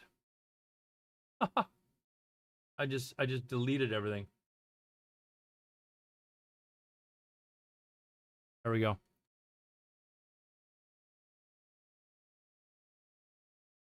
So if it is so what did I say? What time? It's at 1 p.m. So that's what 6 hours? 6 hours and 20 minutes from now. He should have a... Will we be up? We might still be up for that. We'll see. Retaliation. To fulfill its core mission of maintaining international peace and security, this council must call upon the Iranian regime. We might have to watch that, end actually. Its 47-year effort to eradicate the state of Israel, to terminate its drive for nuclear weapons, to stop targeting American citizens and interests, and to negotiate peace in good faith for the prosperity and security of the Iranian people and all other states in the region. All right, there you go. Yeah, he's the one that's pushing for democracy. It's unclear as to whether or not he's trying to push for him to be named the leader, but he's the one that's pushing for democracy in the region. Foreign correspondent Richard Engel in Tel Aviv. It's still in the early hours of the morning there. Obviously, hold on. Pahlavi, the so-called crown prince in waiting, has been invited onto Western news channels to have his say. And this is the best opportunity. This is him talking about it here. Overcome this regime and That's get him. rid of it. It's no surprise that the West is propping up Reza Pahlavi as the one who will fill the power vacuum after a regime change in Iran. Mostly because his father was also brought back into power through an American and British coup in 1953, and he was seen as being a stooge and a puppet of the Americans and the Brits. So to have his son now sort of be at the forefront of this kind of operation for regime change and state collapse in Iran is not all that surprising, knowing be the interesting history to of see their if family. American TV channels just do an extremely bad job of providing basic facts, context, historical truths. Reza Pahlavi doesn't have much of a base or much political legitimacy at all in Iran. There's a minuscule minority of Iranians that want the restoration of the monarchy or even any kind of government led by Reza Pahlavi. But, you know, he's just a very well-funded, well-dressed, well-spoken Iranian man who speaks English very well, and he's telling a lot of Americans and Europeans of what they want to hear about an aggressive, ill-advised war. For nearly 2 years, Israel, backed by the United States, has committed a genocide of Palestinians in Gaza and the West Bank. It has also attacked Lebanon, Yemen, and Syria, degrading allies of the Iranian regime there. Israel has celebrated these victories, wasting no time considering the illegality of its tactics and their impact on civilians. However, now, engaged in an all-out war against one of the Middle East's oldest and largest nations, the stakes are even higher than before, and the implications for regional and global order much more serious. One thing that is extremely Isn't it 4? important to understand No. is not just the rally. I think it's around 7 the EST, isn't flag it? Effect, and that is happening in Iran. But Oh the yeah, bigger sorry, thing 2 that p.m. is. needs to be I'm talking about understood 1 here p.m. is that CEST. Even those who Should be have 7. hated the Should be Islamic 7 a.m. Republic for many, many So 4 years a.m. my are time. now cursing I the might Israelis for still be starting up. this Might war. maybe. And so it is not that this war is going to bring liberation. Very much the opposite. It is now being seen as an incursion upon the sovereignty of the nation. Iran is a formidable state. It's a significant size, it has a significant population, tons of We natural might stay up for that resources, just to and see a it. strong sense of itself. What is so ominous about this moment is that regardless of the political and media drumbeat over the years, this war was never inevitable. An alternative did exist. Diplomacy was a real possibility and it was underway. But we find ourselves here. And to be here while there's still a genocide going on in Gaza is a testament to the total impunity with which Israel operates, and how that has shattered even the veneer of any kind of rules-based order. Look at that. Jesus. In Israel, the opening of a new war front has been cheered on in the media. Though the military censors are working overtime. Ryan Coles has been watching the story. In 20 months of Israel's war on Palestinians in Gaza and the West Bank, as well as its attacks on other countries in the region, Benjamin Netanyahu has had the backing of the country's mainstream media. With the war now underway against the nation's foremost regional enemy, Iran, news outlets have been in celebration mode. כל מה שישראל עשתה ב-24 שעות האחרונות, בעיקר נתניהו בהצהרותיו וכולי, זה כל הזמן לייצר תחושה שאנחנו מנצחים, שאנחנו באיזה גל אדיר. Journalists are framing this as an historic moment, one in which Israel is acting on behalf of Western powers and for the benefit of the world. ישראל בימים האלה עושה את העבודה המלוכלכת עבור העולם. זה הישג בלתי רגיל. There is, however, another inconvenient side to this story. Images that the authorities are less keen on Israelis seeing, the impact of Iranian bombs on cities like Tel Aviv, Haifa, and others. Much of the video and information coming out has been on social media, and in response, Israel's military censor has increased restrictions on publishing anything about Iranian strikes in the country. Whether in the media or online, Israelis will have to submit the material to the censor beforehand. Israeli Communications Minister Shlomo Kari then Wonder announced what? on X that he plans to enforce censorship on foreign networks that endanger the security of the state as well. Amongst the foreign networks most reviled in Israel, this one, Al Jazeera.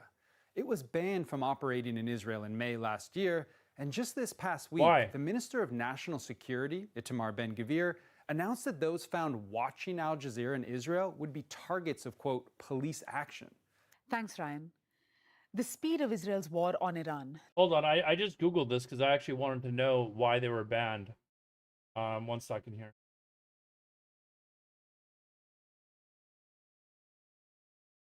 On April 1st, 2024, Israel's parliament approved a law that would allow Israel to shut down Al Jazeera broadcasts from the inside of the country and unoccupied territories. Prime Minister of Israel, Benjamin Netanyahu, accused Al Jazeera of actively participating in the October 7 massacre and inciting against IDF soldiers.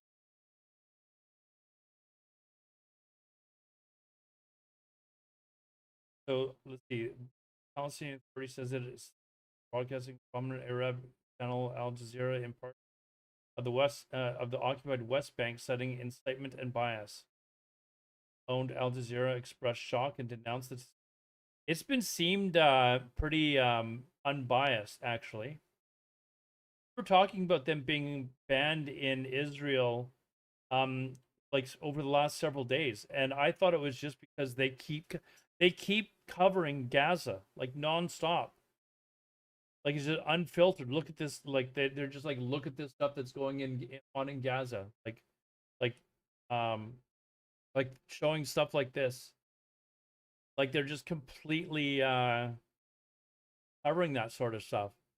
And I think it pissed off the government, and it led to them. That's why the government is saying that it's being biased. Anyways. The dubious justifications, the airtime given to hawkish voices, and the volume of speculative coverage comes with an ominous sense of déjà vu. For anyone who witnessed or has studied the role of Western media in making it's probably the case not for your the best United friend if you're States' committing war on Iraq back in 2003, genocide. the No. parallels between then and now have been impossible to miss.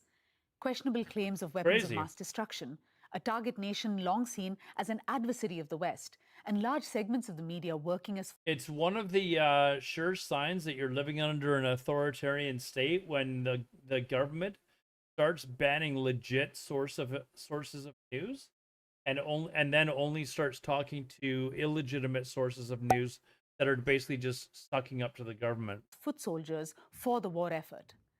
How is it that more than 20 years since Doobie the doobie, Iraq I war, just explained this it, man. is where we're at? Chris Hedges was with the New York Times in 2003. Mr. Hedges, thank you for your time today. You left the newspaper. I mean, it's happening in other countries as well, man. It's happening in other countries where governments are banning legitimate sources of news, and then just pandering to fake news sources, basically. Back in 2005, you now have your own podcast on YouTube. Are you as stunned as so many are by the parallels we're seeing between the run-up? Largely funded, of course, by the Zionist lobby and the war industry. And so they have these megaphones on the media because of who they represent, not because they actually understand. I mean, most of them are culturally, historically, linguistically illiterate about the countries they're calling the United States to attack. I frankly don't think they could probably tell the difference between Iran and Iraq. Well, they listen to news that they and see on I think, Facebook. is a window into the vast failure of the press. Going I'm all watching the way Al back to Jazeera, its Owen. Cheerleading for the war in This is Iraq based on false Middle assumptions. Eastern. But I it's believe had they're a based out of series Oman or debacles something. Since then, including its horrendous coverage. The White House has like constantly been ripping into legitimate news sources and then calling them fake, so their base will rise up and be like, "Oh, you're fake news," and will ever have it's a just free hand in Iraq. That Saddam Hussein will bow to all the demands. We have a news organization in Canada too that's very illegitimate called Rebel News. Like the stuff that they report is completely fabricated. It's absolutely absurd, some of the stuff that they say. 22 weapons. That is why Israel is saying that the world was done a favor by their strike, because this is a danger not only for Israel, but the entire world, to include the United States. Can you talk us through the language used in both those clips? How does the framing sow doubt in the mind of the audience? How does it gloss over the lack of substantiated evidence or intelligence? What is the role of this kind of reporting in building public tolerance or even support for war? Well, it gives credibility to a fictitious narrative. Let's remember that the intelligence community's annual threat assessment, I'm quoting, quote, Iran is not building a nuclear weapon, and Supreme Leader Khamenei has not authorized the nuclear weapons program that he suspended in 2003. That was reiterated, of course, by the International Atomic Energy Agency. Netanyahu has been pushing this false claim that Iran is on the cusp of building a nuclear weapon for 3 The Earth decades. really I is know, flat. because in 1995 I wrote a story quoting senior Israeli officials saying precisely that. What they do is ignore verifiable fact. They ignore their own intelligence agencies. They ignore international bodies tasked, like the IAEA, with carrying out these kinds of investigations. And this again goes back to Iraq, because of course the CIA assessments, the intelligence assessments did not show that Iraq had a weapons of mass destruction program. He had chemical weapons. That I covered that. So they cooked up their own intelligence, and that's exactly what's happening here. They ignore real intelligence. Jewish Chronicle is and there's they a peddle couple of these hallucinations. And what Rebel News is essentially the equivalent of the National Enquirer. Like it is literally just garbage. Forcefully behind Israel in support of this war on Iran. Now, this is the same president who, in his inaugural address, he promised to stop all wars, and he was posting just days ago, as recently as June the 15th, about peace between Israel and Iran. So what happened to the anti-war president? Well, I think we have to remember that the character of Trump is defined by impulsiveness. He can contradict himself sometimes within the span of the same interview. He doesn't understand foreign affairs, much less anything about the Middle East. I think they've appealed to his vanity, the idea that the United States alone has the capacity to drop these bunker buster bombs. I think given the character of Trump and the fact that he shifts like the sands, I'm not surprised. Obviously, the Israel lobby has gotten to him, and you just saw it with his military parade, sees American power, and in particularly military power, as a kind of extension of his own personal power. It does look as if he is going to go ahead and carry out these strikes. Some of the strongest opposition to this war is coming from inside the MAGA universe. We're talking about people like Tucker Carlson. He's one of the most influential voices in Trump's sphere. Carlson has called the war reckless and unnecessary. Can you please explain not only Carlson's significance, but also his position and how much weight that carries? Tucker It carries Carlson a carrying lot of weight. weight That within is the sad. MAGA base, of course, and he was a major force in helping to create Trump. He has a huge following, and I think that his opposition to the war is deeply damaging to the Trump brand.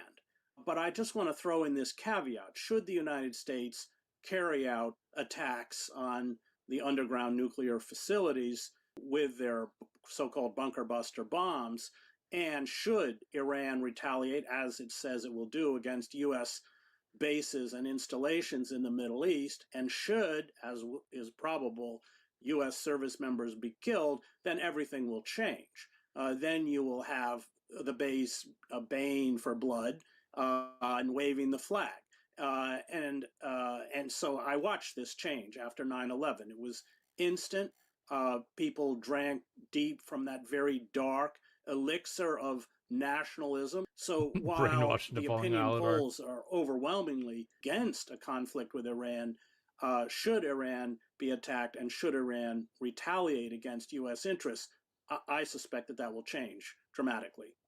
Mr. Hedges, if Iraq was the defining case study in how wars are sold through narrative, spin, and media complicity, what are the lessons that the media and audiences have failed to learn since then? I really fault the media more than the audiences, because the media gives credibility to people who shouldn't have any credibility at all. The stories or the charges that they're peddling against Iran are not backed up by evidence, by verifiable fact. The audience or the viewers or readers have not been able to separate the cheerleaders from those who actually carry out studies that are grounded in research and verifiable fact. We should be looking at the annual threat assessment. 6 years and 4 We days. should Could have be been longer, looking dude. at You the wouldn't have reports unfollowed by me. the International Atomic Energy Could have been longer. Agency. These are downplayed or dismissed often by these media platforms, and the ability of these people to saturate the airwaves is really a media decision, and it's made any kind of rational discussion about policies towards Iran impossible. And of 7 course, years? that's the goal. Mr. Hedges, thank you so much for your time, and we'll certainly be following your work on YouTube. Thank you very much. Thank you very much, dude. Thank you. All right, let's see what everyone else is doing here. Let's see what everyone else. I think As we missed international her. alliances shift, where does the global south the Syrian government, but they still have some militias in Iraq. They still have the Houthis. They have the issues of potentially mining the Hormuz Strait. Here, we're gonna watch this actually, because this is like Reuters. You're gonna understand how boring news can be.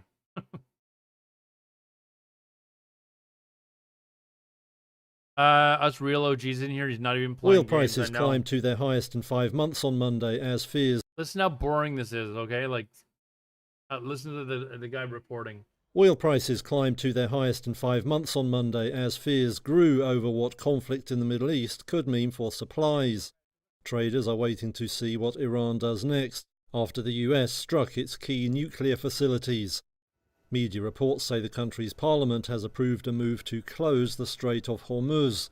That's the narrow waterway between Iran and Oman, through which around a fifth of the world's oil is moved. Although there are also pipeline routes out of the region, experts say they won't be enough to make up for a halt to shipping. With a chill concern classic. saw Wow, international benchmark Brent crude that's what I was up like, hey, you know around what? 1.5. If people like my World of Warcraft playing, they're gonna love me just chilling out and watching it. In Asian morning trade Monday, with US crude posting similar gains. Both are up 10% or more since the conflict began. I like Hassan, but I sometimes feel like he's extraordinarily biased on one side. Like he's always on the one side. He's a little too far left for me. One analyst told Reuters that a move by Iran to disrupt shipping could see oil hit $100 per barrel, up from around $78 now. That could spur inflation and mean higher gasoline prices around the world. Stocks headed the other way on Monday, with Japan's Nikkei index down 0.5% early on. But analysts said there was no sign yet of panic selling across markets. Optimists cited hopes that regime change in Iran could bring a more moderate government to power, though analysts at JP Morgan cautioned that past episodes of upheaval in the Middle East typically resulted in oil prices spiking by 76%. Here's what we... U.S. President Donald Trump on Sunday raised the topic about the change of Israel striking Iran. Social media. It comes after U.S. airstrikes on Iran's nuclear That's one of the facility. channels I usually have up, and for Why some reason now? I didn't have it on.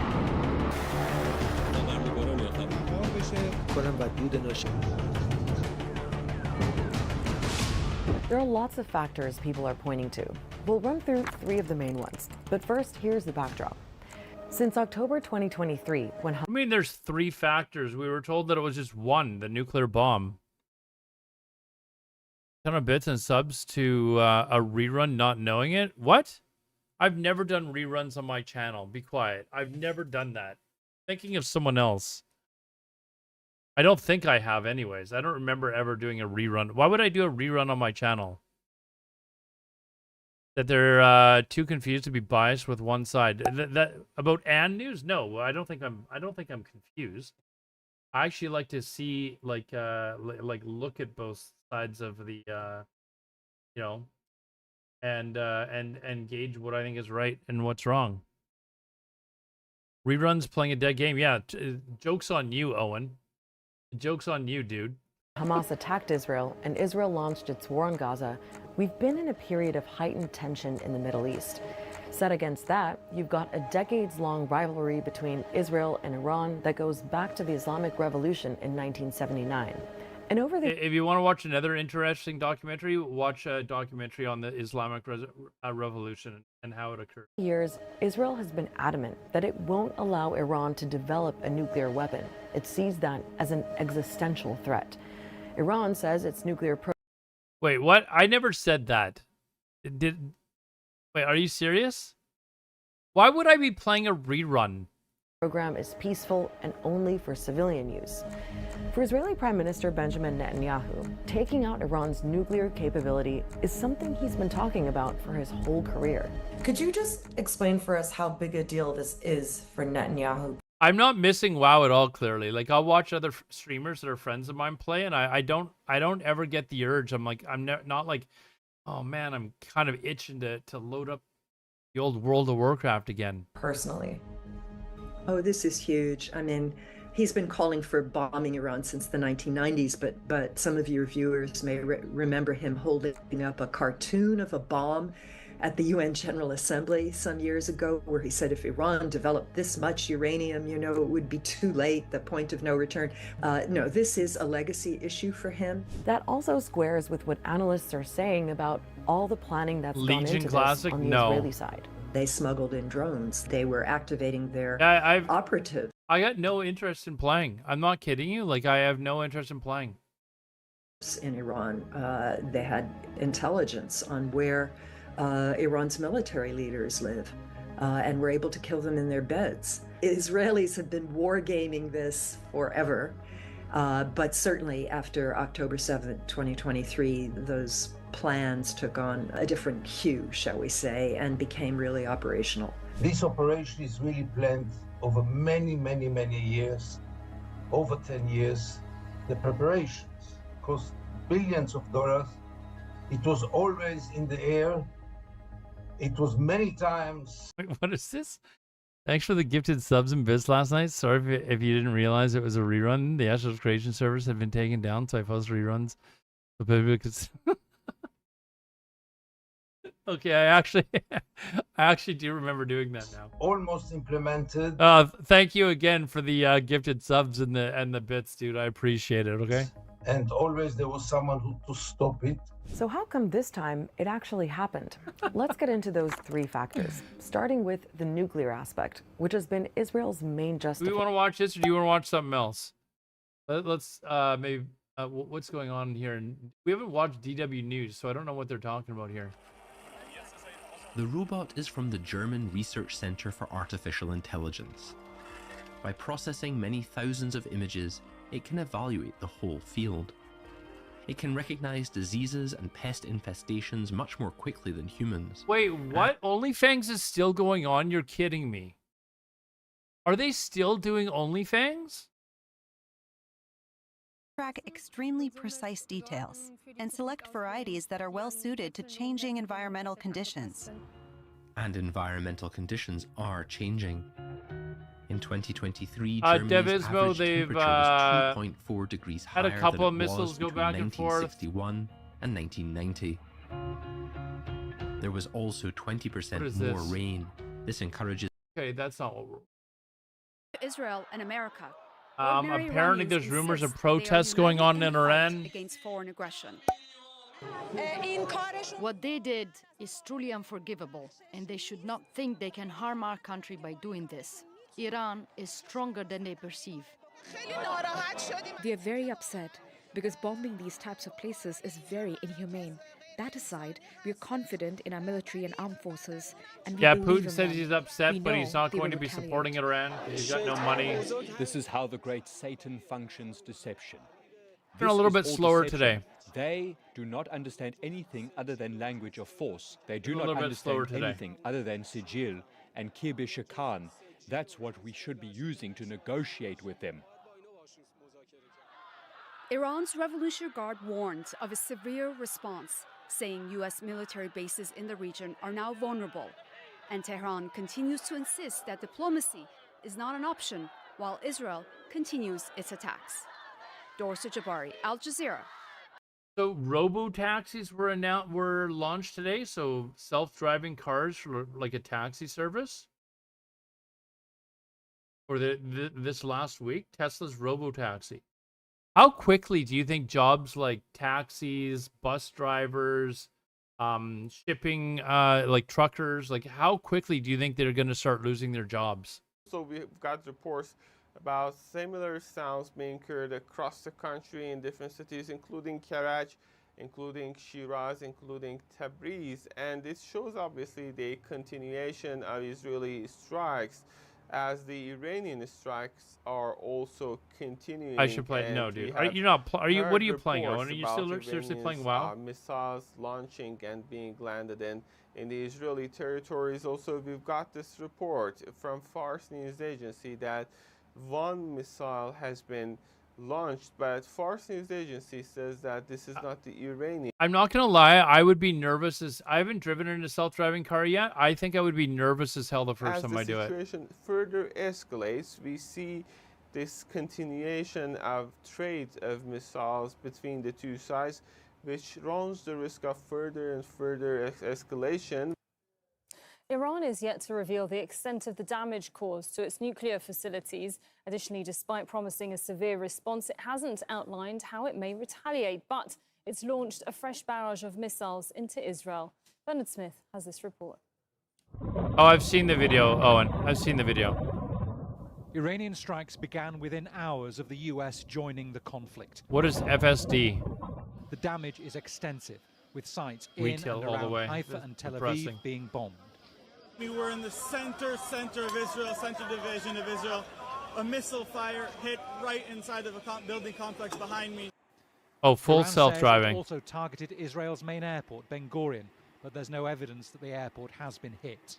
Yeah, I'm just angry with Blizzard, and I'm tired of like they just keep making these little incremental changes to the game, and eventually we're just gonna get back to retail again with it. Like it's not gonna be the same as Classic. So I just got tired of supporting it, and I thought, hey, I want to try some other games. So EVE Online was the big one on my list. I really enjoy EVE Online. It just takes a long time to really get involved in it. And then Dune, I actually do enjoy it. I don't have time to do everything, right? And I am really enjoying doing this new streaming stuff. I think this is fun, actually. This is the most fun I've had streaming since the launch of Classic WoW. I mean, I hope it will be fine. Actually doing something I'm Israelis enjoying. are now braced for more Iranian retaliation and the risk of more destruction. These houses in a neighborhood in central Israel were wiped out by the force of the missile blast. I haven't really been paying attention to Ashes of Creation lately, to be Prime honest. Minister Benjamin Netanyahu says Donald Trump phoned him immediately after the US finished its bombing of targets in Iran. He congratulated me. Yeah, like EVE Online, I've still got my accounts. They're still being trained and still leveling up, being trained, you know? So it's fine. If I decide to go back, I can go back. But this is stuff that I enjoy watching, and there's so many nights where I would be doing what I'm doing right now, and I'd be like, oh, it's too late to start streaming. And there was a lot of nights where I would be like, okay, I've got to stream tonight, and it's like I'd have to force myself to play World of Warcraft, and I just got tired of it. But that could change. Bernard Smith, Al Jazeera, Amman. I had not heard of Asis in a while, but for some reason I was wondering what had happened with her like a few weeks ago or something. And I just looked to see if because her and I follow each other on our Instagrams, and there's nothing on her Instagram either. So I don't know what happened to her. She was a really friendly streamer though. I liked Asta. Several neighborhoods, especially in the larger Tel Aviv A very area nice young in lady. Haifa, damaged, and that damage, the cost of that damage is piling up already. More than 30,000 Israelis have filed for compensation, and several hundred have had to. I feel like there's more people that are more interested in this than watching me play World of Warcraft. Like I'm gonna show you. I'll show you guys something. I have. I have obviously had. Owen's sending me a message on Twitch.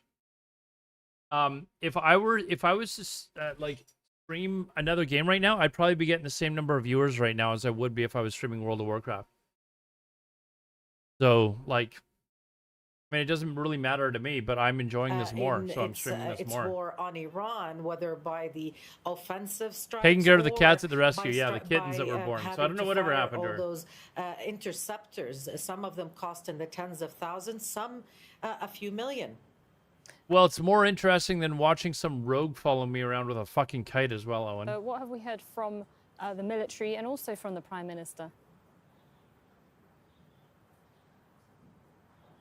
Well, the Israeli military considers what happened, the aftermath of this American strike, which it described as impressive, to be a turning point. Their assessment is that it was greatly successful. Of course, we have also heard from the Israeli Prime Minister, who said that Israel will continue this offensive You would strongly until disappear? it has achieved What? all its goals, but we haven't typing really on a heard phone? what all of those goals are. Remember, we heard different narratives from Israel since I won't start up to it initiated this crisis. There's literally nothing going on in WoW right now that would interest me. Like, it's not vanilla.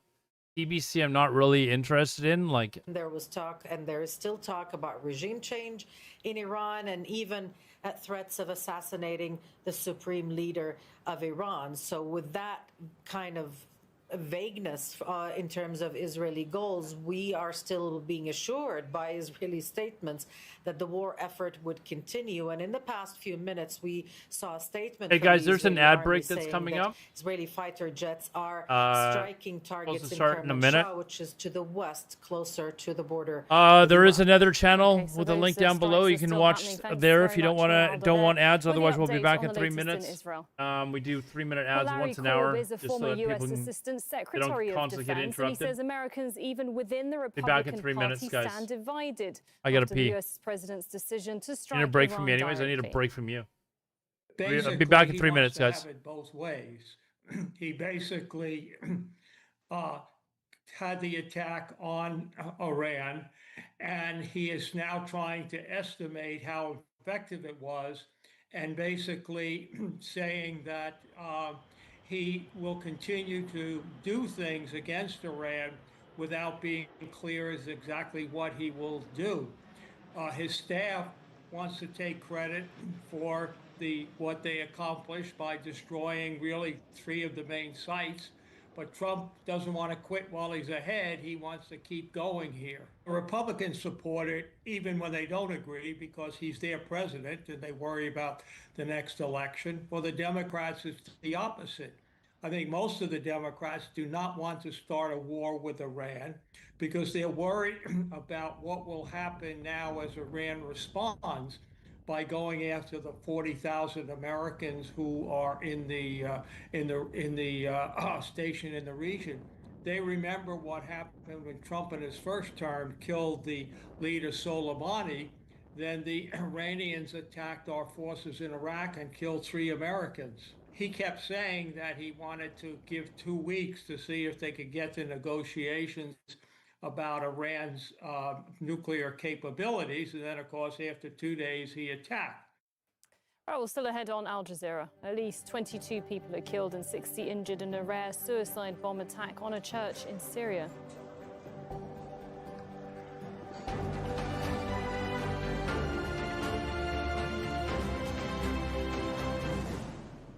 In-depth analysis of the day's headlines. Why is Musk deciding to go up against the US president? Informed opinions. We are in times where resolutions, words, and positions matters not. France was shipping ammunition. The UK continues to send scraps of F-35s. Critical debate. The sanctions have failed to stop the war. The problem is that quite a number of countries help Russia to bypass sanctions. Inside Story on Al Jazeera. Hard-hitting interviews. As a former leader of a G7 country, how worried are you? Facing realities. What kind of leader would you like to see take the country forward after this interim period is over? Not go back to the old fascist regime that we have. Thought-provoking answers. What exactly was the pressure? Who was it coming from? Were threats made? Pro-Israel groups are very active in each country. This is no secret. Hear their story on Talk to Al Jazeera.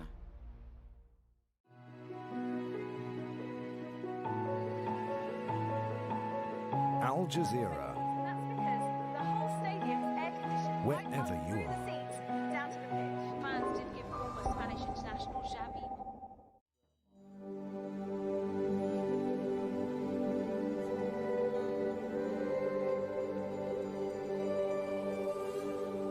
All right, are we back?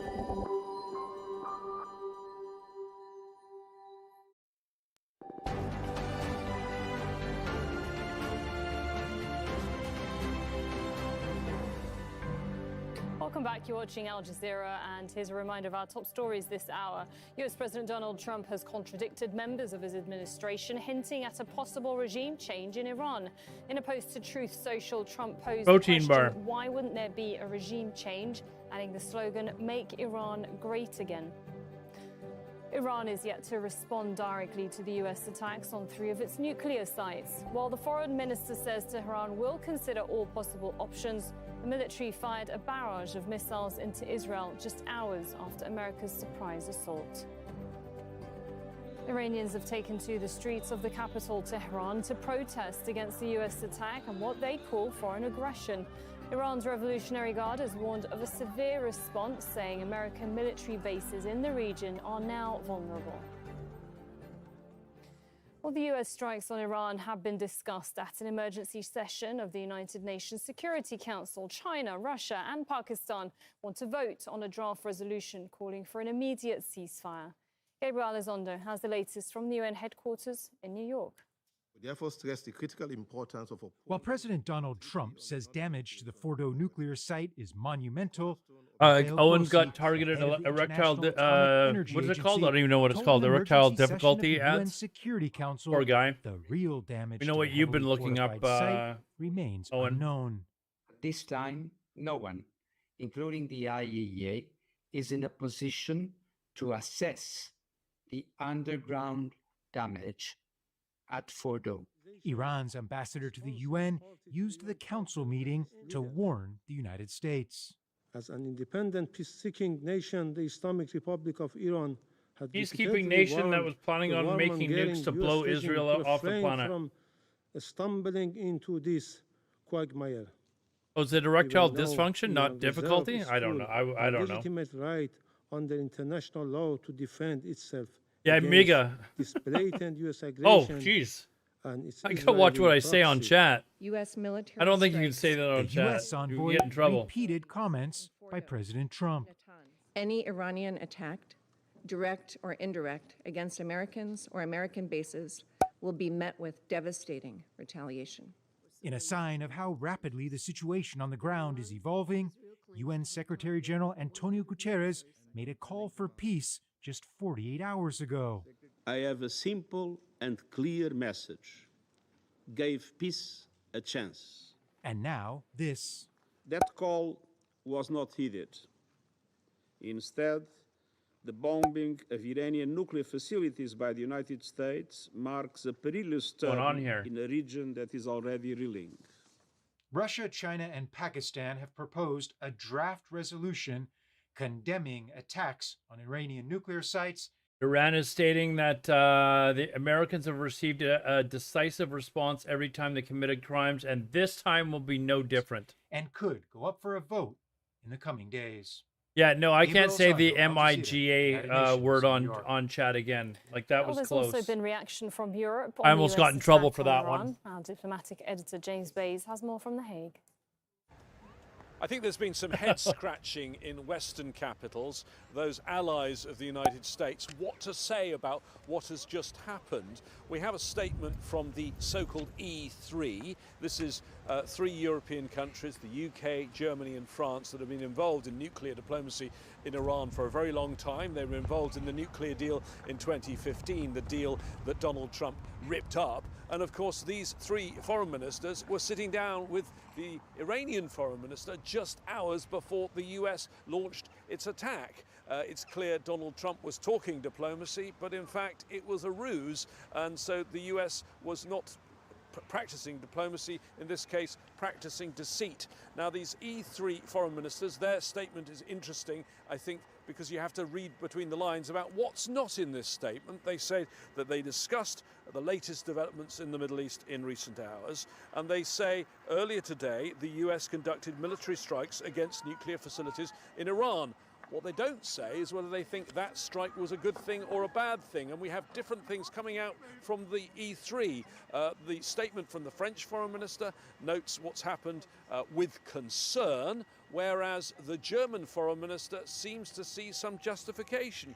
He says that preventing Iran from acquiring nuclear weapons is legitimate. So I think difficult times for these reported. Western I didn't say leaders, anything how wrong. exactly to respond. They may like what the United States has done, but I think they're worried about the legality behind it and whether this is actually legitimate in international law.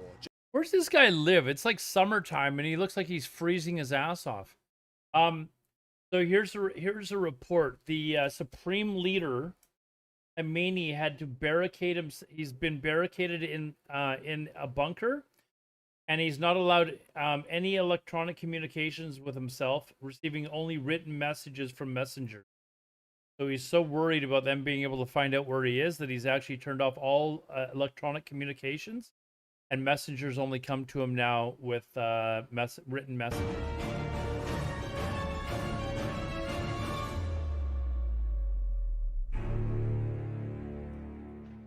The eyes of the world have shifted to Israel's conflict with Iran, but people in Gaza are still being killed there.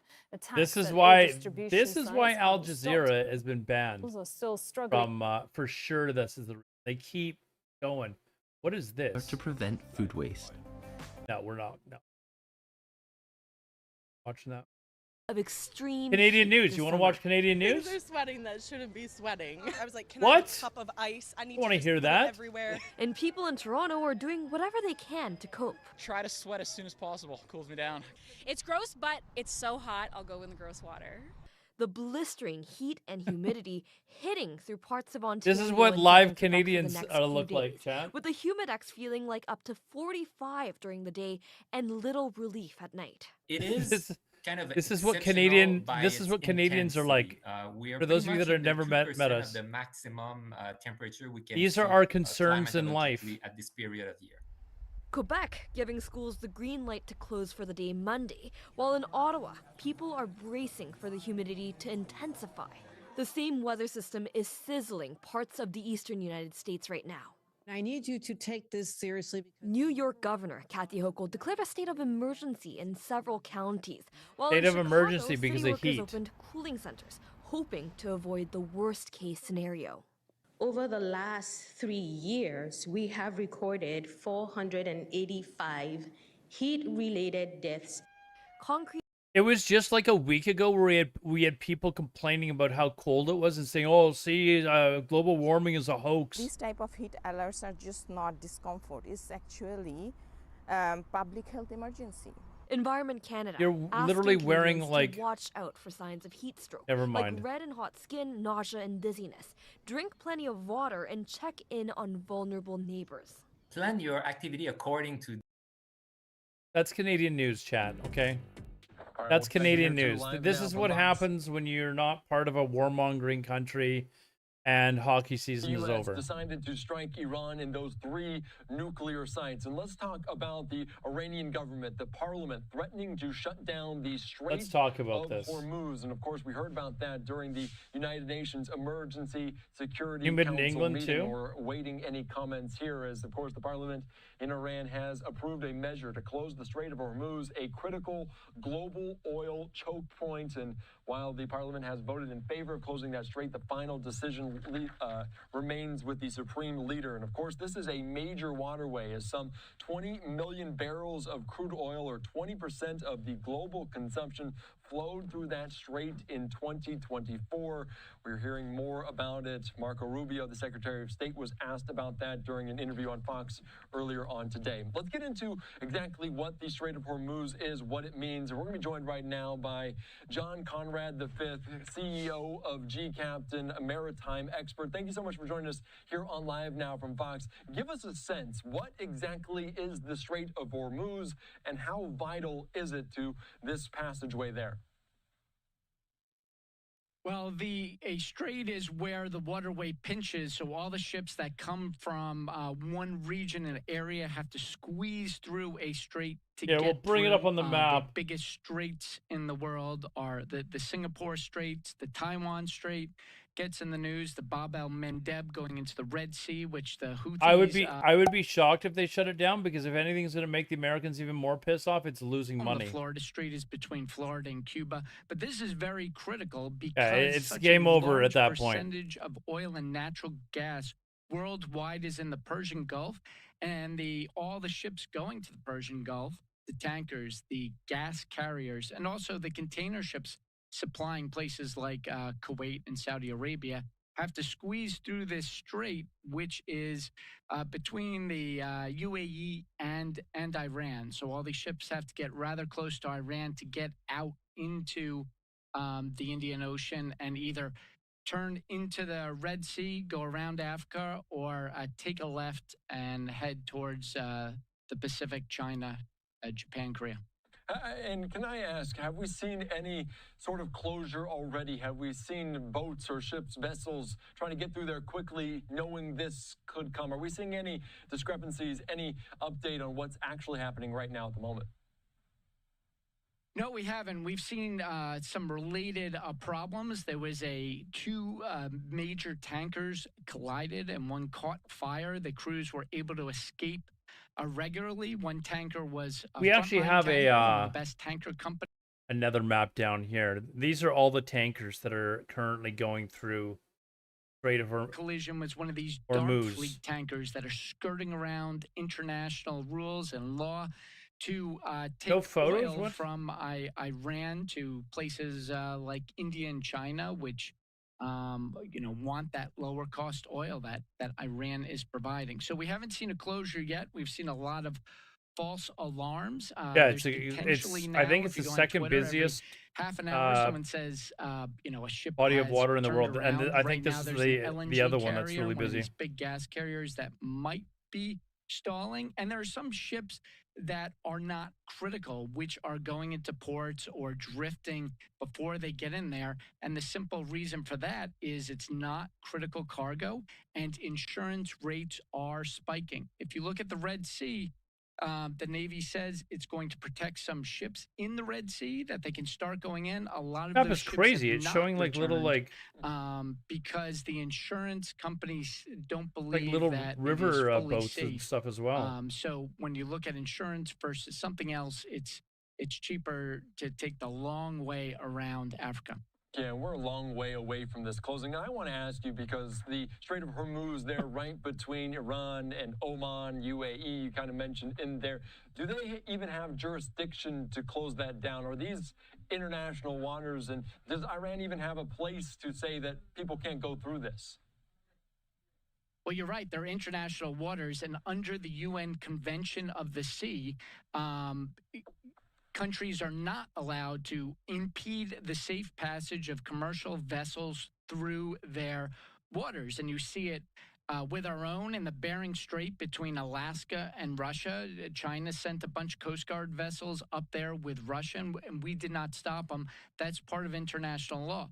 But Iran does not follow international law. Never, yeah, International law is it's only super busy. enforced by, Like, it is super busy. What can be enforced? We can enforce it with sanctions. We can enforce it with our Navy and a Look at naval this. blockade. And then you have other nations that are signatory to this law of the sea, like China, which doesn't follow it. Right now, the UN. But yeah, I mean, a lot of the oil and stuff like that comes from Saudi Arabia, right? And then here you've got the Suez Canal, stuff like that. So you've got ships that are going through there. So this area is busy instead of taking the long route around like these idiots are. But yeah, here you can get you can get oil from Iran, Iraq, Kuwait, and Saudi Arabia. So it is extremely busy there. They're not all tankers. Like I've been like clicking on some of them. Some of them don't have photos, so we don't know. But like, you know, there's a lot of them that are tankers or cargo ships. That's apparently a satellite. No, I'm kidding. Like it's pretty much like the majority of them are tankers. I don't know if this another satellite. I don't know if this would show military ships. I'm guessing very unlikely, but yeah, a lot of them don't even have photos, but you can see that like it's oil tankers, man. That's what this place is. That's why them threatening to shut this down so that people can't get up here to get oil, like it would spike the prices of oil they're worried about. I mean, people could still move around here to get oil from Saudi Arabia, but Saudi Arabia is just going to use that as an excuse to jack up their oil, claiming, well, we don't have enough to get it over here because, you know, a lot of the oil leaves through here. We can only ship so much over to this coast, right? So, but you would completely block off Iraq I mean, Iran would still be able to, but you got to imagine that if they tried to shut down this strait here, that other people would just immediately shut down so that they couldn't get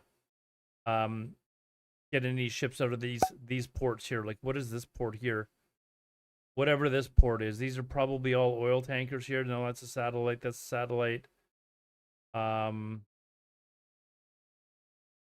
Anyways, to try to disrupt we'll see if they do transportation across the world.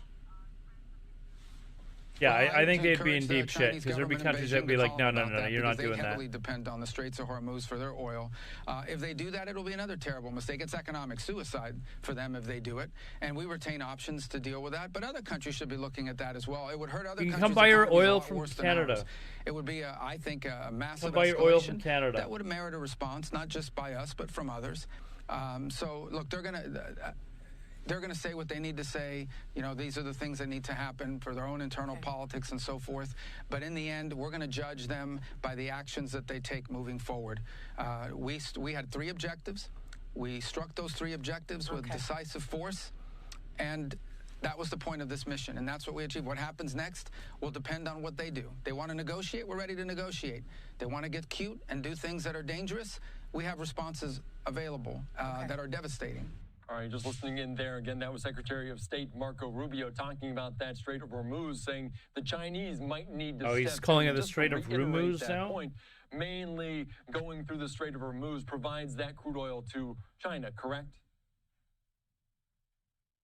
These weapons that and their enrichment program, you need to get money somewhere. There are huge sanctions on Iran. So how is Iran getting the money to enrich all this uranium and build all these drones and By that they're selling supplying oil. to the Houthis and others and fund all these operations? Well, the majority of their state revenue is coming from selling oil to China, and they're selling it on these shadow vessels, which are not like the one that got in an accident, exploded in fire last week. These are not following international rules. They are dangerous vessels, but that selling that oil to China is their primary revenue source. And of course, we're talking about this, and it's unlikely that it happens. Is there any precedent For the Horde! This kind of choke point there that is so vital? Dylan, Is there hey, any thank you very precedent much, to dude. Having this be disrupted Thank you very or much, closed man. prior? Well, going back to the First 80s, we month as a had tier the 1. I tanker appreciate that, man. war. Thank you very There was much. a war between Iran and Iraq. What do I and think the next tankers moves were are? I to be honest, I think this is probably going to come to a relatively quick resolution. I'm talking in the next 2 weeks. Yeah, I say that now, but you watch like something, I think eventually Iran's going to be forced to say, all right, fine, we submit. We like they can't fight economically. They they can't rely on Russia to get arms anymore because Russia's effing busy. I don't think China's going to risk helping them out because then we're gonna get China having 150% tariffs again. It's just gonna be what the hell? There's boats way up here. The fishing vessel. Okay. What is this? Like a little. Anyways. So yeah, I think you're probably in the next little while going to see a resolution to this conflict. I don't think it's going to break out to any more of a war because none of these other countries want to help Iran. Right? Like Russia's not going to come to their help. You're not going to have Afghanistan. Like Pakistan's not going to jump in and help. Turkmenistan, I mean, they're weird. They're not going to help. They're more worried about their buildings being white and cars being white in their cities. None of these guys, Azerbaijan, Armenia, Georgia, like none of them are going to side with Iran. Turkey's a member of NATO. They're not going to side with Iran. Iraq certainly isn't going to. Syria just changed government and it's more pro-American. They're trying to get shit sorted out. Like Iran right now is standing on their own. They don't have anyone to help them. They've got like these Houthi guys that are like just an annoyance, basically. Like that doesn't. So I think you're going to see Iran gradually over the course of the next couple of weeks, anyways. Probably Like, what are they going to do? Keep depleting their missiles? You know, like, I don't know. But having said that, they're probably going to do what the lunatic would do and just, you know, go on all you know, non-stop barrage of missiles until they're depleted. What I'd like to see is, I would honestly like to see their population rise up. That's what I would like to see. I would like to see the Americans or Elon Musk just flood their country with Starlink satellites, because I don't think Iran would have any way of stopping it. Giving the population like free internet basically, and allowing them to communicate to rise up and possibly overthrow the government. That's where I'm hoping this goes.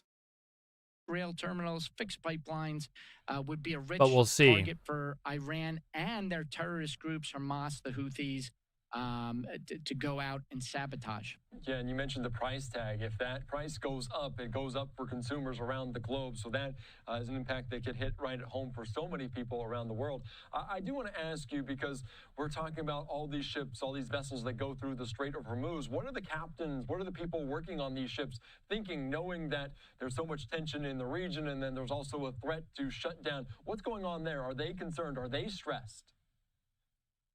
Absolutely. You know, traditionally, the United States had the largest merchant marine after World War II, and we sold it off. And as we got out of shipbuilding, you know, we've absolutely declined in our own merchant power. Maersk did a report recently that said to even consider, you know, supplying our existing bases in the event of a war in the Pacific, we need 100 tankers. Right now, we have 9 tankers in the tanker security program, and one was just hit off the coast of England a few months ago. So most of these tankers, these thousands of tankers around the world, are not Americans. There are not many Europeans on it. They're mostly Filipino, Oh, the Americans have Chinese, ships. They've got 2 Indian, aircraft Russian, carriers that are there Ukrainian. now. Some of those countries Some are other really battleships. good. Filipino labor is good, but That's why I think that if they ever shut down the strait, they would just bring the ships through with them. They'd escort the ships through. And if Iran ever like tried to shoot at one of the American ships or something like that, or any of the other ships they were guarding, like it would just be their it'd just be signing their death doing that certificate. right now with its 5,000 merchant ships, where the United States only has 80 in international service. So there are ways, you know, they're stressed out, but you're stuck on a ship, your government not supports you, or you have a communist commissar because you're on a Russian or Chinese ship. You don't have many options but to continue into port. Are lots of these ships flagged with the Chinese flag? Is that common, or are they spread out? How would you assess that?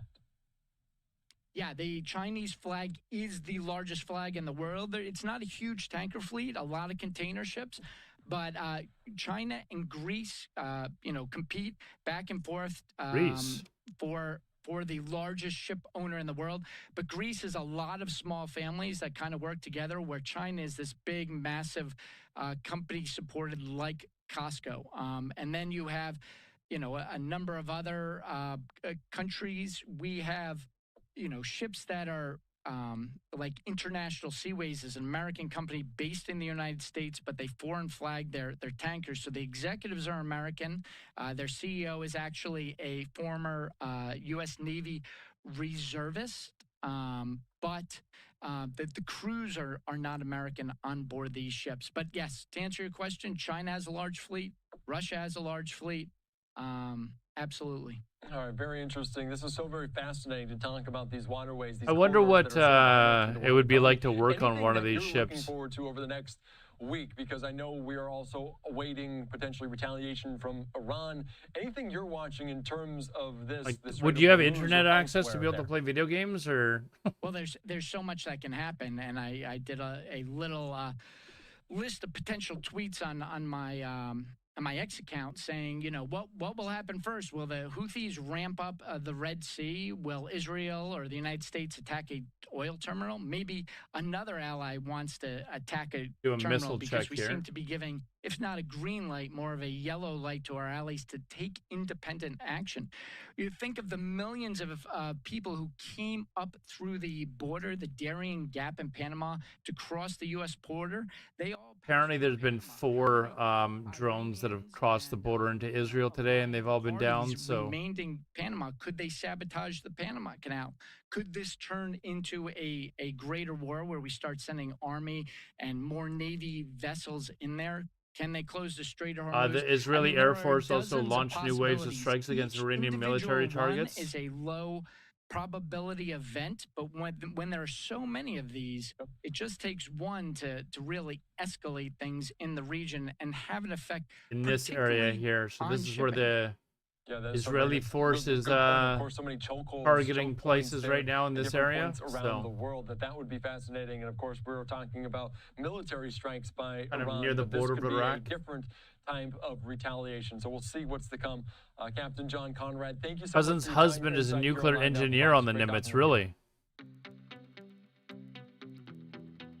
I wonder what it would be like to actually have to live on a cargo ship for months at a time, you know? Like that, you'd feel like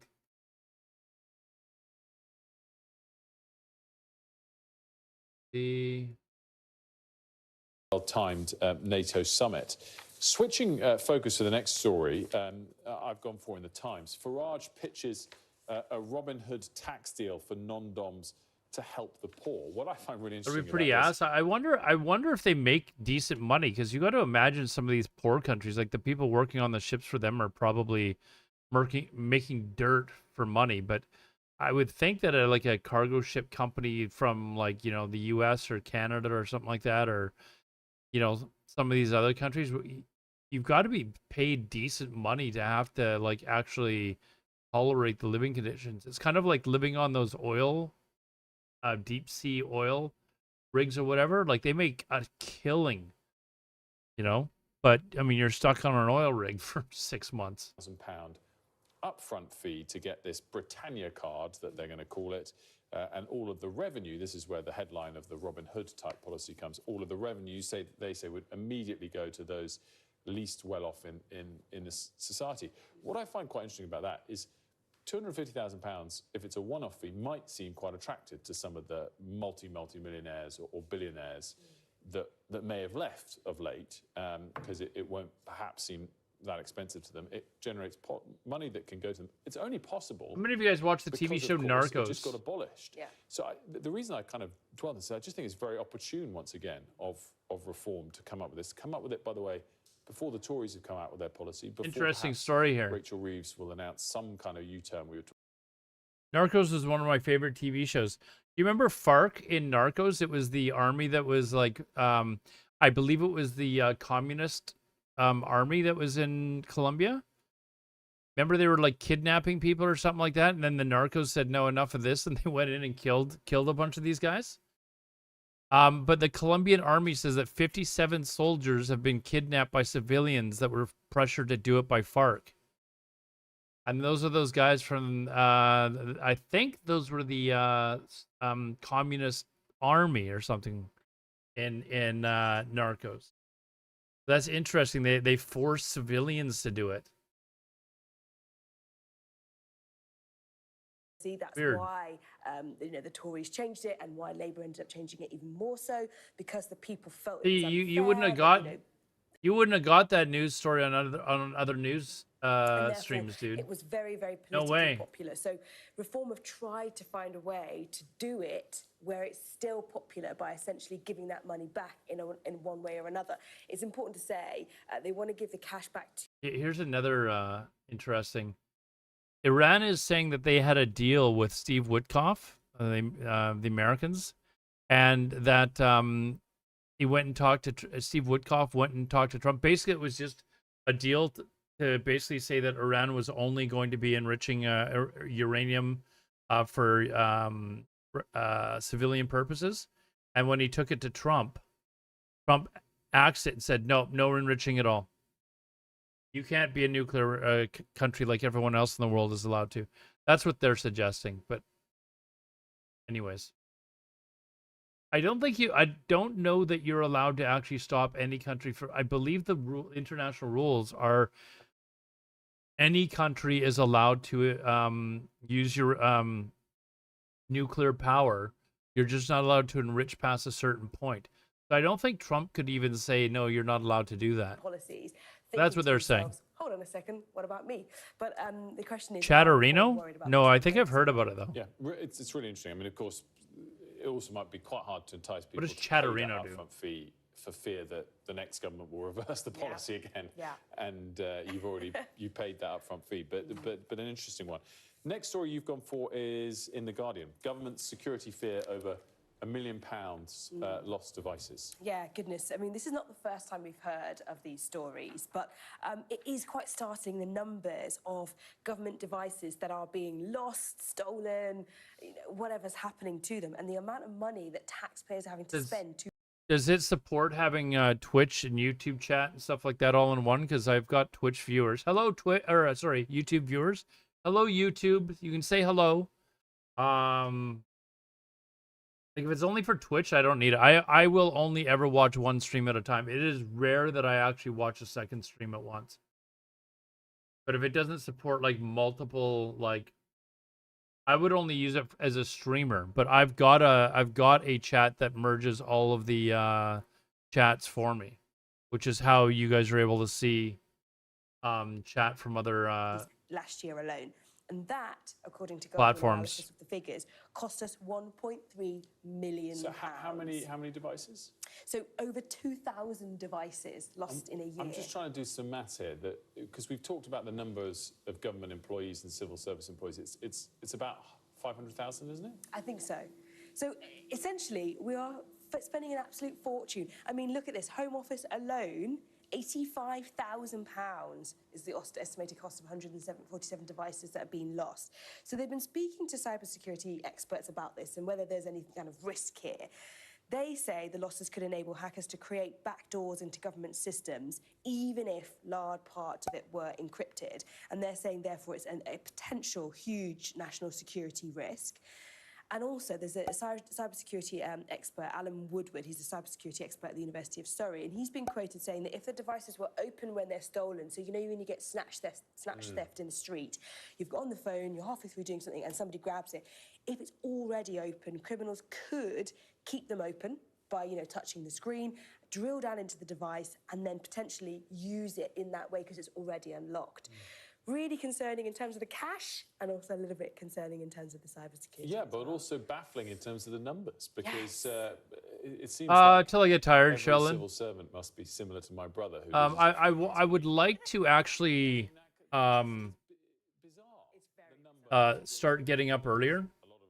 Like I had intended on actually getting up at 10:30 in the morning, which is actually early for me. I know, because I stream so late. And I don't know what I did, like, as I set my alarm for 10:30, and I woke up and suddenly I looked at my phone and it was like 2 o'clock in the afternoon. I was like, oh, whoops. So, if I'm up past a certain time, like I have difficulty getting to sleep. Reaction to the US strikes over the weekend, did they surprise you? Did they shock you? Or were they somewhat expected?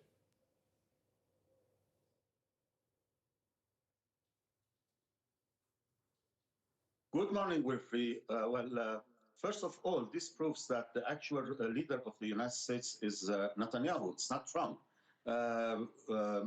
Netanyahu is ruling the United States for decades, and now he ordered Trump to do what the Israelis were not successful to do.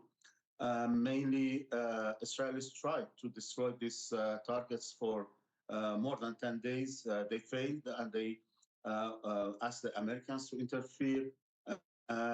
Mainly, it was expected here in Iran that this would happen, especially something like 4 or 5 days before the strike. The inspectors of the IAEA had some propaganda to read to you. Places, so Iranians were pretty sure that something is going to happen. So seems. Still, there is no actual proof, but seems that they took away all the important things which were there, like the uranium. Did we lose him? Yeah, we Does lost look him. like we've lost that. Okay, while they're getting him back, here's a Fars news agency, which is basically the Iranian propaganda news agency. They posted a article to their population talking about circumventing internet, so that talking to people who are trying to use VPNs to access internet and stuff like that. Apparently, people are figuring out how to get onto the internet without using their regular internet sources.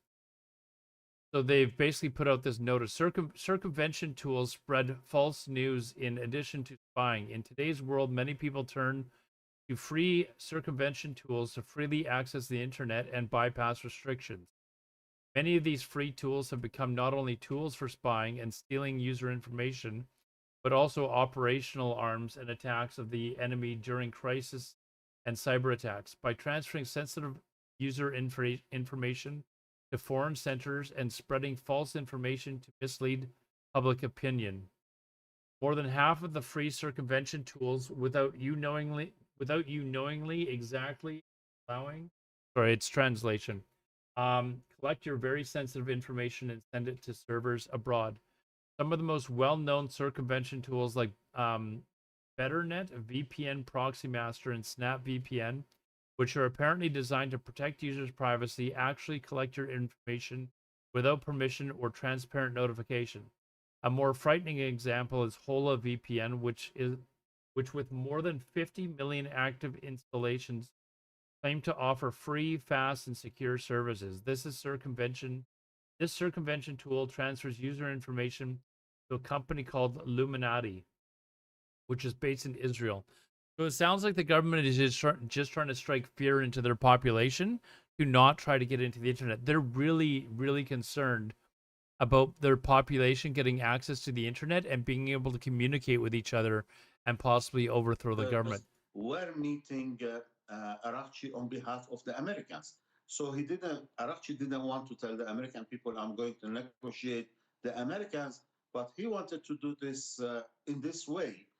But now I think at least right now all the doors for diplomacy. Your grandpa says the same thing. Was that a slight? Was that a slight at me? To talk about negotiations. Did ban Findi? No.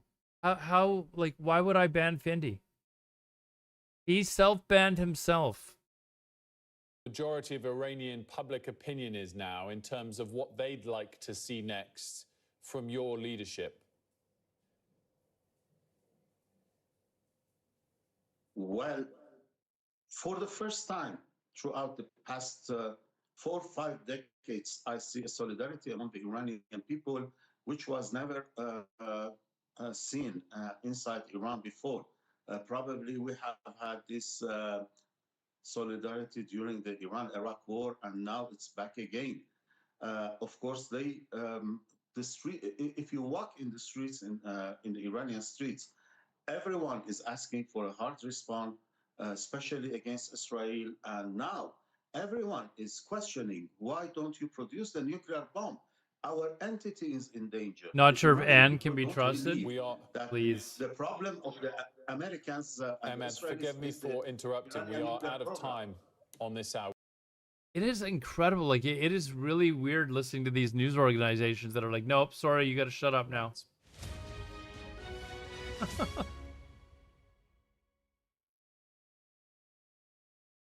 Our app gives you commercial the very break. best of Sky News wherever you are.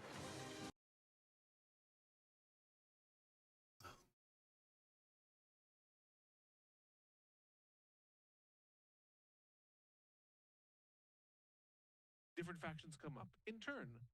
In countries like Egypt, where there was Arab Spring and Hosni Mubarak was thrown out of office, the regime very quickly reestablished itself within 2 years and was able to rebuild. And now we have, a Sisi as president who is not as oppressive as Mubarak, but is not that different either in terms of oppressing the opposition.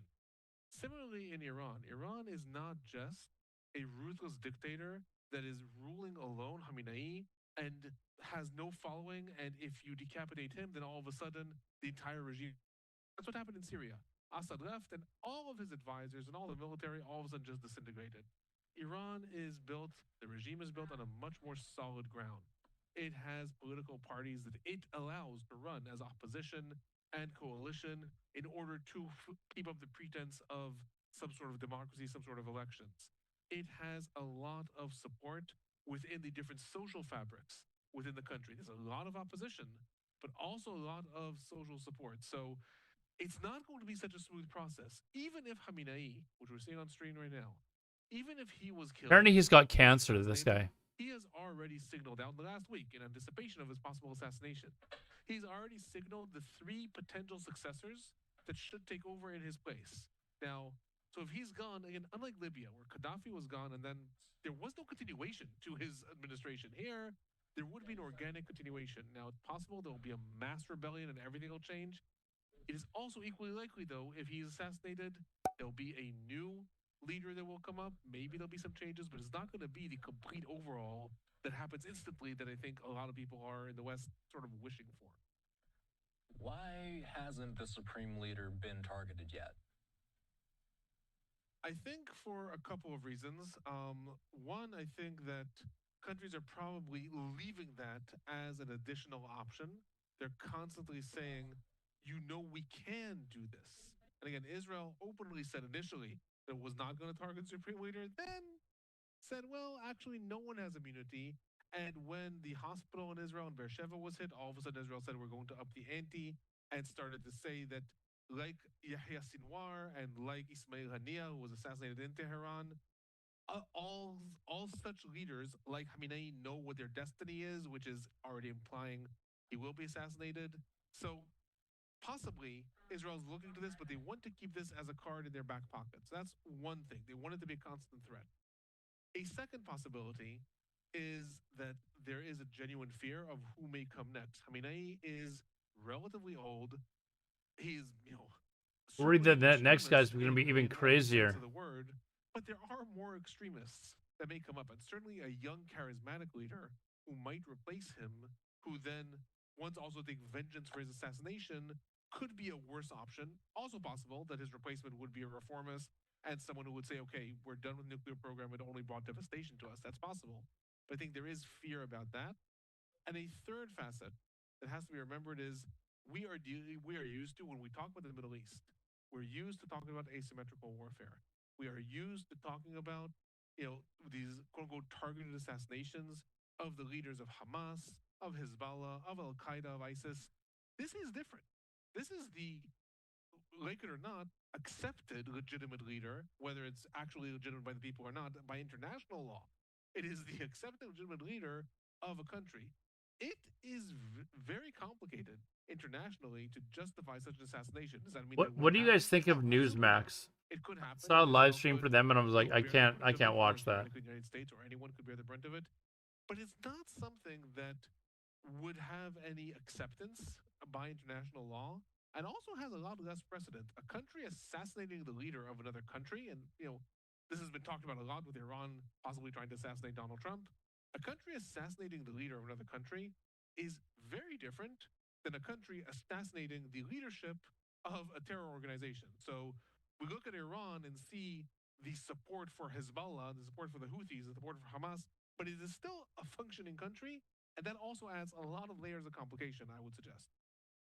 We got some video alone of the B-2 bombers returning home after. That's a long flight, man. This is not live. 38 hours, I think their whole flight was. Says that it will decide the timing, nature, and scale of its response to the attacks. This has made lots and lots of Americans wonder, what is Iran capable of, whether it be in terms of, as they put it, they don't know the timing, the nature, and the scale. What is their military capabilities at this point, and what avenues do they have to hit the U.S. back? So the military capabilities of conventional forces are relatively, I won't say intact, but they certainly have not been hit as hard as other targets in Iran, because Israel's been the one that's been hitting the targets. And, something we've spoken about in our last several broadcasts, Israel's not that threat from Iran's conventional military and ground forces, with the exception of the ballistic missiles. So Israel has attacked Bombs of peace, dispensing many freedoms. F-14 planes that they have. It has attacked F-5 planes and things like that, helicopters. The best bombers in the world? Well, they're very specialized. I don't think that they can like carry a lot of bombs, but they can carry like very large singular bombs, like the ones that they dropped yesterday. Iran would very likely not want to enter into a head-to-head military collision with the United States. We've seen this again in Iraq. We've seen this in Afghanistan. We've seen it in lots. Like what are they called? The B-52 bombers or whatever, which were like the huge cargo planes that could like hold hundreds of bombs. And it would They're not like that. Now is saying that in order to leave all options open. It's a little bit like when Trump says, maybe I'll attack more, maybe I They're won't. used more for like precision bombing, and you have no idea that they're until it's too late. However we want. Come talk to me. They're trying to play that same game. In terms of what are their options, so first of all, there's the proxy option. That has been argued to be the most likely option, that Iran will activate either the Houthis to start attacking U.S. interests, or even just Israeli or Western interests in the Red Sea, possibly activate other militias in Jordan and in Iraq. And that's the reason that we've seen the United States pull out a lot of its forces and diplomatic missions from these different countries. No, Shayla, not comparable to the B2. That it has against Western targets more broadly. This could be in Europe. Hezbollah in 1994 carried out an attack. China's got like fighter jets that are comparable to Americans, I believe, the like 5th generation fighters. I'm not sure about as far as like bombing capability goes, though. Iran again does Sure, not let's look it up. head-to-head with the United States. You attack us, all of a sudden your embassy will be blown up somewhere in Africa. You attack us, all of a sudden a militia will attack your military bases, but you could retaliate against us, but it's not us. China is currently in development of one called the H2O. What? Is Iran could launch an attack either against U.S. interests, not the U.S. specifically. Oh, sorry, it's the H20. So that could be further attacks on Israel, more Not the H2O. harsher ballistic missiles that are fired. And Iran does have harsher ballistic missiles that it's fired so far, possibly carrying out some sort of terror attacks against Israeli interests. Again, Iran's conventional army may not get to Israel, but it does have agents that could try to carry an attack against an embassy or Israelis abroad. Again, that would be attacks against American interests that might happen coming from Iran directly. A third option would be attacking U.S. bases in the region, and that I would say Iran would, again, probably not do as a soldiers storming a base and trying to take it over. Iran does not want to bear the brunt of the retaliation. That would probably be more in the form of a drone attack, or something that happened that all of a sudden drones detonated in U.S. bases. Not saying that that wouldn't cause death and carnage, but it would be something that would be seen within the game between the countries. You're not at war. Okay, we're not at war. You admitted to bombing out our facilities. We sent some drones and they attacked your barracks. Some people died here, some people died there, and we're done. So I imagine that those are the options that Iran is weighing, whether it wants to go by proxies, whether it wants to attack U.S. interests in sort of a roundabout way, or try to carry out a symbolic attack against the U.S. and admitting to it from Iran itself. But I emphasize it'll be very likely symbolic, because Iran, for all of its big talk, really does not want to end up bearing the brunt of a... Hey, the Israel Defense Force is summarizing its attacks in recent days on Iranian airfields. 6 airfields were attacked, including damage to runways, underground bunkers, a refueling aircraft, fighter jets, and helicopters in the Iranian regime. The IDF, the Air Force, disrupted the takeoff capabilities from these airfields and the operation of the Iranian Army's Air Force from them. There you go.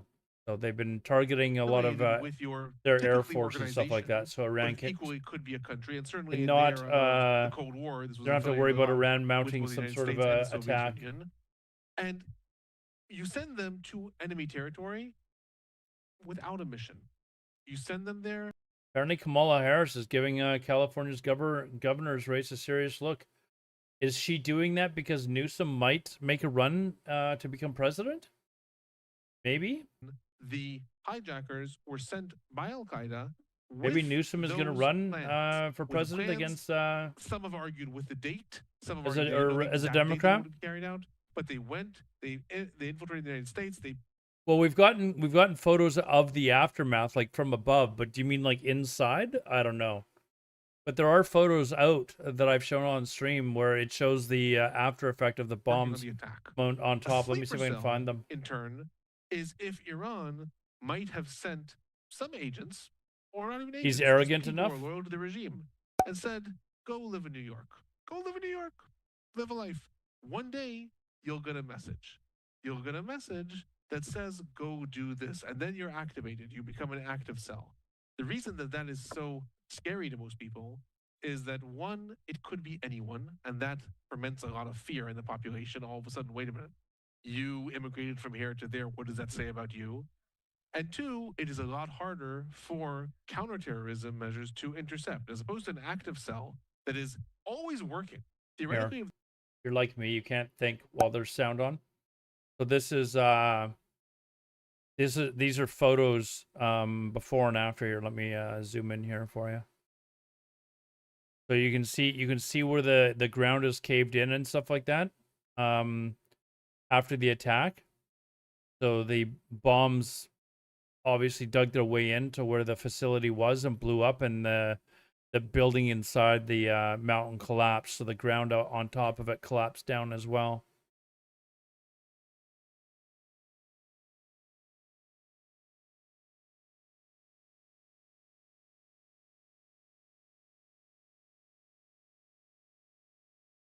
Anyways, something has happened, and that would give Iran the deniability that it would want to try to avoid the retaliation. So, you mentioned this earlier, the idea that just within the past hour or two, we've still heard of strikes from Iran targeting Israel. Catch us up. A lot of us have been focusing on the U.S.-Iran piece of everything, but as you said, the Israel-Iran piece has not gone anywhere. What's been happening as of late? Are we still seeing Israel and Iran trading strikes, or is this a one-way street at this point, Iran toward Israel? Oh, no. They're both trading strikes. Israel has been carrying out airstrikes. I'm actually in trying to Iran find every night where it is on since the the operation started. What Israel map is here. the I think it's Operation around here Rising somewhere. Lion. Airstrikes every night. Iran has fired missiles towards Israel almost every night and some days. That is still ongoing. Israel has issued several contradictory statements. The official statements have been, complete glee and thank and awe of the U.S. for carrying out those bombing raids, and at the same time saying, but that doesn't end our campaign. Our campaign isn't over. We still have a bank of targets. We still want to make sure the nuclear facilities are destroyed. We still want to make sure the ballistic missiles are destroyed. And again, that term bank of targets is deliberately vague because that may include also regime targets that aren't just nuclear targets or ballistic missile targets, but also targets that are affiliated with the regime. On the one hand, Israel has said publicly that this does not end our mission. On the other hand, Israel has also said more anonymously, sources within the government, which usually is the government itself, have also opened the possibility that Israel would actually be willing to recognize an end to the ongoing escalation. No one's talking realistically about any agreement between Israel and Iran. Even when Trump said now is the time for peace, I don't think even Trump thinks that he's going to bring Iran and Israel to a peace treaty at this point. But the tacit agreement between the countries being possibly the two countries will agree, we are done now. We're not retaliating against each other. We've seen this. We saw this in April and in October, November of 2024, when the countries traded blows, and then they just sent signals to each other saying, now find we're it done. on Google Maps. I don't Israel need a video has of it. that possibility and said, we're willing to consider silence will be met with silence, i.e., instead of the common phrase fire will be met with fire, silence will be met with silence. We could be done now. I think that Israel's largely doing that because it really wants to appease Trump at this point. Trump wants to see an end to escalations. Again, that's his motto. Very, very contradictory and unpredictable about a lot of things. The thing that is pretty consistent, he does not like escalations of war. He wants to see an end to this escalation. And Israel wants to be the one that is always saying, as far as we're concerned, we could be done. As far as we're concerned, we're welcome. Hey, here's to that white go dot. back to a time when we're not fighting with each other. Iran is the one that's not agreeing. And Trump is doing the same thing. Those bombing campaigns were launched in the initial. Well, you guys can't moment even see what I'm doing that they here. were declared. Trump said we carried out the bombing campaigns, and now is the time So for peace. I'm looking for the So Florida theoretically, plant. now Iran is the one that's rejecting peace because Trump is offering it. So similarly, anonymous sources within Israel want to Was say right here. we are also agreeing to that, but officially There we Israel go. is Found saying it. as long as there's no agreement. This is the as long as before United States is not picture, requested, obviously. there's still a bank of targets, and we are still continuing. And that one more thing I'll say: the Israeli government, unlike Trump, that issued that one message, the Israeli government is talking much more openly about regime change, much more openly about what it has issued messages about the Persian people being liberated, and things like that. Holy shit, that area is done now. Yeah, it's In the completely. United States, there's only that one message from Trump. It that seems like really they did a lot of opened the door to damage that in anyways. Israel that is being discussed. Iran's will trying to say that suggest that I would estimate based on there was hardly what any I've seen so damage, far, but that I mean that's just even a if PR. Israel That's were just interested in you know trying to impose a regime change, it will not bullshit, do that unless the basically. United States approves. And so far, we haven't seen the United States actually approving that. The United States, like I said, Trump wants to see an end to this. I think he's very, very worried about having an Iraq replica on his hands. Right, he came to power pretty much as the Republican who said it's time to stop saying that Iraq was a good idea. It's time to stop saying that that worked out well. It did not work out well. I think that he's very fearful of ending up embroiled in that. Certainly, if Israel were to be the one to continue to go for regime change, if he doesn't want it. Trump says that it's time for peace with Iran. And let's expand on what you've just been talking about. How much of that is up to him? Theoretically, I'll take us back to 79. There was a peace. It was a close alliance between Iran and Israel, Iran and the United States. That's less likely under the current administration. I think that rather than peace, it could be, we could replace that with it's time to stop fighting. That is more up to Trump. Theoretically, we will see an Iranian retaliation. We very likely will. But it could be something the United States would absorb. We saw this already in 2020. The United States, under Trump, assassinated Qasem Soleimani, and Iran did retaliate, again, through proxies. The United States did not take that as an opportunity now to escalate. It was like, okay, we came out the upper hand. We had the major assassination. You did something small. Crazy how one day all of a sudden we were at war. You did something. Well, and we're is it absorbing that. is it really still a war if you're Iran not? carries out a retaliation that allows the United States to do that, right? If it's not something massive. The U.S. seems that to have allows the tried United to States do back that, out and then or only it do the is, one to some extent, strike. up to the United States to say, now let's return to calm between the United States and Iran, right? Right now it's in Iran's court, but Iran is going to throw it back to the United States, and it will be up to Trump at that point. Then the question becomes, what about Israel? I've said this many times. Israel wants to say, and often does say, and in reality, it's true, it's not just a star in the U.S. flag. It's not one of the states that Trump can order, this is what's going to happen there, in theory. But why are we in not? practice, Israel, especially in the current context under Netanyahu and the United States under Trump, There we go. Israel Sorry. is more dependent on the United States than it ever has been in its existence. I get AAA coverage now. Yes. Of allies of what is Israel AAA that coverage? in the past would have at least tacitly agreed with Israel's actions in the Palestinian territories, if not openly, to be outright against those actions. The latest I wish I UN was Security retired, Council Owen. vote that wanted to impose a ceasefire on the Gaza Strip and also called for the release of hostages and then humanitarian aid, but the clause that Israel disagreed with, that it would impose a ceasefire and require Israel to withdraw its troops, had 14 votes in favor, 14 out of 15. It was only the United States that voted against it and vetoed it. That is not something we've seen in the past. In the past, we've seen countries like France, United Kingdom, some other countries sometimes in the Security Council either abstain.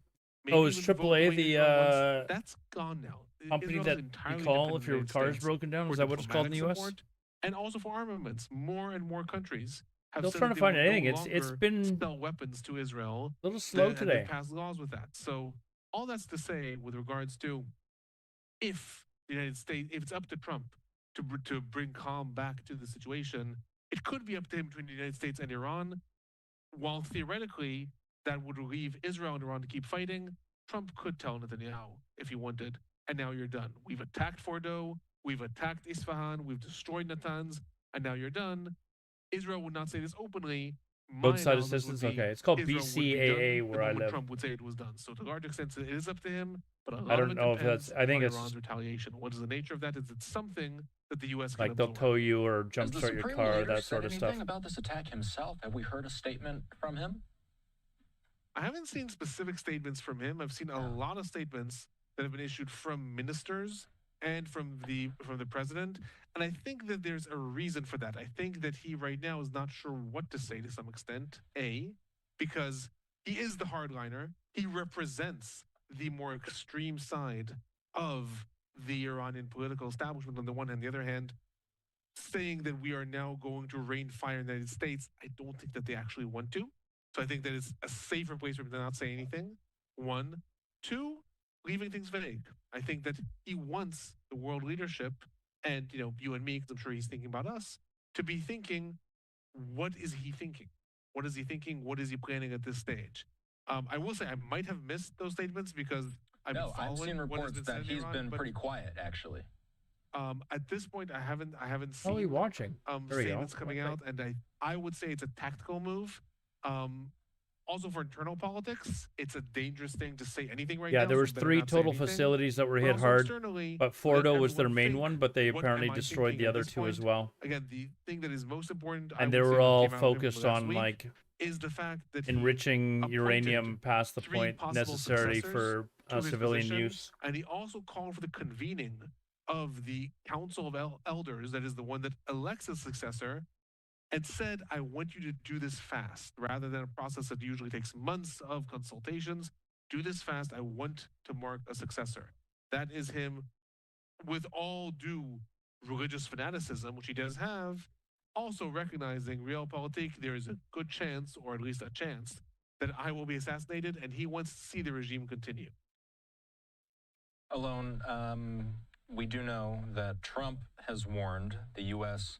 could launch. What do you guys more think of the Young attacks Turks? if Tehran does not make peace?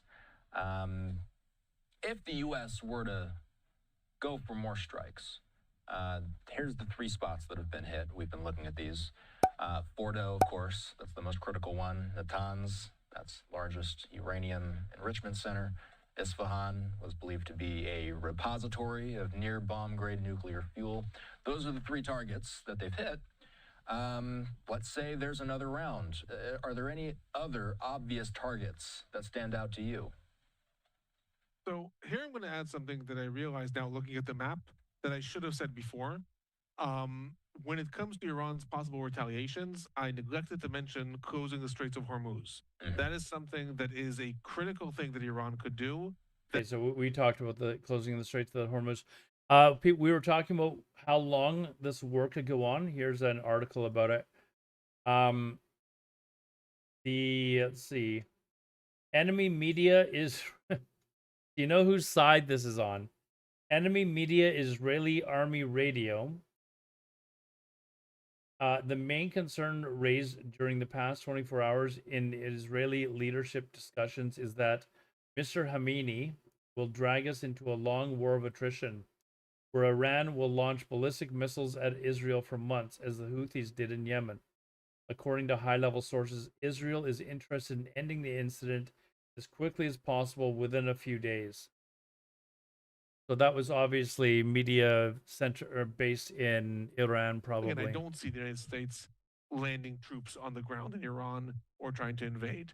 More likely, we would see them targeting strategic sites of Iran.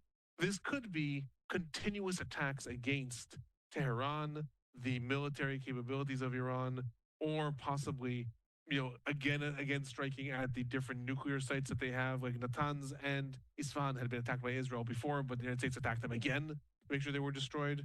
But it is also very likely that instead of doing that, the United States would actually target Iran's naval capabilities in order to stop them, to deny them that possibility of closing the Straits of Hormuz. Again, Iran does have a powerful navy, does have submarines, does have the ability to deploy sea mines there. I had a really So bad day in your possibly the stream. United States Oh, would I attack the appreciate. Sorry you had a different bad day, major dude. ports in Iran the Already hear Bagram that. port, the different.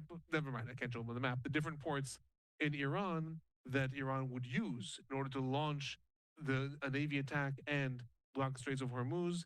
That may be something that the United States I would think do I streamed this because that stuff would today, kind of like remove Iran's kind of big a economic way threat, for me which to we all stop know is thinking something about that other Trump cares about. stuff I going wouldn't say on in my necessarily life as most, well. but certainly cares about. And nice to have and a that bit of may an escape. remove the economic threat that Iran has.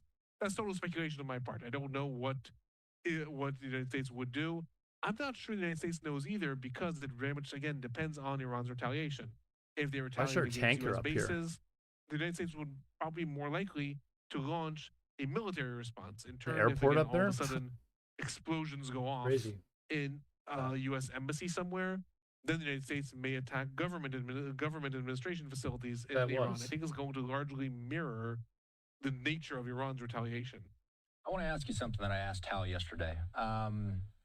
Let's connect some of this stuff. Let's connect Iran with the Gaza war, with Hezbollah, with the Houthis. Let's say there is a regime change. Let's say that Khamenei's regime falls. Let's say that that moves forward. What happens to the Iranian proxies that we've been The talking hotel about up now there? since? The hell? Where is this place? Is it like buttfuck nowhere, Quebec? Fun. The hotel here? What the hell's up here? God. This is northern Quebec, Canada. Like, why do people live here? Why am I... Get rid of...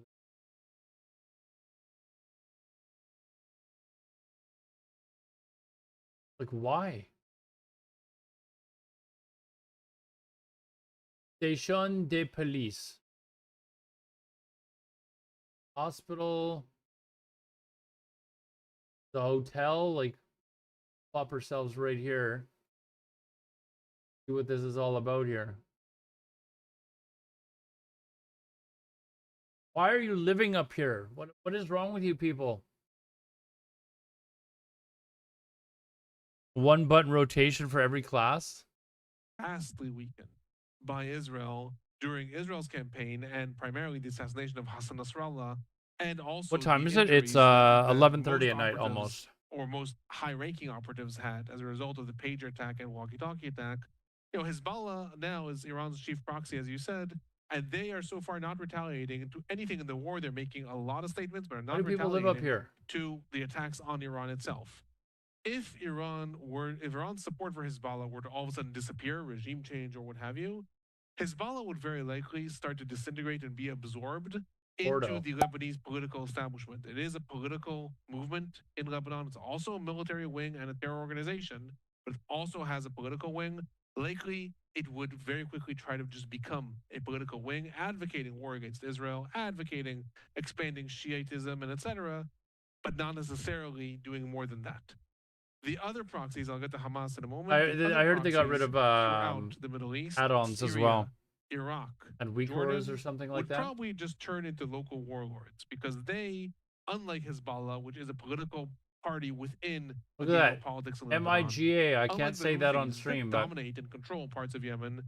Those other militias, they themselves curious, are like, I'm not looking part here of and the there's, local like, political scene. boats, So like, they are somewhat loyal to the hell's Iran. down there? If Iran were to disappear, they are armed to the teeth, and they would simply become local warlords. Everyone's wondering what happens to Hamas. In Israel, the narrative that is being pumped by the government is that weakening Iran, like everyone's asking, you have hostages that are still held, 20 live hostages still held in Gaza. Why are you going to war with Iran now? And what the government has repeatedly said, I guess there's is maybe that there's this will fishing help or with the something. hostage deal, because Nobody's Hamas will feel that its main ally Iran has Nobody's been even weakened. taking any pictures here. That is true to some extent. Hamas will feel, if Iran were to disappear, again, the Iran's support for Hamas were to disappear, Hamas would The feel phone it, number. Should we but would phone feel the it much church? more long term. You know, Israel has shown documents that Mohammed Sinwar, brother of Yahya Sinwar, and others were in contact with Iran about long-term investments that Iran would do in the military wing, $20 million in order to rebuild. What the hell is That's up not there? happening during the war. That's all happening later on. So it likely would not affect Hamas's situation right now with regards to the ongoing fighting in Gaza. What it might affect, and this is one other aspect. There's that I'll another add one in, that's is Hamas's external leadership. down here. External There's been a leadership boat is not that's housed apparently in down here Iran. It is somewhere. housed in Qatar primarily. Here's a Some town. of it travels a little bit in Lebanon and Turkey, but primarily in Qatar. Oh They my God! are, Google however, Maps has politically actually been here. What? backed up by Iran, most of them. If Iran were to all of a sudden remove its support from Hamas, Oh, we can Google Maps this Qatar shit. at some point may say, okay, you know what? It's too politically damaging for us to even house these leaders anymore. Right now, there's still players within the Middle East scene, but if all of their backers are one by one disappearing, you know what? We don't want to have anything to do with them anymore. Then they may relocate to Egypt, Iraq, other places that the leadership has been before. But that's how it would affect. I don't see it having a direct effect on Gaza at this point. The Supreme Leader has a Twitter account. He hasn't posted for over 24 hours.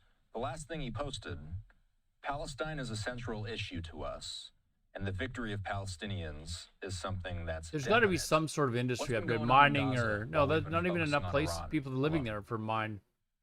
Fishing, So, maybe? I don't A know. lot's been going on in Gaza over the last week and a half. All eyes have been on Iran, but really there have been, I would say, three main developments.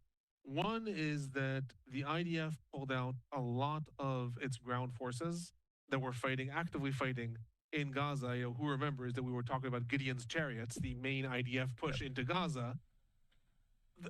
The IDF put out a lot of its ground forces out of fear of Iranian proxies doing cross-border insurgencies elsewhere. So all of a sudden, those troops were stationed on the eastern border of Israel with It's Jordan, got to be all or the fishermen, northern right? Like, Syria. That hold led on, to a couple of changes let's look for some within docks the or Gaza something. Strip. First of all, the Al-Qassam brigades, Hamas, woke up. They saw that the IDF is distracted, and we've seen a lot more engagement of the Al-Qassam brigades. Not in open Road combat goes over here. necessarily, but we've had 3 IDF soldiers killed and many more injured over the last week as a result of guerrilla-style operations. The Al-Qassam brigades This all of is a a sudden are sending small operatives port? to plant Cargo explosive ships? devices on IDF vehicles, and then they're exploding, sniper attacks. Not And at even the any same time, fishing that's boats. the What the Al-Qassam hell's brigades. going on here? At the same time, the IDF has also really amped up its airstrikes in the Gaza Strip over the last week. Again, associated with the removal of ground forces in lieu of ground forces advancing more I'm and not more. doing that all the way we're back seeing to this many little more airstrikes. village. So that is one development that has happened in the fighting. I'm just Those surprised that airstrikes have there's led to, again, a lot of deaths in the last week. Reportedly over 300 airstrikes and Like- over 409 Palestinians that have been killed, both militants and civilians. One avenue.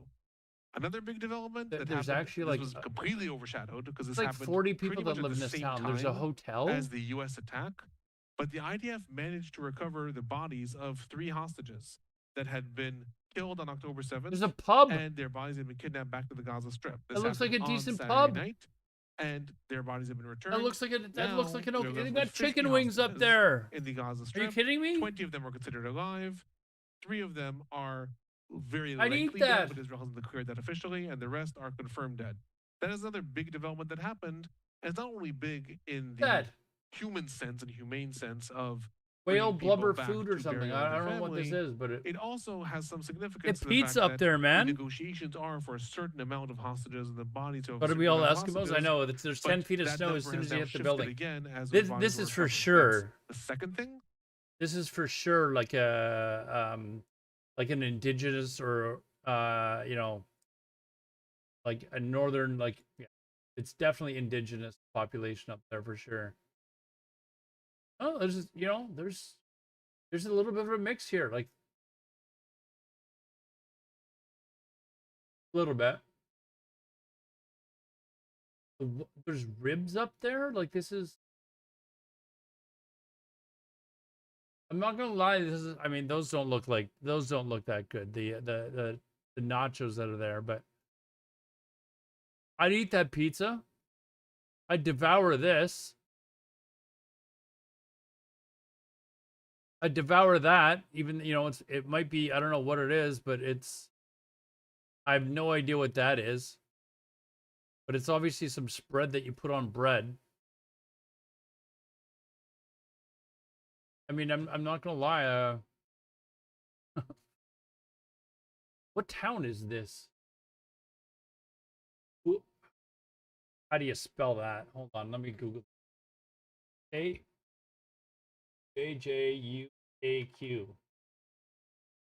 The village in Quebec. Population 2,700. 700 people live here? I mean, very basic homes. Yeah, like just mobile. Like these are basically even they're probably mobile homes that are just dropped there, or prefabricated homes or something like that. But what is? Hold on. I've actually got, this is the village up here. I don't like. This is what I end up doing. Like I will end up like looking stuff up like this on the internet. I find it fascinating. Like I founded in 1830, but needed to change its name to Fort Chimo. I don't. You know what word? Let's check history. So it started as a hub for fur traders. Climate is fucking cold. Sorry, what's the average temp? What? Oh, record high. What is the So the average mean temperature is 13, well, I guess 18 degrees in July. That's not a bad. You could wear t-shirts and shorts then. You might not want to at 13 for those of Americans in the chat. 18 is getting nice. That's a nice cozy temperature for 1 month of the year.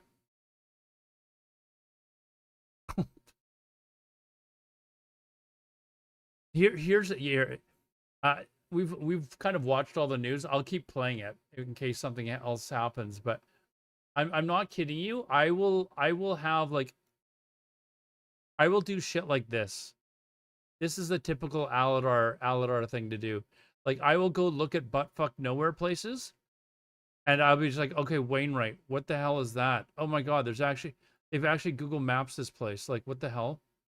Like this is like the most like somewhere in there's the ocean. Wainwright, like how do you get here?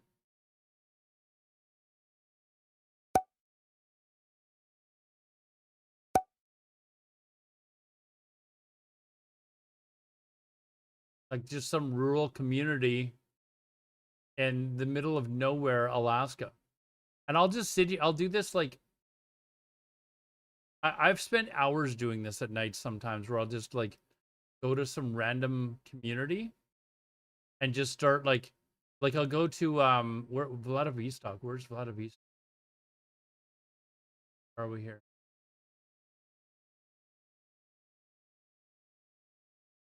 On where's the English spelling of the name?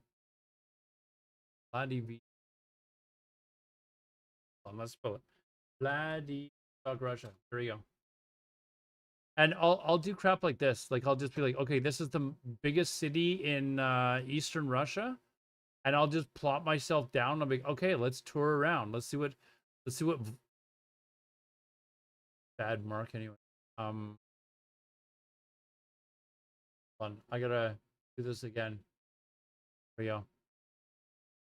I'll just put myself like on a road. Like, all right, let's go tour Vladivostok. What the hell? Why doesn't it put me on a road?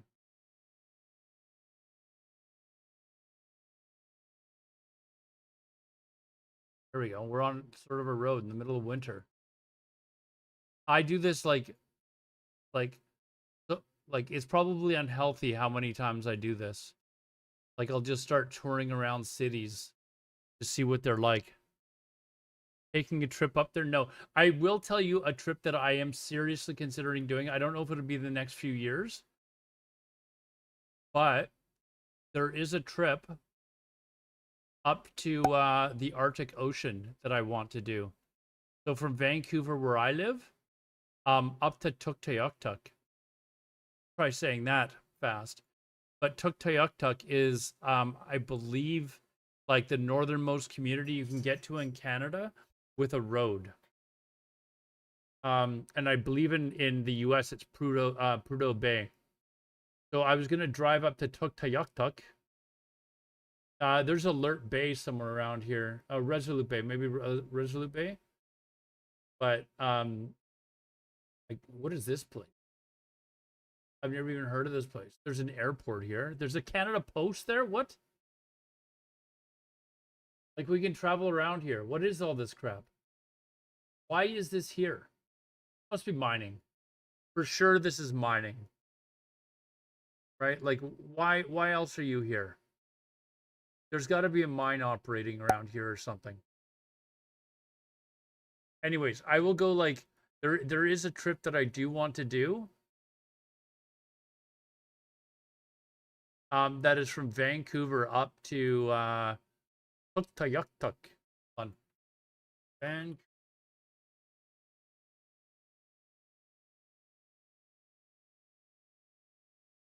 it's like 4 days.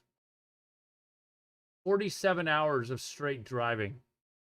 Like I am one of these days going to do it just so that I can see the Arctic Ocean. It's a long drive, but from like here, Dawson City, or even maybe a little bit further north, you need a truck. Like, it's dirt road, although apparently they are going to start paving it. But yeah, we can go to Tuktoyaktuk, and you can. I wanna see this this ocean sign or whatever. So you can go here.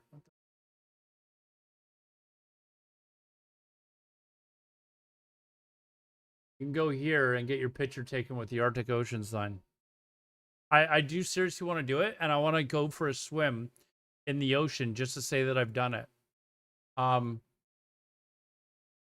So, because I've swam in the Atlantic, the Pacific, I've swam in the Indian Ocean. Well,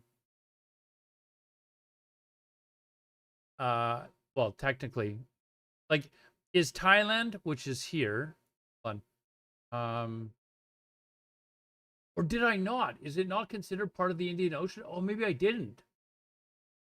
Oh no, I did, because I was in Phuket, I think. Yeah, Phuket is down here. Yes, so I did. So yeah, when I this is where I did my scuba diving certificate. So this is technically part of the Indian Ocean, right? This part here. Anyways, so eventually, like, I'll have swum in there, and this year I'm supposed to go to Italy. I haven't been to Italy yet, but next year I'm considering taking my vacation time, like bookending my vacation time. So the last 1 year and the first 6 weeks of the next year, and traveling around South America. And I was toying with the idea. I don't think I'd have enough money to do it, but actually taking one of those cruises where you can take a cruise to to Antarctica. I thought it would be kind of cool to, like, take one of those cruises, and then there's like cruises where you can, like, they'll actually take you to Antarctica, and you can, like, get off the boat at one of these locations, like here, and you can actually stand on Antarctica. I don't know if you guys are doing it. No, there's a boat, but there are ones where you'll, like, be able to, like, stand on the rocks or whatever. I thought that would be kind of interesting, but it costs a lot of money to do it. It costs like thousands of dollars. What's my favorite place that I've been to?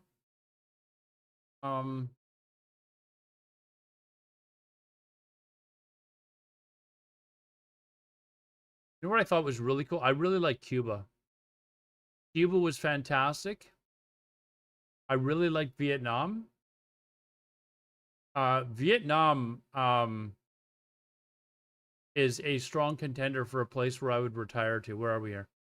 Down here. I was in Hanoi, though. I was up in the north. I didn't go down to Ho Chi Minh City but apparently Da Nang, like this area here, is supposed to be really cool. It's like a summertime resort town. It's just fantastic beaches. Like, look at this. Like, it's just a beach resort town. Like, it's super cheap. Like, you can live there for $1,000 US a month. Like, live well. If you had $1,000 US a month, you or 1,500 dollars a month, you could live like royalty. Let me see if I can find where I stayed in Hanoi. Gotta find the right lake. Oh, here. So this here is called like Old Town of Vietnam. It's super cool. It's like sort of where all the tourists go. I want what was the Google this.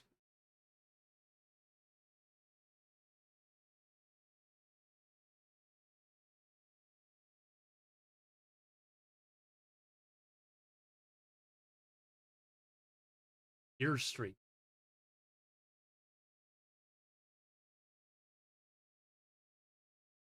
I was staying right around here somewhere.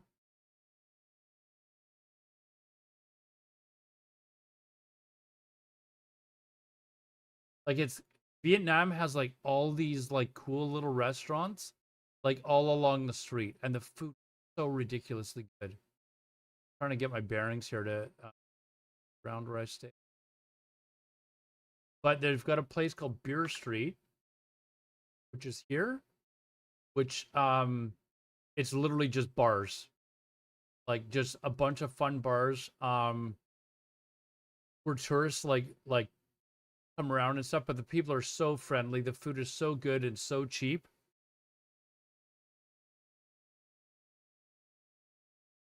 It's just a really interesting place to go to. But the you can I wanted to go to Vietnam because I wanted to see Ha Long Bay. Like I'd always wanted to see Ha Long Bay. Where are we here? You've seen Ha Long Bay before, right? On photos and stuff.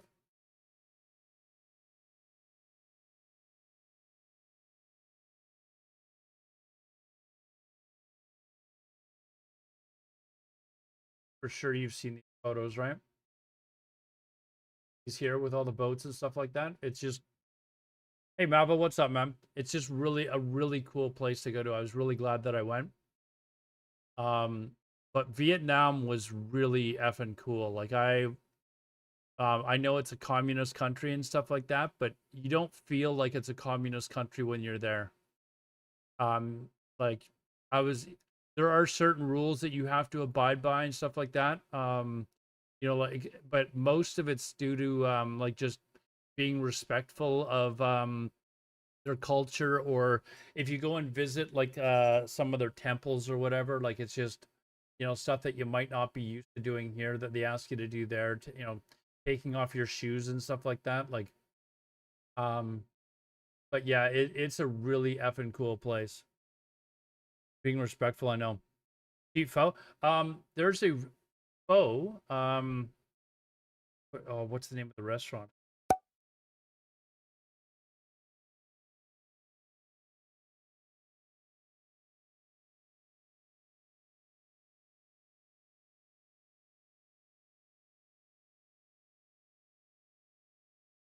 Oh, there's a restaurant that is. Oh, here it is. Pho 10.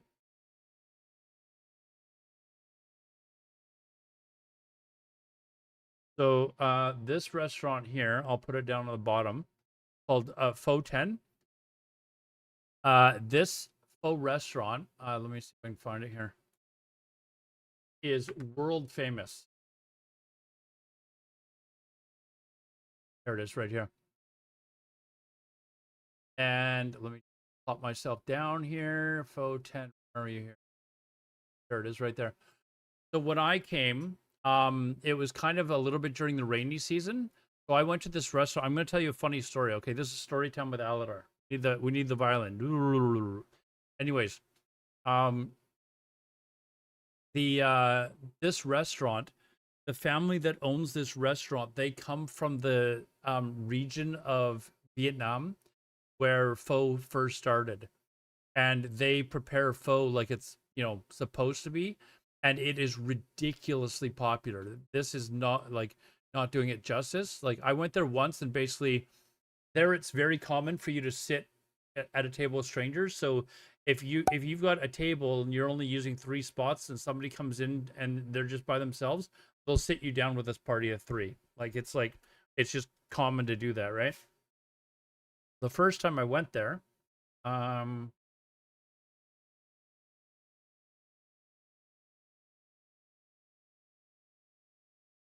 So this is exactly what I got. This here is the pho basically that you get, right?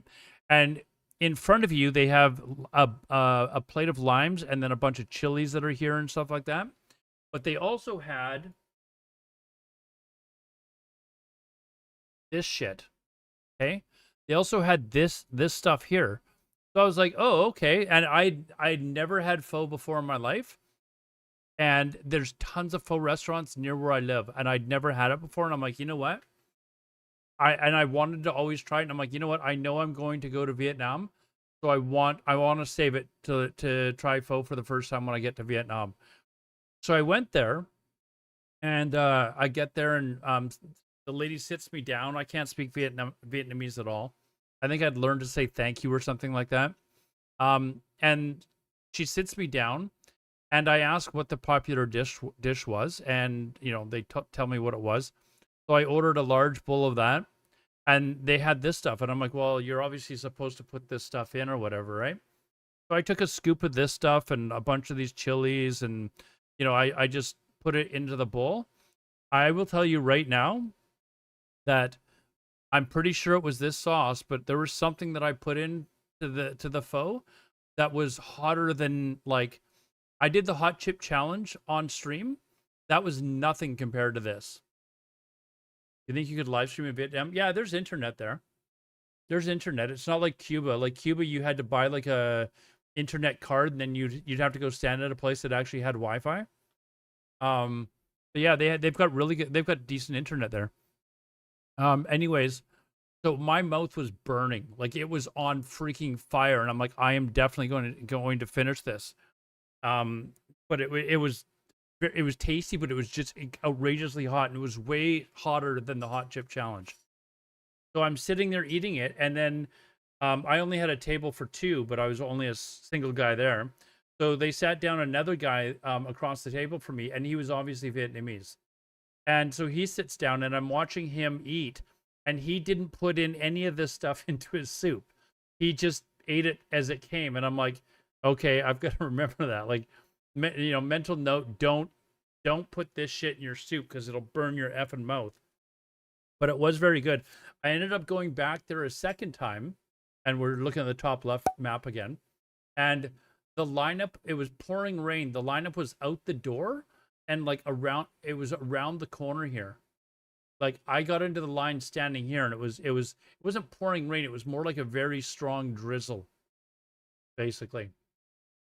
But yeah, it was, the food there was amazing. I would go back to, I've told myself that I would not go back to a country a second time until I visit everywhere that I want to go.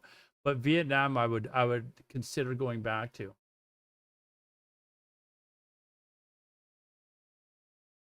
Checking to see if there are missile launches reports. But yeah, it is. If you've never been, well, let me go back to Beer Street. Because that was right near where I was staying. For some reason, I feel like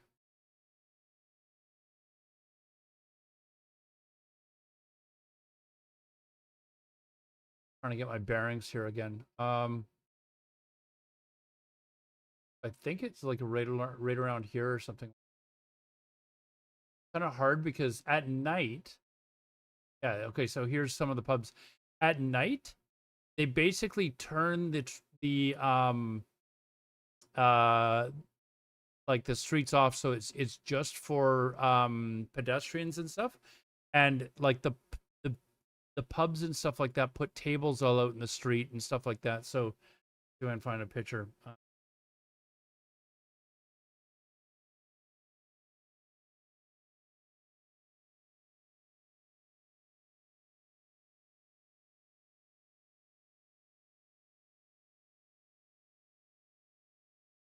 So it looks more like this, bottom right. This is what it turns into. And it's called Beer Street, and it's literally blocks and blocks and blocks of this. It is, and it's, a lot of it you're just sitting on like these plastic stools, but the insides of the pubs, I wish I could find the pub that I am thinking of. I went there one night and I just had an absolute blast. Actually, I think I hold on. I have it on my Instagram.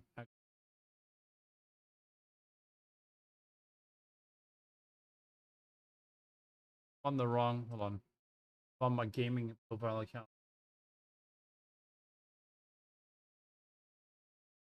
I'll get out of this shit.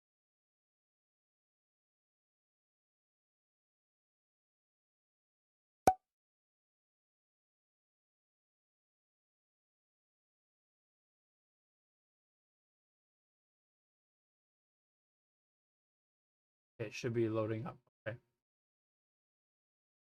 So this is my personal profile. So this is where I was in Thailand last year, and I'd never seen an elephant like been around an elephant before. So I was like, okay, that's one of the things I have to do while I'm in Thailand. But this was Vietnam. Oh, did I only take one? Why? Oh, they're like groups of photos. I don't know which one it would be in. These are that's Halong Bay. This is actually, you know what this is? For those Americans that are in chat, this is whoops. That's Vietnam. Or sorry, Thailand, I mean. Hold on. This here is the it's called the Hanoi Hilton. And this is where John McCain was a prisoner, for those Americans that are in chat.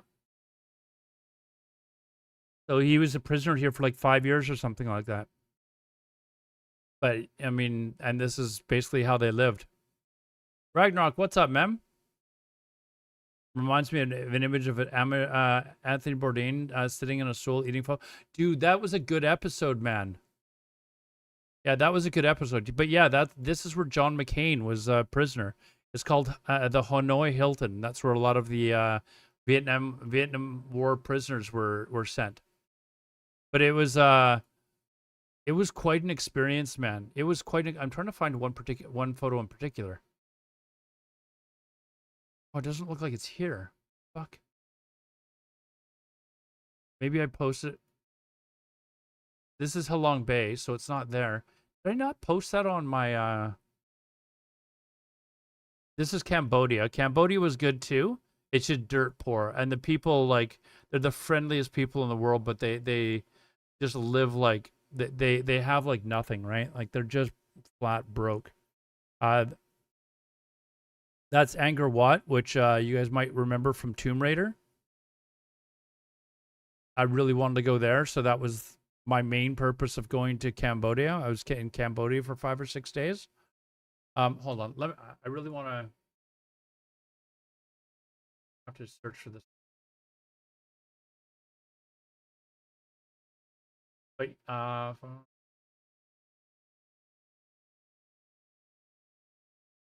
can show you Cuba too. I live streamed from Cuba. Some of you may have been here for that, but I actually live streamed from Cuba. And people were like, wait, you're in Cuba? They couldn't believe I was live streaming from Cuba. It was pretty cool.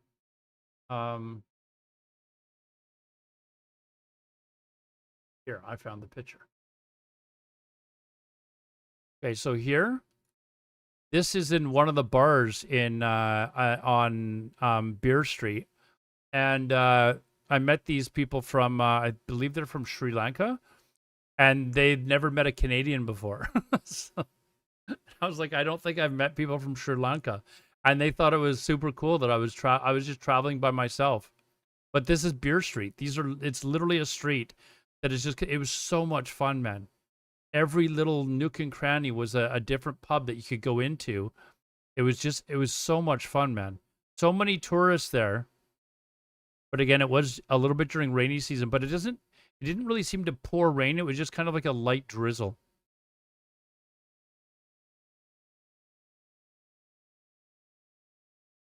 I don't drink coffee. So I don't drink coffee, so I couldn't tell you. Okay, is my hold on, where's my Instagram? I want to see if my Cuba, or sorry, this is Thailand. These are some funny signs. Like, you got fined 200 baht for if you threw up, which is kind of funny. I think 200 baht is like, I think that's $6, or is it 60 cents? I can't remember. I thought, for some reason, I thought this was hilarious. This is their overhead wiring situation, typical. They actually had to put this sign up. I went to go use the washroom, and I saw this sign. I'm like, you've got to be kidding me. It was so bad that you had to actually like put a sign up to tell people to stop fucking. Let me see if I can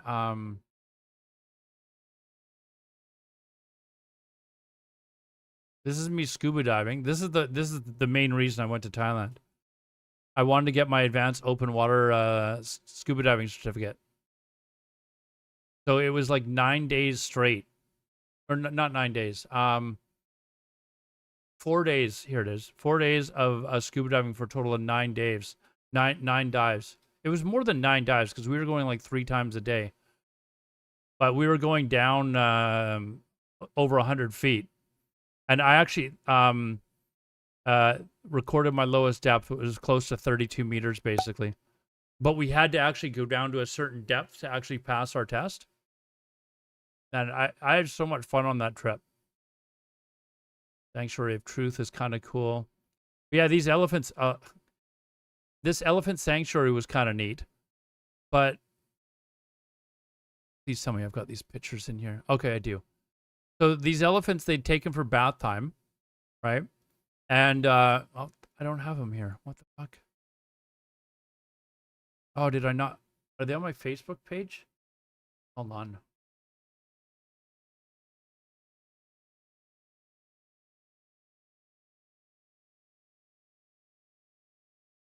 Okay. Okay, no names are showing here. I can show you this picture then. This is at the elephant sanctuary, and they take him to have a bath in these large pools that they have there. And there was myself and another American guy who was actually living in Kuwait. He was working for like one of the oil companies there, but he was a younger guy. They pick you all up and take you to the sanctuary, right? So they pick you up one at a time at wherever you're staying. And I get onto the bus, and he's wearing like a Dallas Cowboys jersey or something like that. So I was like, okay, well, he speaks English. But everyone else in our entire group was Polish. Like, they had a large group of Polish people that were on a tour, and then they had 2 empty spots. So me and this other American guy were brought into this group. And he and I started talking because we had nobody else to speak English with. But we're standing on the side. Hold on, I want to make sure I'm not doxing someone. There you go. We would stand on the side here, and they were basically allowing having the elephants come in. They'd give them a bath or whatever. And then if you wanted to, you could go swim with them. And I was looking at the pool. You can see the pool here. There was literally no like filtration system or anything like that. Like, it was literally just dead water. And you would literally see the elephant shitting in the pool and probably taking a piss as well, right? So I was like, there's no effing way I'm doing that. Like, there is... I'm trying to see... I know I actually have a picture of this happening. Here. These crazy Polish people decide to get in and swim with them. And me and the American guy are sitting there looking at each other, like, going like, there's no effing way I'm getting in there. We just literally seen the elephant shitting in the water and stuff like that. Then one of the guys, I'm not sure if it's him. I swear I thought I had it on video when he actually did this.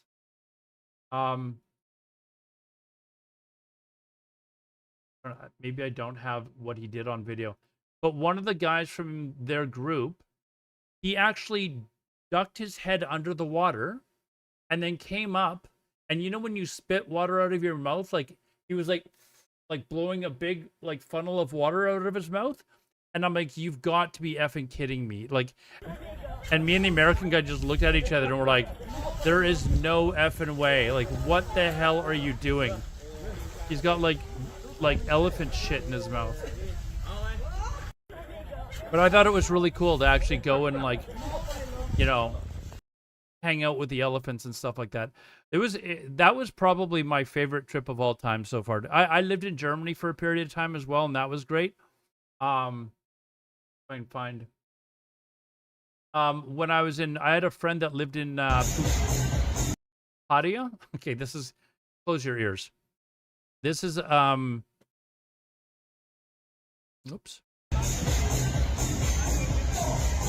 Pause. Stop. Me and my friend, we were taking what's called a bot bus, which is basically a small Toyota pickup truck that's been converted so you can sit in the back. And we were in this bot bus, just really drunk, and we met this guy who was Russian but could speak English quite well. And we were like, "Oh yeah, what are you doing, dude? What are you doing tonight, dude?" And he's like, "Oh, actually, I didn't have any plans." And he's like, "Do you guys want to come to a Russian nightclub with us?" And we were like, like, "I've never been to a Russian nightclub. Sure, let's go to a Russian nightclub." So we took this guy to a Russian nightclub, and he like, I mean, he would translate for us and stuff like that, but he was basically saying that he had no plans, you know, had no one to hang out with. So he was super excited that we decided to go to this Russian nightclub with us, and we stood out. Like, these are all Russians. I'm trying to see if this one guy's in the picture. I don't see him there. Here, he'll be here. So it was really awkward because I felt like Russians just don't know how to dance or something. Because it was just like, this is the most white, like, group of dancers I've ever seen in my life. See, in this pit, I don't see him here.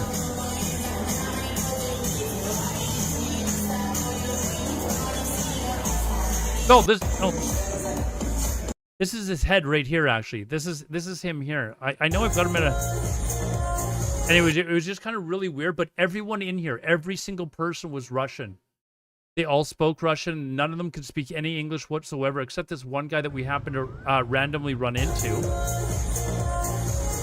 And this is later when it was kind of dying a little bit, but it was packed when we first got there. It was really kind of like some of these people, like this lady here, she could not believe that that we were in a Russian club. Like she was like, that is crazy that we would come there. We're like, why? See this. It was quite a bit busy earlier in the night, but it's only Russians that go here.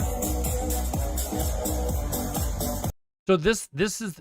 Oh no, sorry. It was this lady here who was. She could not stop talking to us. Like her English was like she could barely tell me her name. And then this guy here is the guy that we met on the bot bus that invited us out to this Russian nightclub. It's just. Was this back in my college days? Dude, this was a year ago, man. A year and a half ago. Anyways, yeah, if you get a chance, Thailand was a lot of fun. And then hold on, I'll show you another funny picture. This dude here, he was my my driver for the week that I was there, or for the 5-6 days that I was there. And I told him when he took me around Angkor Wat and stuff like that. His name's Tevi. He's a super nice guy, but he was my tuk-tuk driver for the entire week. I told him I'm taking you for the entire week. This is what day I need to be picked up, and this is what we're doing. So, anyways, this day, I said I want to go to your favorite restaurant, and he's like, oh, you don't want to go there, and I said no, I want to go to where Cambodians eat. I don't want to go to the touristy crap. So this is us sitting in this Cambodian restaurant, and the food was delicious. All this food cost me like there was even more. Like this was like just one serving's worth. We got like 3 more servings worth. It was like $3 for like twice this amount. I talked to you guys earlier about the killing fields and stuff like that. That's probably a documentary you might want to watch. About the Khmer Rouge and stuff like that. So I went and visited the killing fields and stuff like that. Yeah, anyways, you can see what was going on at the killing fields. They basically massacred half of their. She wanted a picture with me because she told Tevi, my driver, that I was like twice as tall as she was. But this is her friend. She runs a restaurant there. It was, and this, I'm not kidding you. Try this. Try this. It is bananas with honey on it. It's very simple, but this is what I ordered there. It's basically bananas with honey on a pancake. It is so good. I was like, I need to like eat this all the time, and then I never ate it since.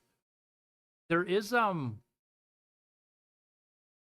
this here was like my favorite place to go have breakfast. It was like $3 or something like that. Not this is in, what is this? This was in Cambodia. This lady here, this is her and her son, and she actually took her son out of school, and they traveled around the world for a year. She decided to do that for his education, and the kid was smart. Like, he probably could have skipped a grade. Yeah, no, I would go back. If you asked where my favorite place was, Vietnam was really cool. Thailand was cool, except for the seedy shit that goes on there. Like, if that stuff annoys you, you just have to learn to stay away from it. But like, I did a lot of sightseeing and stuff like that. It was really cool. But there was areas of Thailand where it was just like, okay, I don't want to see these prostitutes and shit all over the place. It was kind of, it was annoying. This is oh, that's Pub Street. Sorry, that's in Cambodia. I know I took a picture of the walking street version of that in maybe I don't have a picture of it up here. Oh, I also found a Tim Hortons in Thailand. It was great. Oh, this is it here. So this is basically like walking street where it's all pubs and stuff like that. I lasted 26 minutes. Yapper News. Well, I can stop if you want. We weren't talking about anything else because nothing else was going on. Someone asked me to talk about my favorite place to travel to. But it's so crowded in there, and there's so many bars with like basically the seedy shit going on in there that I lasted 26 minutes before I was like, okay, I gotta leave. And then I left. Anyways, yeah, that area, I'll go back to Asia at some point, but my next trip's gonna be to Italy. I'm really looking forward to Italy because there's a lot of stuff in Italy that I'd like to see. All these useless vessel finder. Close that.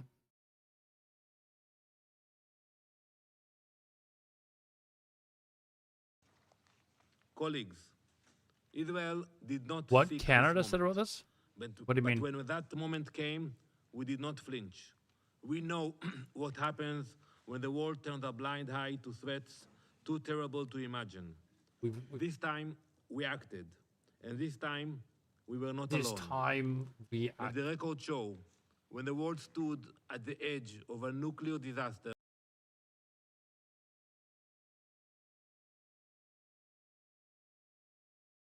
An Iranian official told German media today that, and I'm quoting We're him gonna here, assist the no US one with can what? tell us what to do. We will continue uranium enrichment. Is this just tough talk, or could that U.S. mission we saw over the weekend backfire? Well, it's tricky because under Iran's rights as a signatory of the Non-Proliferation Treaty, Is the US gonna get it's allowed attacked to by? enrich uranium for civilian purposes. US intelligence has said, and this is going back to March, so not that long ago, that there is no evidence that Iran is pursuing a bomb. So for Iranians, there is this sense that, well, we're legally entitled to it by being a signatory of this international treaty, which Israel is not, by the way. So in that respect, you've got a bit of a legal question. But then you've also got the strategic dimension, which suggests that, well, look, if Iran hasn't got a nuclear weapon right now, and this is what has happened, then maybe the way to deter this from happening in the future is to race for a weapon, which would be the nightmare scenario, of course, because no one wants to see nuclear proliferation across the Middle East. So it's tricky. Again, it just depends on what the longer term strategic thinking is. What time is it there? In It's Tehran. Iran's Now foreign 10 minister a.m., is is in that right? Moscow today to Yeah, daylight coordinate out. positions with Vladimir Putin. What role does Russia play in all of this?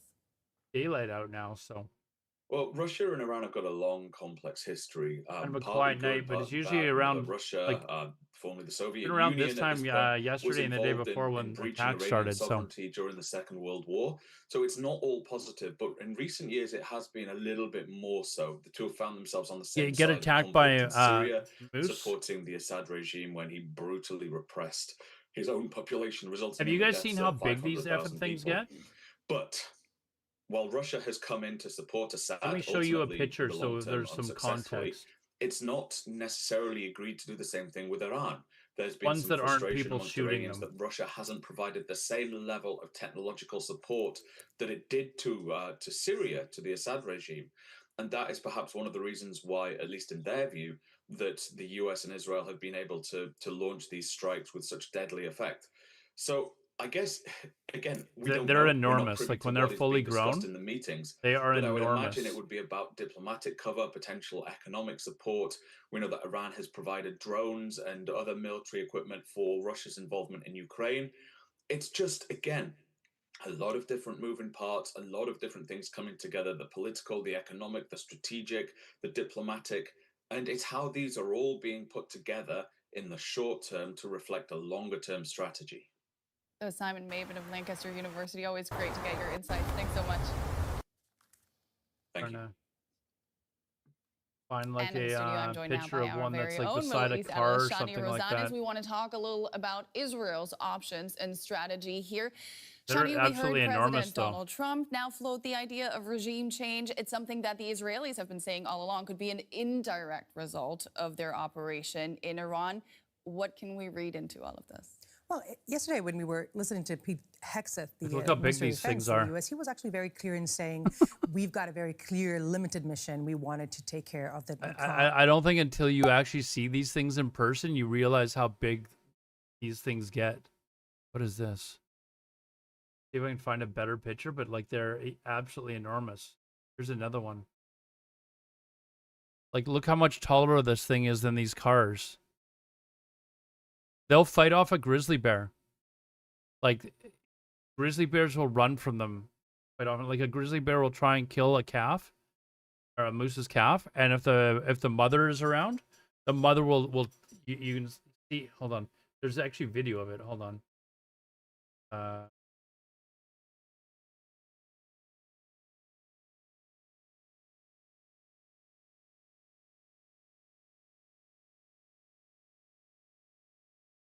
And this isn't even a very large one.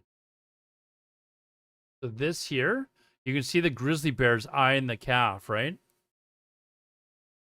And the mother's standing there. This is a small moose, actually, and doesn't even have any antlers.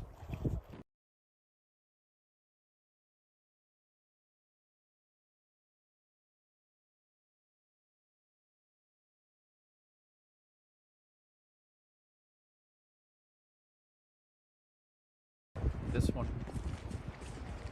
Same thing. There's a grizzly bear, and this moose probably has a calf nearby.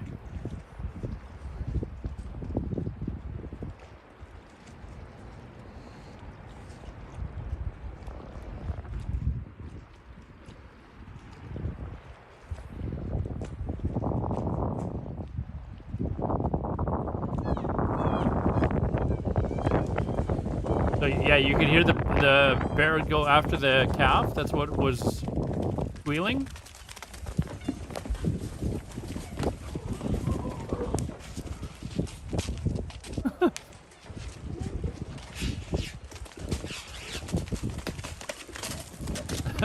Like it ran into a window. It was crazy, man. Don't mess with the grizzlies, man. They are like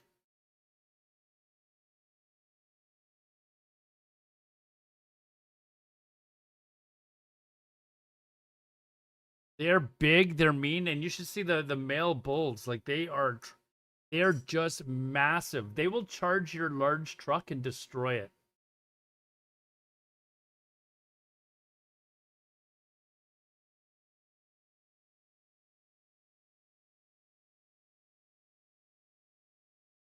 All right, guys. I think I'm gonna call it there. It's 12 something. I'm gonna go take a break. Tomorrow I am on. I've got to go do something for work tomorrow, so I will be probably not around until like 4 or 5 o'clock my time. So that's like 7 or 8 o'clock Eastern. 3 minutes of Red Bull ads. Well, Red Bull gives you wings.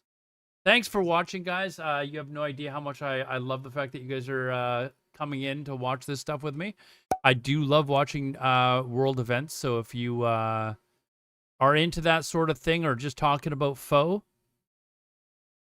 by all means, doing this. Again, hopefully there's no more airstrikes, but if there are, we will cover it tomorrow. I won't be back till later tomorrow, and I think Tuesday. I think for the rest of the week, I probably have off actually. So we'll be busy as hell next week as well until I'm back back at work. So have a good one, guys. We'll see you. Yeah, we'll see you tomorrow. It'll just be a little bit later. I'm your news correspondent. I appreciate that, man. Thank you very much. Thank you. Yeah, we'll be back tomorrow, and then the rest of the week, I think I have basically off. So it's going to be non-stop news.